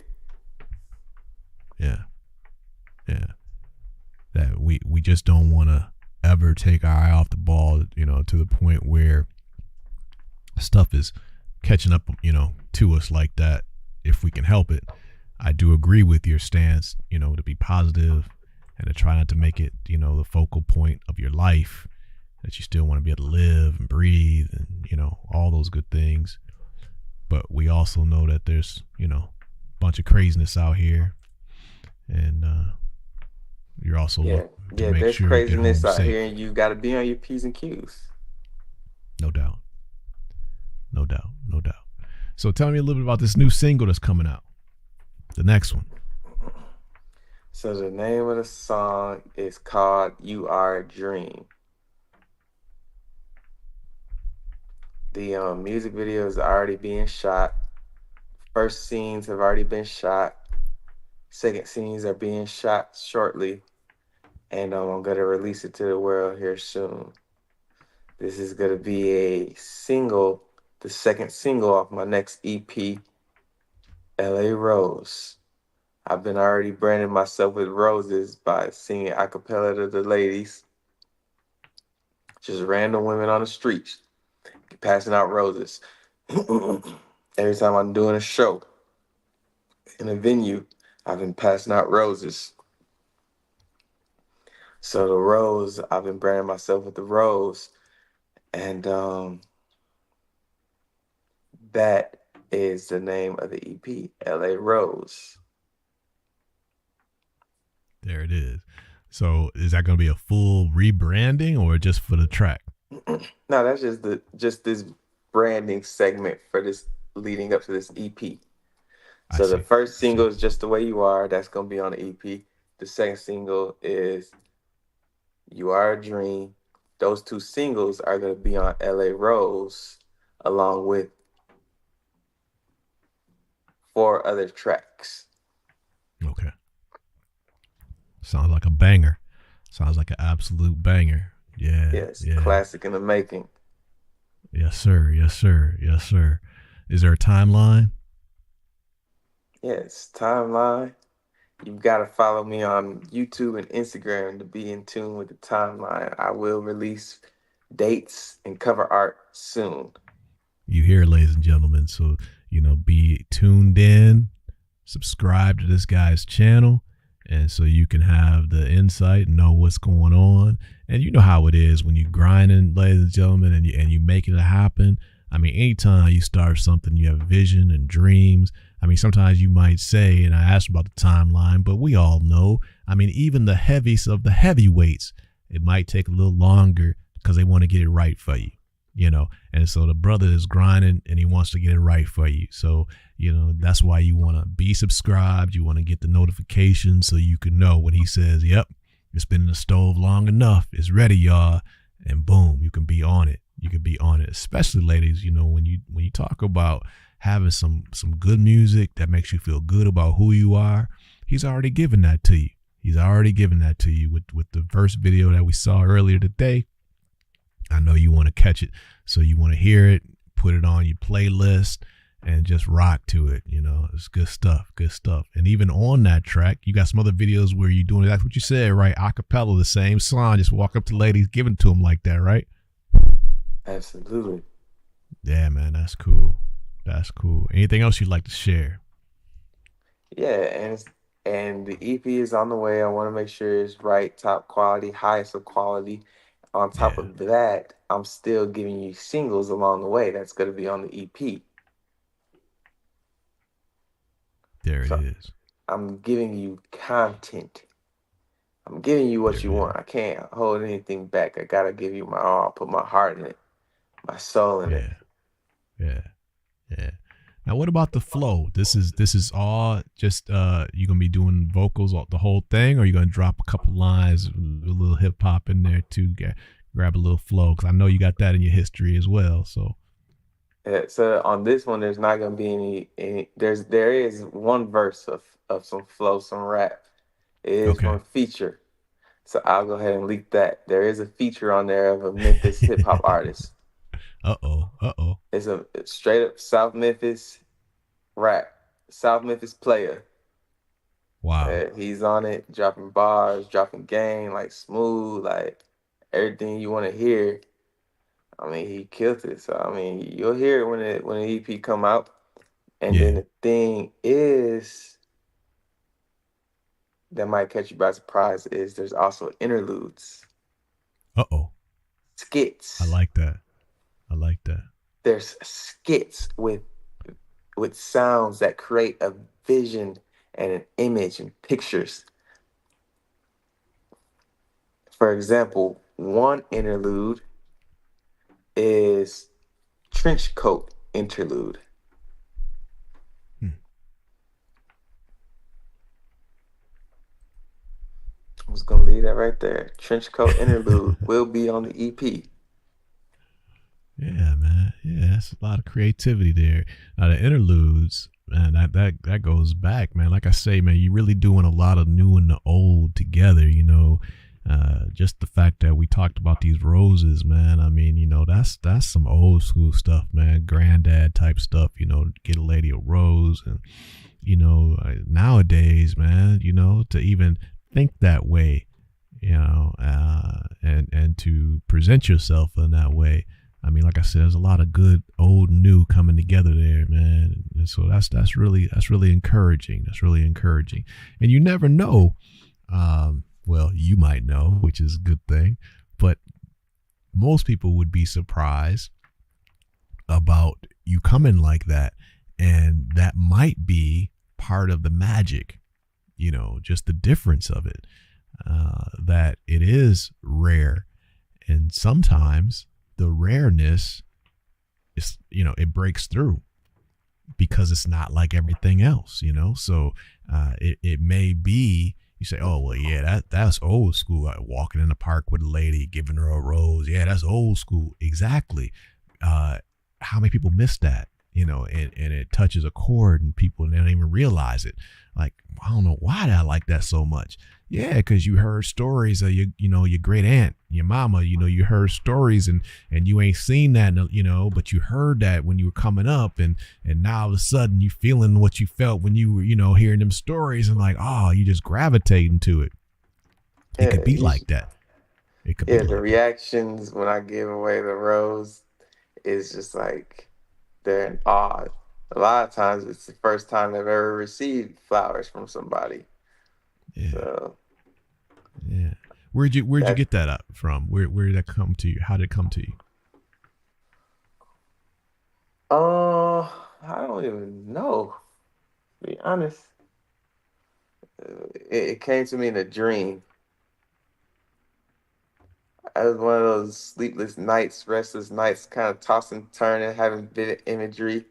Had some music playing in the background, and I kept seeing red rose petals flashing from different movies. And I don't know if you're familiar with Beauty and the Beast. That's a movie centered around a rose that's like falling, and like just different images of roses kept popping in my mind, and it just manifested itself to what you're seeing now.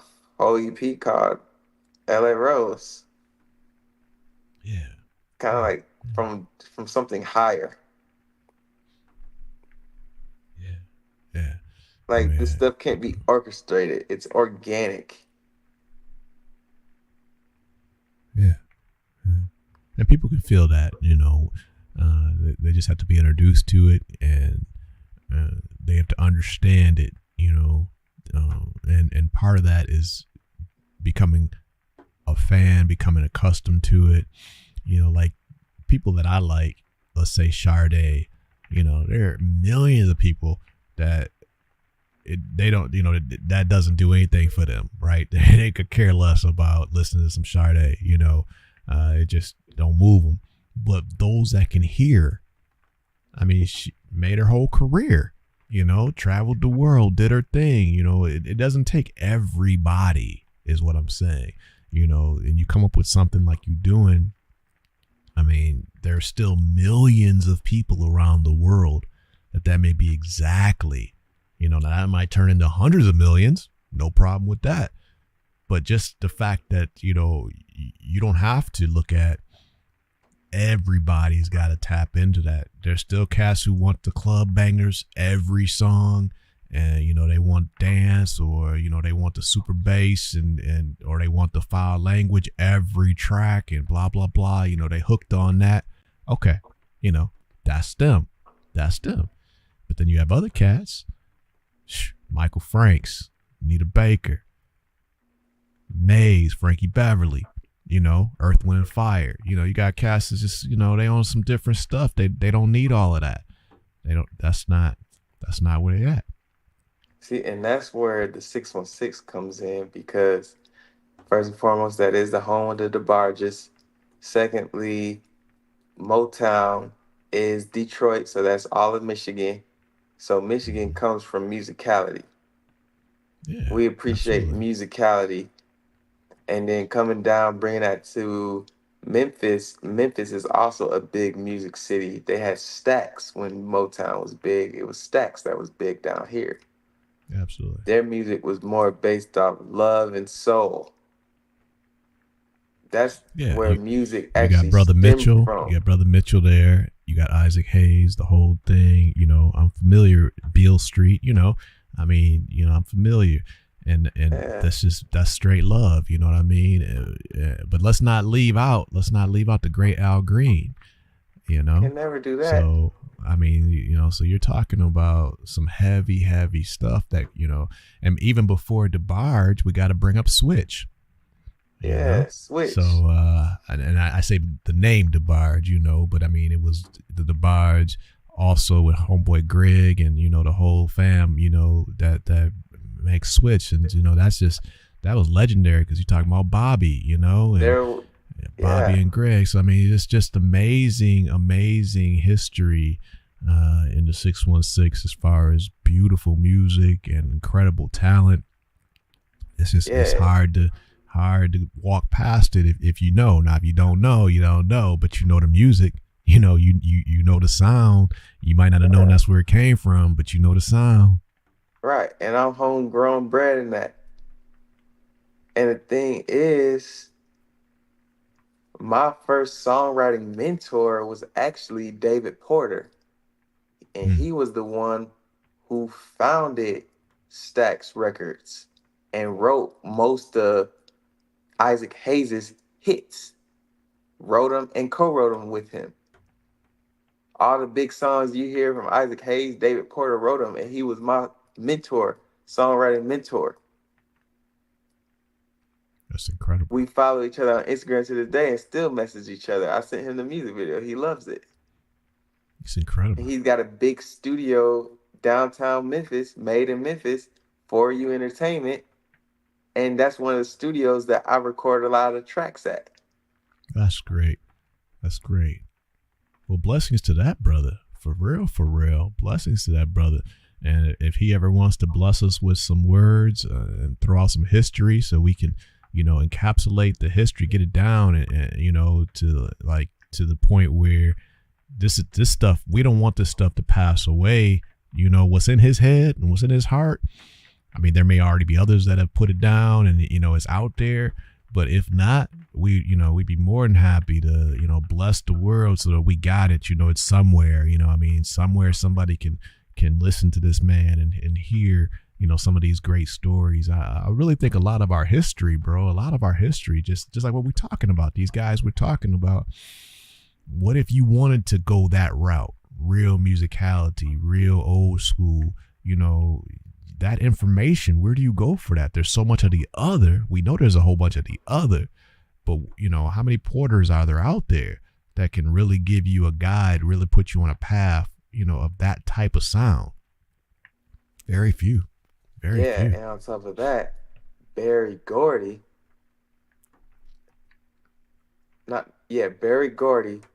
the founder of Motown. Right.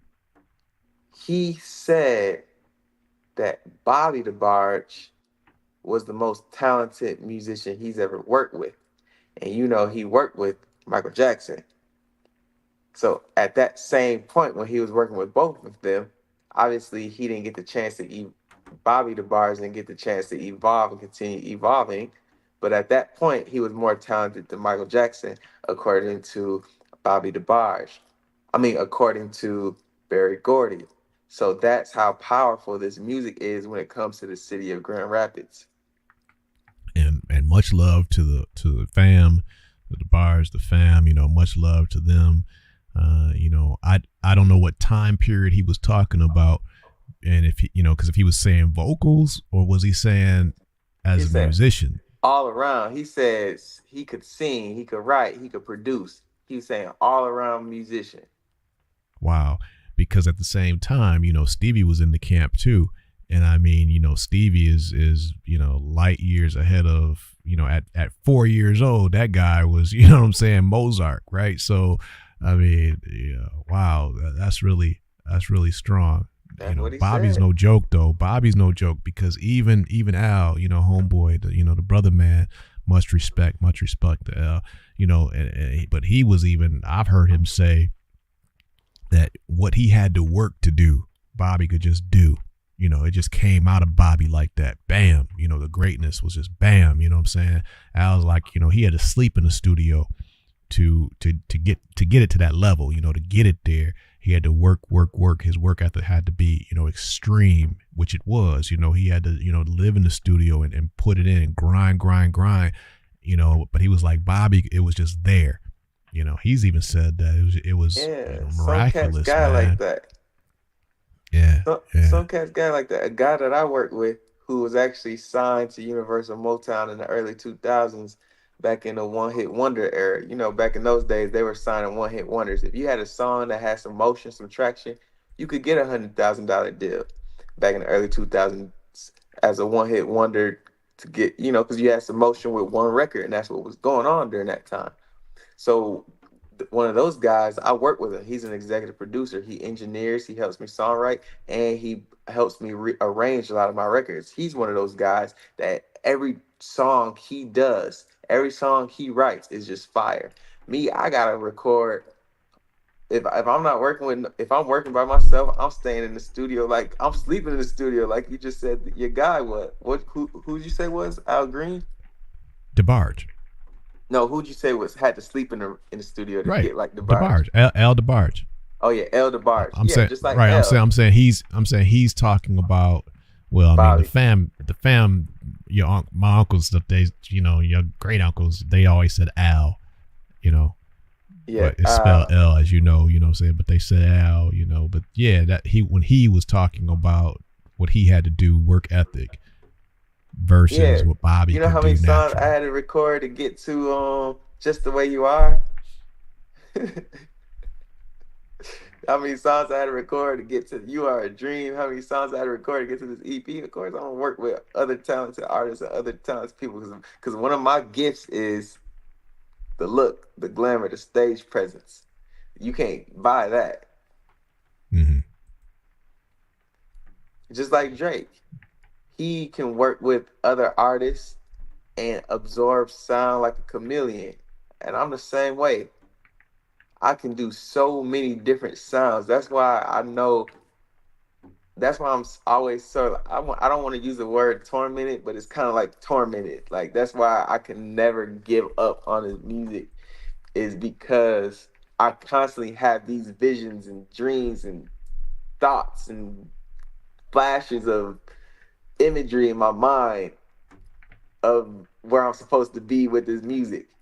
If I just keep going, just one more, if I just keep going, it's like I can't shake it. I have to do it. I tried to give music up before, and just like, you know what, I'm gonna give up music. I'm gonna focus on this regular safe career. I did that. Yeah, my career excelled a little bit. I started making more money, and then guess what happened? As soon as I was making the money, okay, now I'm making all this money. What's the point of it? What am I gonna do with it? Okay, what's next? And then that's when the music start coming back to me. It's like no matter what I do, I can't shake it. So I'm not even trying to dodge it no more. I'm accepting who I am. And I mean, I'm getting Sounds like a good place results. to be. I'm Yeah, getting sounds like a good results. place to be. I've released a few music videos, and I've got over probably with all the music videos combined, I'm probably getting close to 100,000 views. With my YouTube channel alone is well into 6 figures, and I'm gonna break into the seven figures shortly. So I'm getting the results. I guess I just expect more of myself. Even though I'm still doing really good, if I show a random person on the street, hey, this is my YouTube channel, look at my analytics. Dang, you're blowing up, you're killing it, you're doing great. But to me, it's still not enough.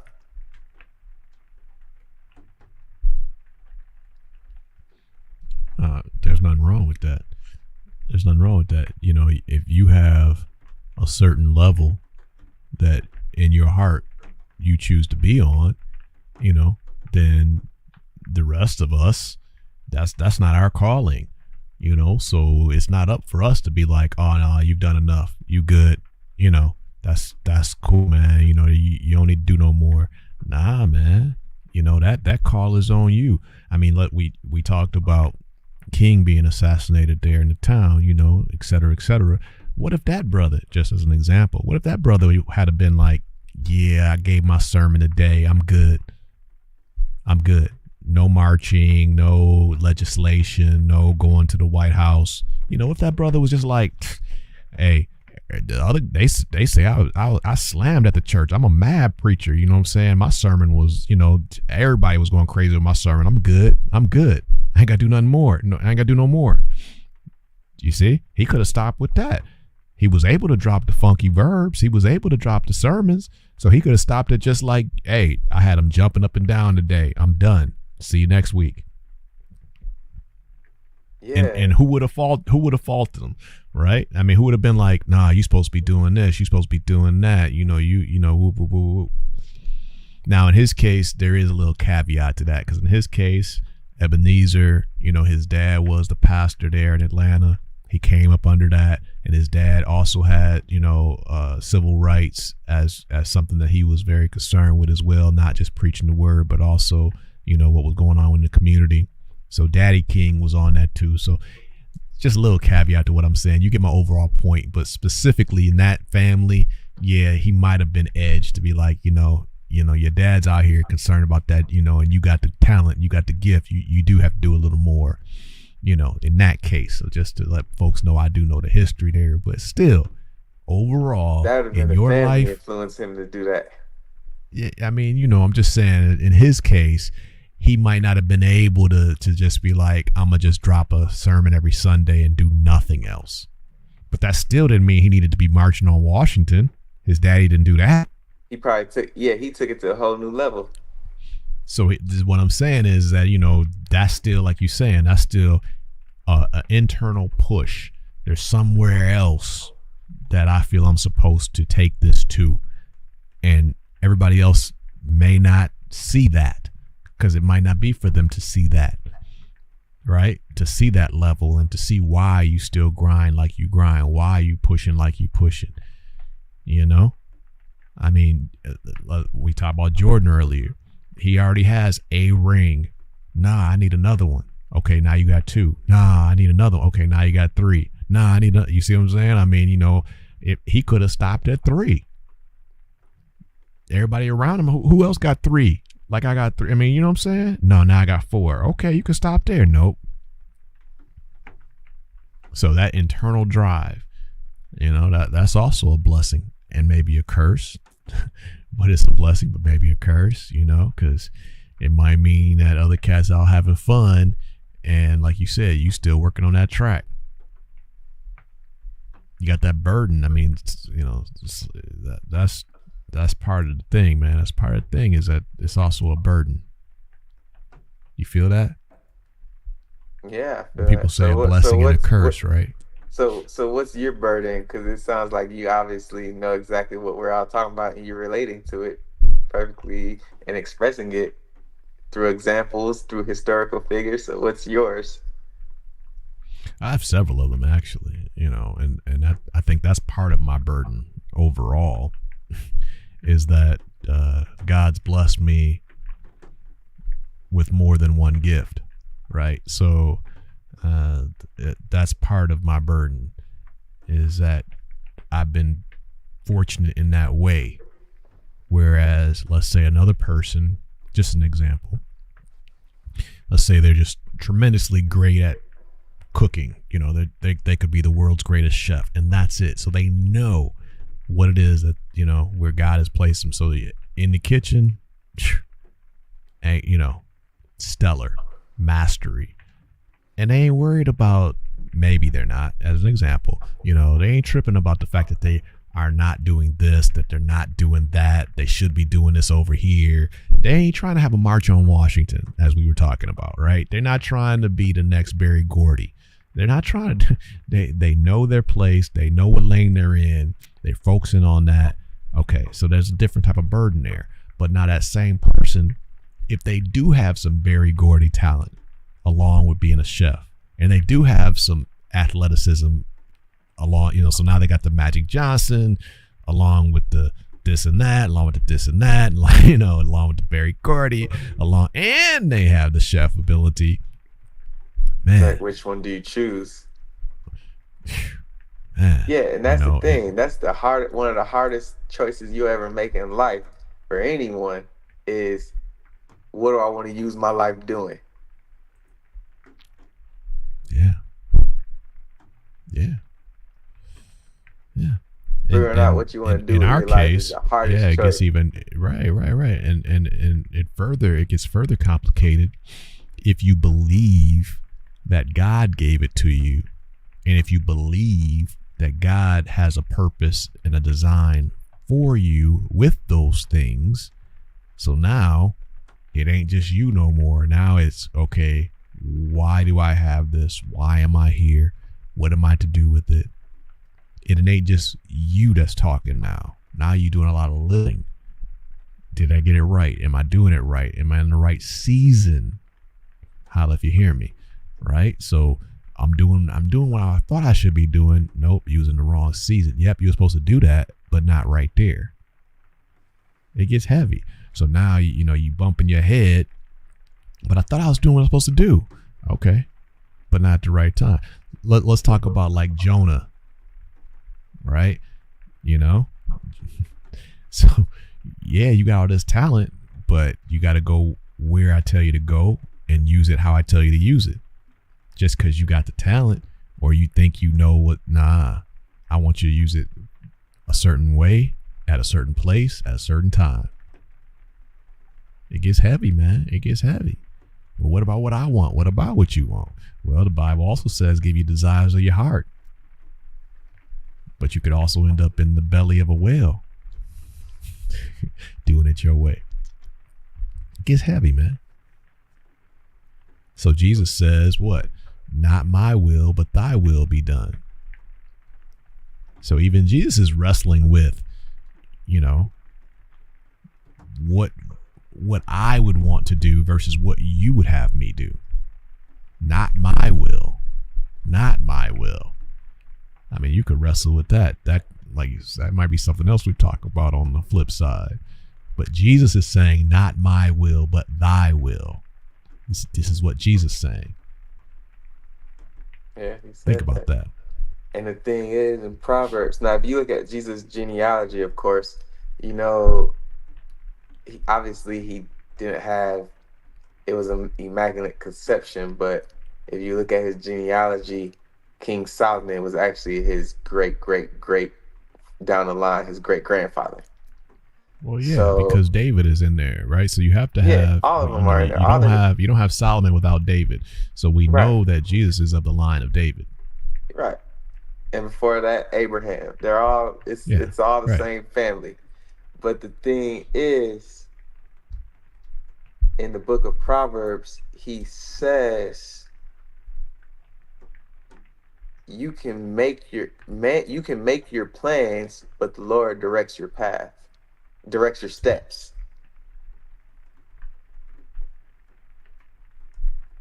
Yeah, if you allow that,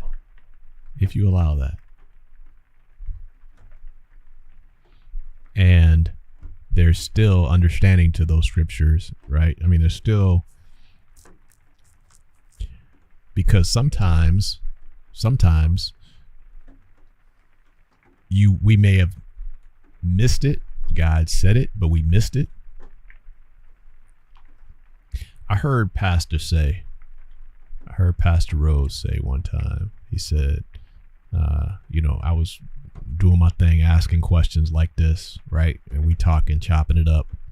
But one of my favorite things to do in this life, right, is chop it up with him, So chopping it up with him one day. And he says, yeah, he heard where I was coming from. Of course, he's a great listener. He's a great listener, man, great listener. And he said, yeah, at times like that, I say to God, if I missed it, I tried to hear, I'm going now. And if I am going wrong, I need you to stop me, but I'm going. Catch up to that. You know what I'm saying? If you're in the audience. So here's a man of God who, let's say, on the 15th, we're supposed to sign on to buy this new church. On the 15th, we're going to sign on to buy the new church. And we've been praying for it. Just, this isn't the actual example, but you catch the point. So on the 15th, we got to close on the church, new church. And we've been praying, Lord, show us, is this the right church? Is this the right move? Just follow the example, audience. And, we trying to decide. And whatever's happening, we haven't heard directly. The sky didn't open up, lightning didn't hit, and God in a voice from heaven shook the world and said, yes, get that church. So we haven't heard emphatically from God, yes, get that church. Okay. At times like that, but you believe you're right and you believe you're doing the wise thing, what do?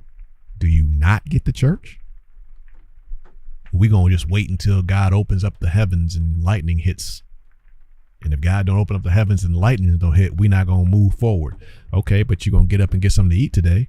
God didn't tell you to get up and cook that meal. God didn't tell you to get up and cook those pancakes this morning. Did God tell you that? So, I mean, do we really say, unless God speaks to us about everything directly in English, you're not going to do anything? Is that what we do? So there are times, going back to that burden, there are times when we might not hear it all the way, or we may have misheard it. But at times like that, what the man was saying is that you can also offer a prayer to go with that. And the prayer would be, stop me. Please, Lord, stop me. I'm not trying to go against your will. I'm not sure about this one, and I'm going to take this step in this direction. Please stop me if it's not what you want me to do.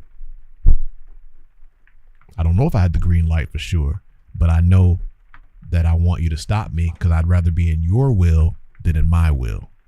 So please stop me if it's necessary. It's a heck of a prayer, man. And I think it's just very respectful. It's acknowledging that we don't always hear clearly. I mean, we're talking about God. So is it really far-fetched that we don't completely understand from A to Z what God wants from us? I mean, if you understand from A to Z what God wants in every moment of your life, then you probably don't have a human mind anymore. I mean, you're still talking about the mind of God, which is infinitely more powerful than ours, right? So it's not far-fetched to say that we don't always get it right. That's not far-fetched. So then I think it's a very respectful prayer to offer, to say, hook me up if I'm going astray, hook me up, Lord, because I'm not trying to. What do you think? Yeah, I think that's great. Of course, that's great. It's a great prayer, a very powerful prayer. And on top of that, sometimes I feel like I do know certain steps though, because I have visions and dreams and signs that I don't try to do, and synchronicities. So I feel like sometimes I hear God clearly. Like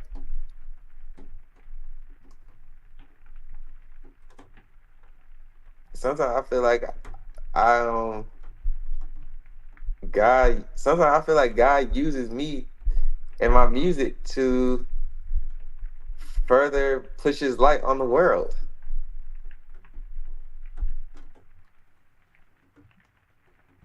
Well, there's no denying that that's possible. There's no denying that that's possible.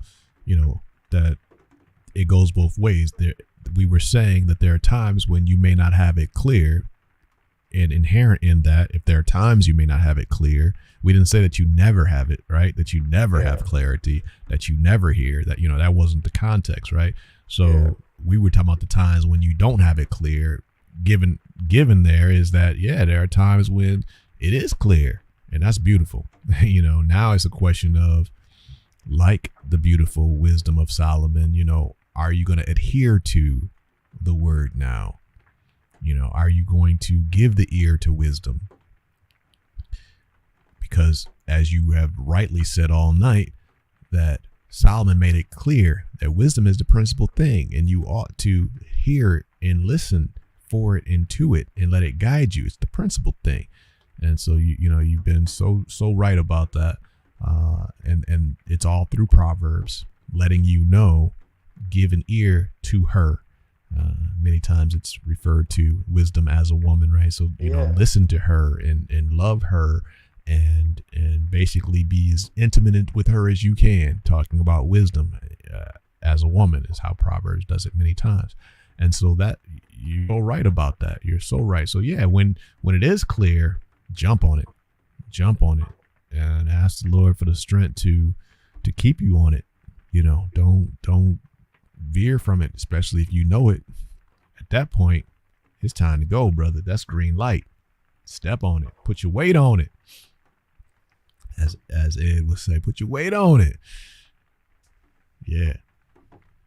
For sure. Now, I say Ed, but, you know, he was acting as Rudy Ray. So, you know what I mean? With Dolomite, might have been Dolomite saying, put your weight on it. No doubt. Yes, sir. Anything else? Nah, that's really it on my end. Hey, man, this has been great. I hope that you have enjoyed yourself. Have you enjoyed yourself tonight? Oh yeah, 5 hours. Yeah, man. Yeah, we put in that work. So we want the audience to appreciate what you've shared and your time and your thoughts and your heart. And what they can do to say thank you is to subscribe to the brother's channel. That's a great way to say thank you for what he shared, is give him a great follow, and make sure that you hit the notification bell on his channel. It's in the description there. The brother L.A. Rhodes in the description. So that's a good way of saying, hey, man, we appreciate you giving hours tonight and blessing us with your thoughts, the history of what's going on with the beef, what's also going on in the music industry, what's going on spiritually, giving them gems about your walk and your talent and your goals and your vision, all of that, man. It's just been great to have you share. So I'm just saying, what do you think, man? I mean, I think that's a good way of the people saying thank you, is to subscribe and to follow what you're doing with your career. What you think? Yeah, I think that's reasonable. For now. And then later they can go ahead and purchase the music and all of that on top of that, right? Yeah. Ain't nothing wrong with that, man. People spend their money on all kind of crazy stuff, man. You might as well spend it on the brother and get your downloads and all of that. You know what I'm saying? I mean, shucks. It ain't gonna be that much. Best music you've ever heard. Uh-oh. Some of the best music you'll ever hear. Hey, well, we looking forward to hearing that. That sounds legendary. Yes, So we looking forward to legendary. hearing that.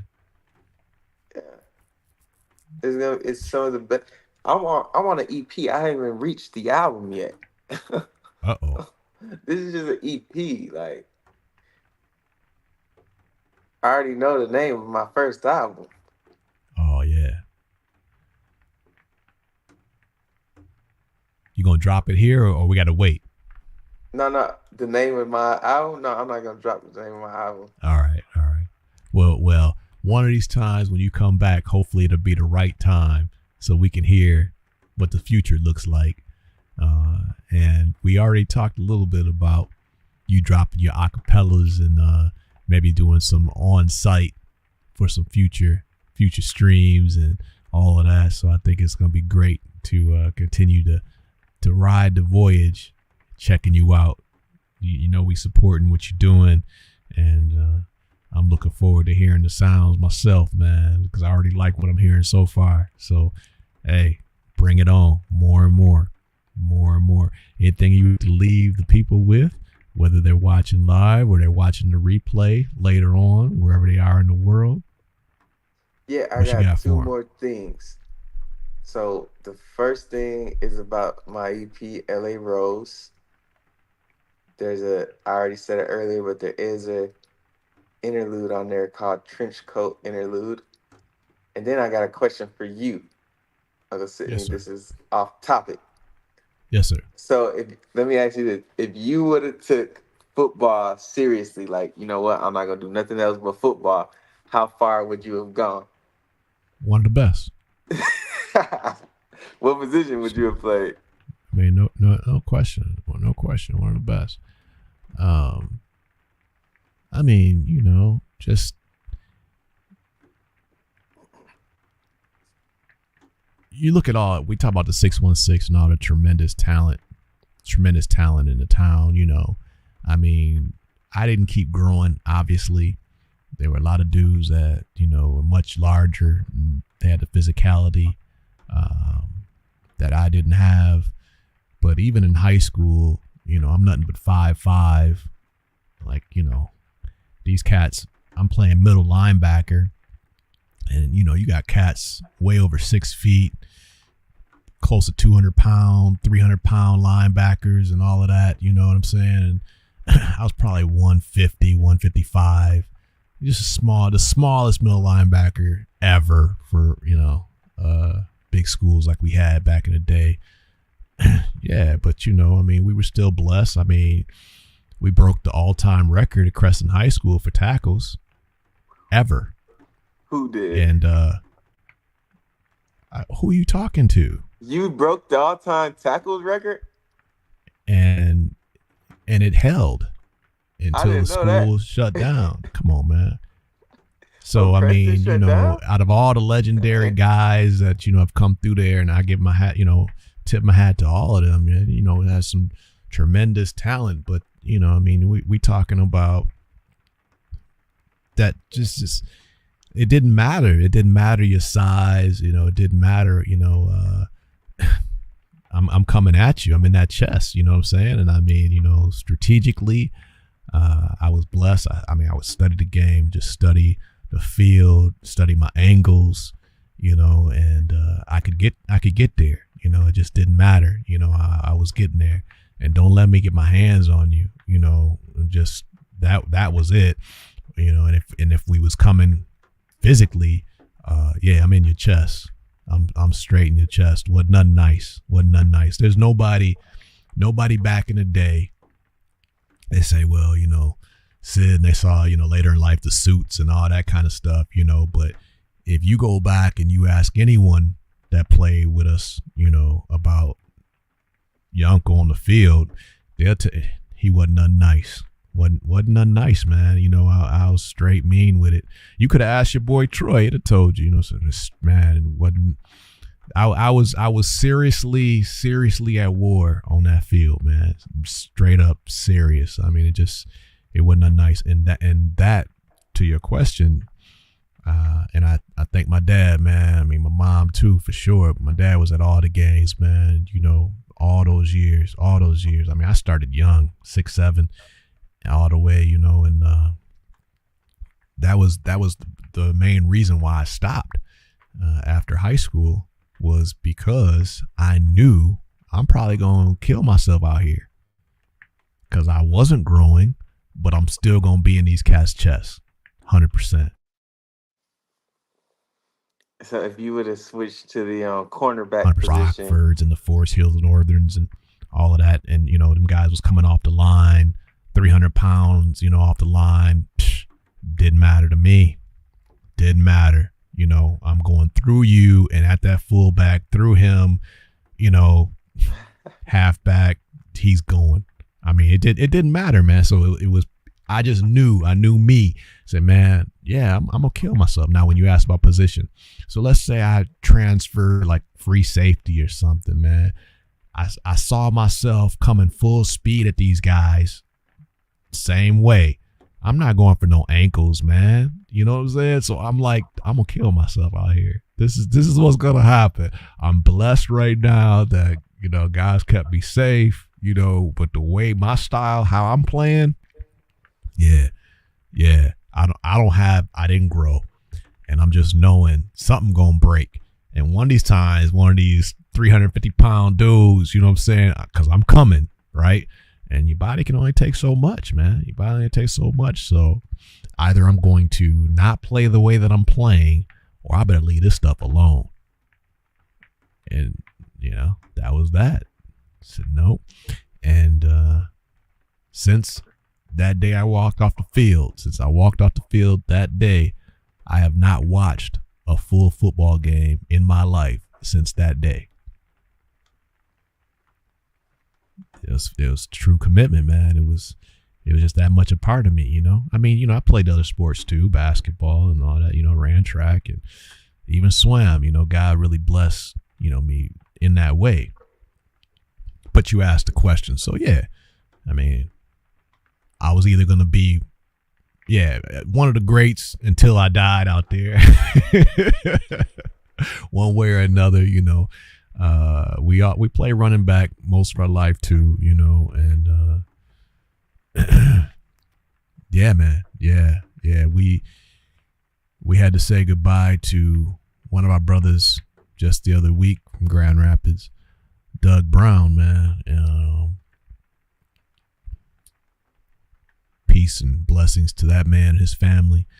So we just had the homegoing a few weeks ago, and his father asked me to speak at the homegoing, and that brought it all back, because when we were 8 years old and all of that, that's who it was in the backfield, Michigan and Fuller, you know,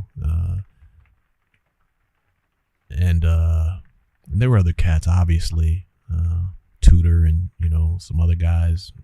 Mad love to all of them, Michigan and Fuller, but we were undefeated back in the day, man. You know what I'm saying? And I was playing running back and middle linebacker even as a kid, undefeated, city champs year after year after year. So we were already, you know, I mean, I was already being conditioned as a youngster against all the kids, you know, in the city. Didn't matter, you know, King Park, Garfield, all of them. No, we were undefeated year after year after year. So that's why I say, if you go back and ask those cats, LA, it's undeniable. All those dudes who became whatever they became when we were young, they couldn't stop me running the ball, and they couldn't handle me when they had the ball. Much respect and love to them, but it's just a fact. You know what I'm saying? I was beating you already. You know, y'all just kept growing, but I was already doing what I was doing to you. It's the heart of the matter. You hear me? It's the heart of the matter at that point. You already know in your heart, you know, who you didn't want to run into. You know in your heart, because it's been happening to you since you was a shorty. You know what I'm saying? So, I mean, you know, nothing nice. Nothing nice. Same way I put you on your back when we were 8, I'm doing it when you were 16. I know who you are. It's the same game. You coming up against the same spirit. One of us got to go down. Yeah. memory lane, right? Why'd you ask that question? That's a pretty interesting question. Because I remember you talking about it years ago. Just wanted to get some insight on it now. Yeah, man. And again, respect to all those brothers, especially the cats that were on our teams, and even the cats who we tangled with. You know what I'm saying? Peace and blessings to all those cats, man. Just much respect, much love.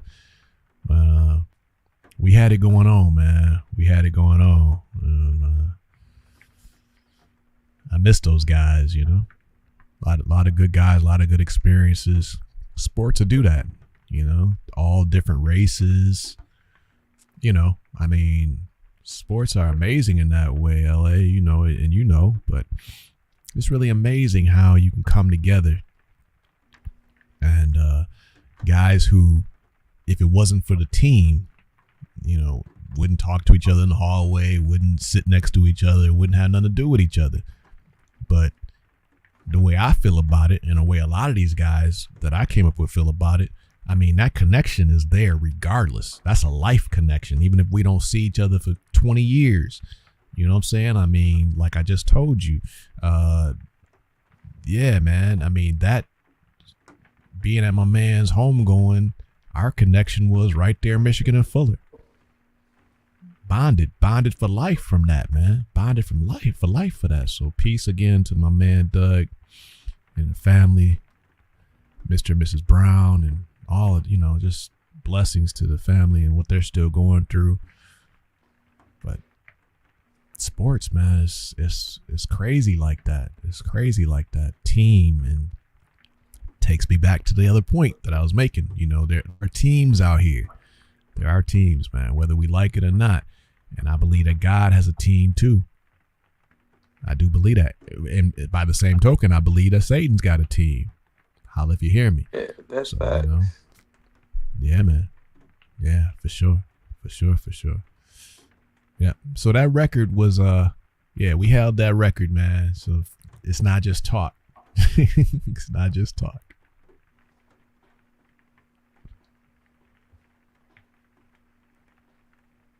What else you got? That's about it. That All wraps right, up. man. Those are my last two questions. All right, brother. All right. You'll be back, right? Oh yeah. Okay. All right. So we'll be more than happy to have you again, and we can go down the line and get deeper and deeper, talk about these different things, and bring up some more scriptures, and we'll put them on the screen and dissect. Maybe, you know, that might be a whole thing. Dissect some of these scriptures and break some of that down for the people, or at least give them our thoughts and open it up like that, and see where that goes. Might be some interesting things that come out of that too. Just going through some scriptures together, some different proverbs. That'd be cool. You know, like we were doing. That'd be cool too. So yeah. Let the audience maybe jump in and ask some questions that they might have, and get our thoughts on some different passages, things they may have questions about. Maybe we have the answer. Maybe, you know, might just be something that we all got to try to quest through and try to find out together on the fly live. That'd be cool. You know, Absolutely. Really, really cool. Yeah. So, yeah. So you just got a comment here. Did you see that? Back on the original topic. Yeah. No, I didn't see it. Yeah, Mike, here, I'll show you.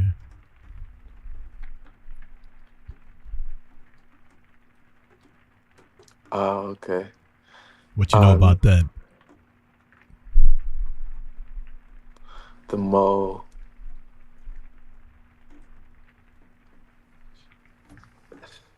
No. Let's see. It's I mean, Drake's trying to say that he fed all the stories to Kendrick on purpose. Like, he was so diabolical, so masterminding, that he was 2 chess moves above Kendrick, to the point where he purposely got someone on his team to slip information to Kendrick's team so Kendrick could make up these verses about lies that was slid to him from Drake. So, this is all diabolical. Drake, it sounds like something he would do. So, yeah, it's pretty much my thoughts on it. Yeah, it says he also says that it just happened about 30 minutes ago. So wants us to look it up. Mike, we were getting ready to sign off, so that might be something that we have to bring back into the picture on the next go round. Do you want to try to look it up right now, LA, or do you want to save it for the next time? How much longer is it going to take? Do you got a time frame on it? Well, see his comment here. He says they just brought it up. So let's see. Hey, Mike. See if I see something right quick. If I see something right quick, then,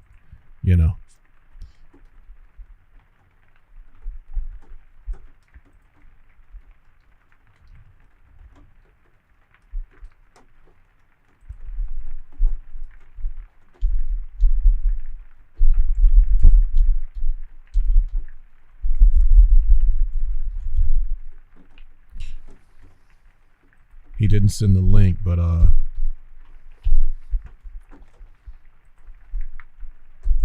yeah, I gotta sign off. It's that time for me. Okay, so we'll have to check it out and see if we can get into it. But we appreciate you, Mike. We were getting ready to sign off, and I did a quick search. I didn't see it yet. So next time, hopefully we can get into it. If not, let us know what's going on. Maybe LA can check back on the chat, on the comments, on replay. And if you leave the link, then maybe LA can give his thoughts on what's going on with that. But we do appreciate you chiming in. Appreciate that, Mike. And you have a good night, sir. He said he's going to drop us a sub there, LA. Appreciate you. Appreciate you. All right, man. Hey, once again, LA Rhodes. Link is in the description. We do appreciate you, man. And let the people know what's coming up right quick as you sign off. Drop it on them again. Let them know what to look forward to as we sign off. Go ahead, sir. New music video coming soon, titled "You Are a Dream." LA Rhodes, making it happen, bringing in the beautiful spirit, the positivity. Thanks a lot, sir. You have a great night. Good night.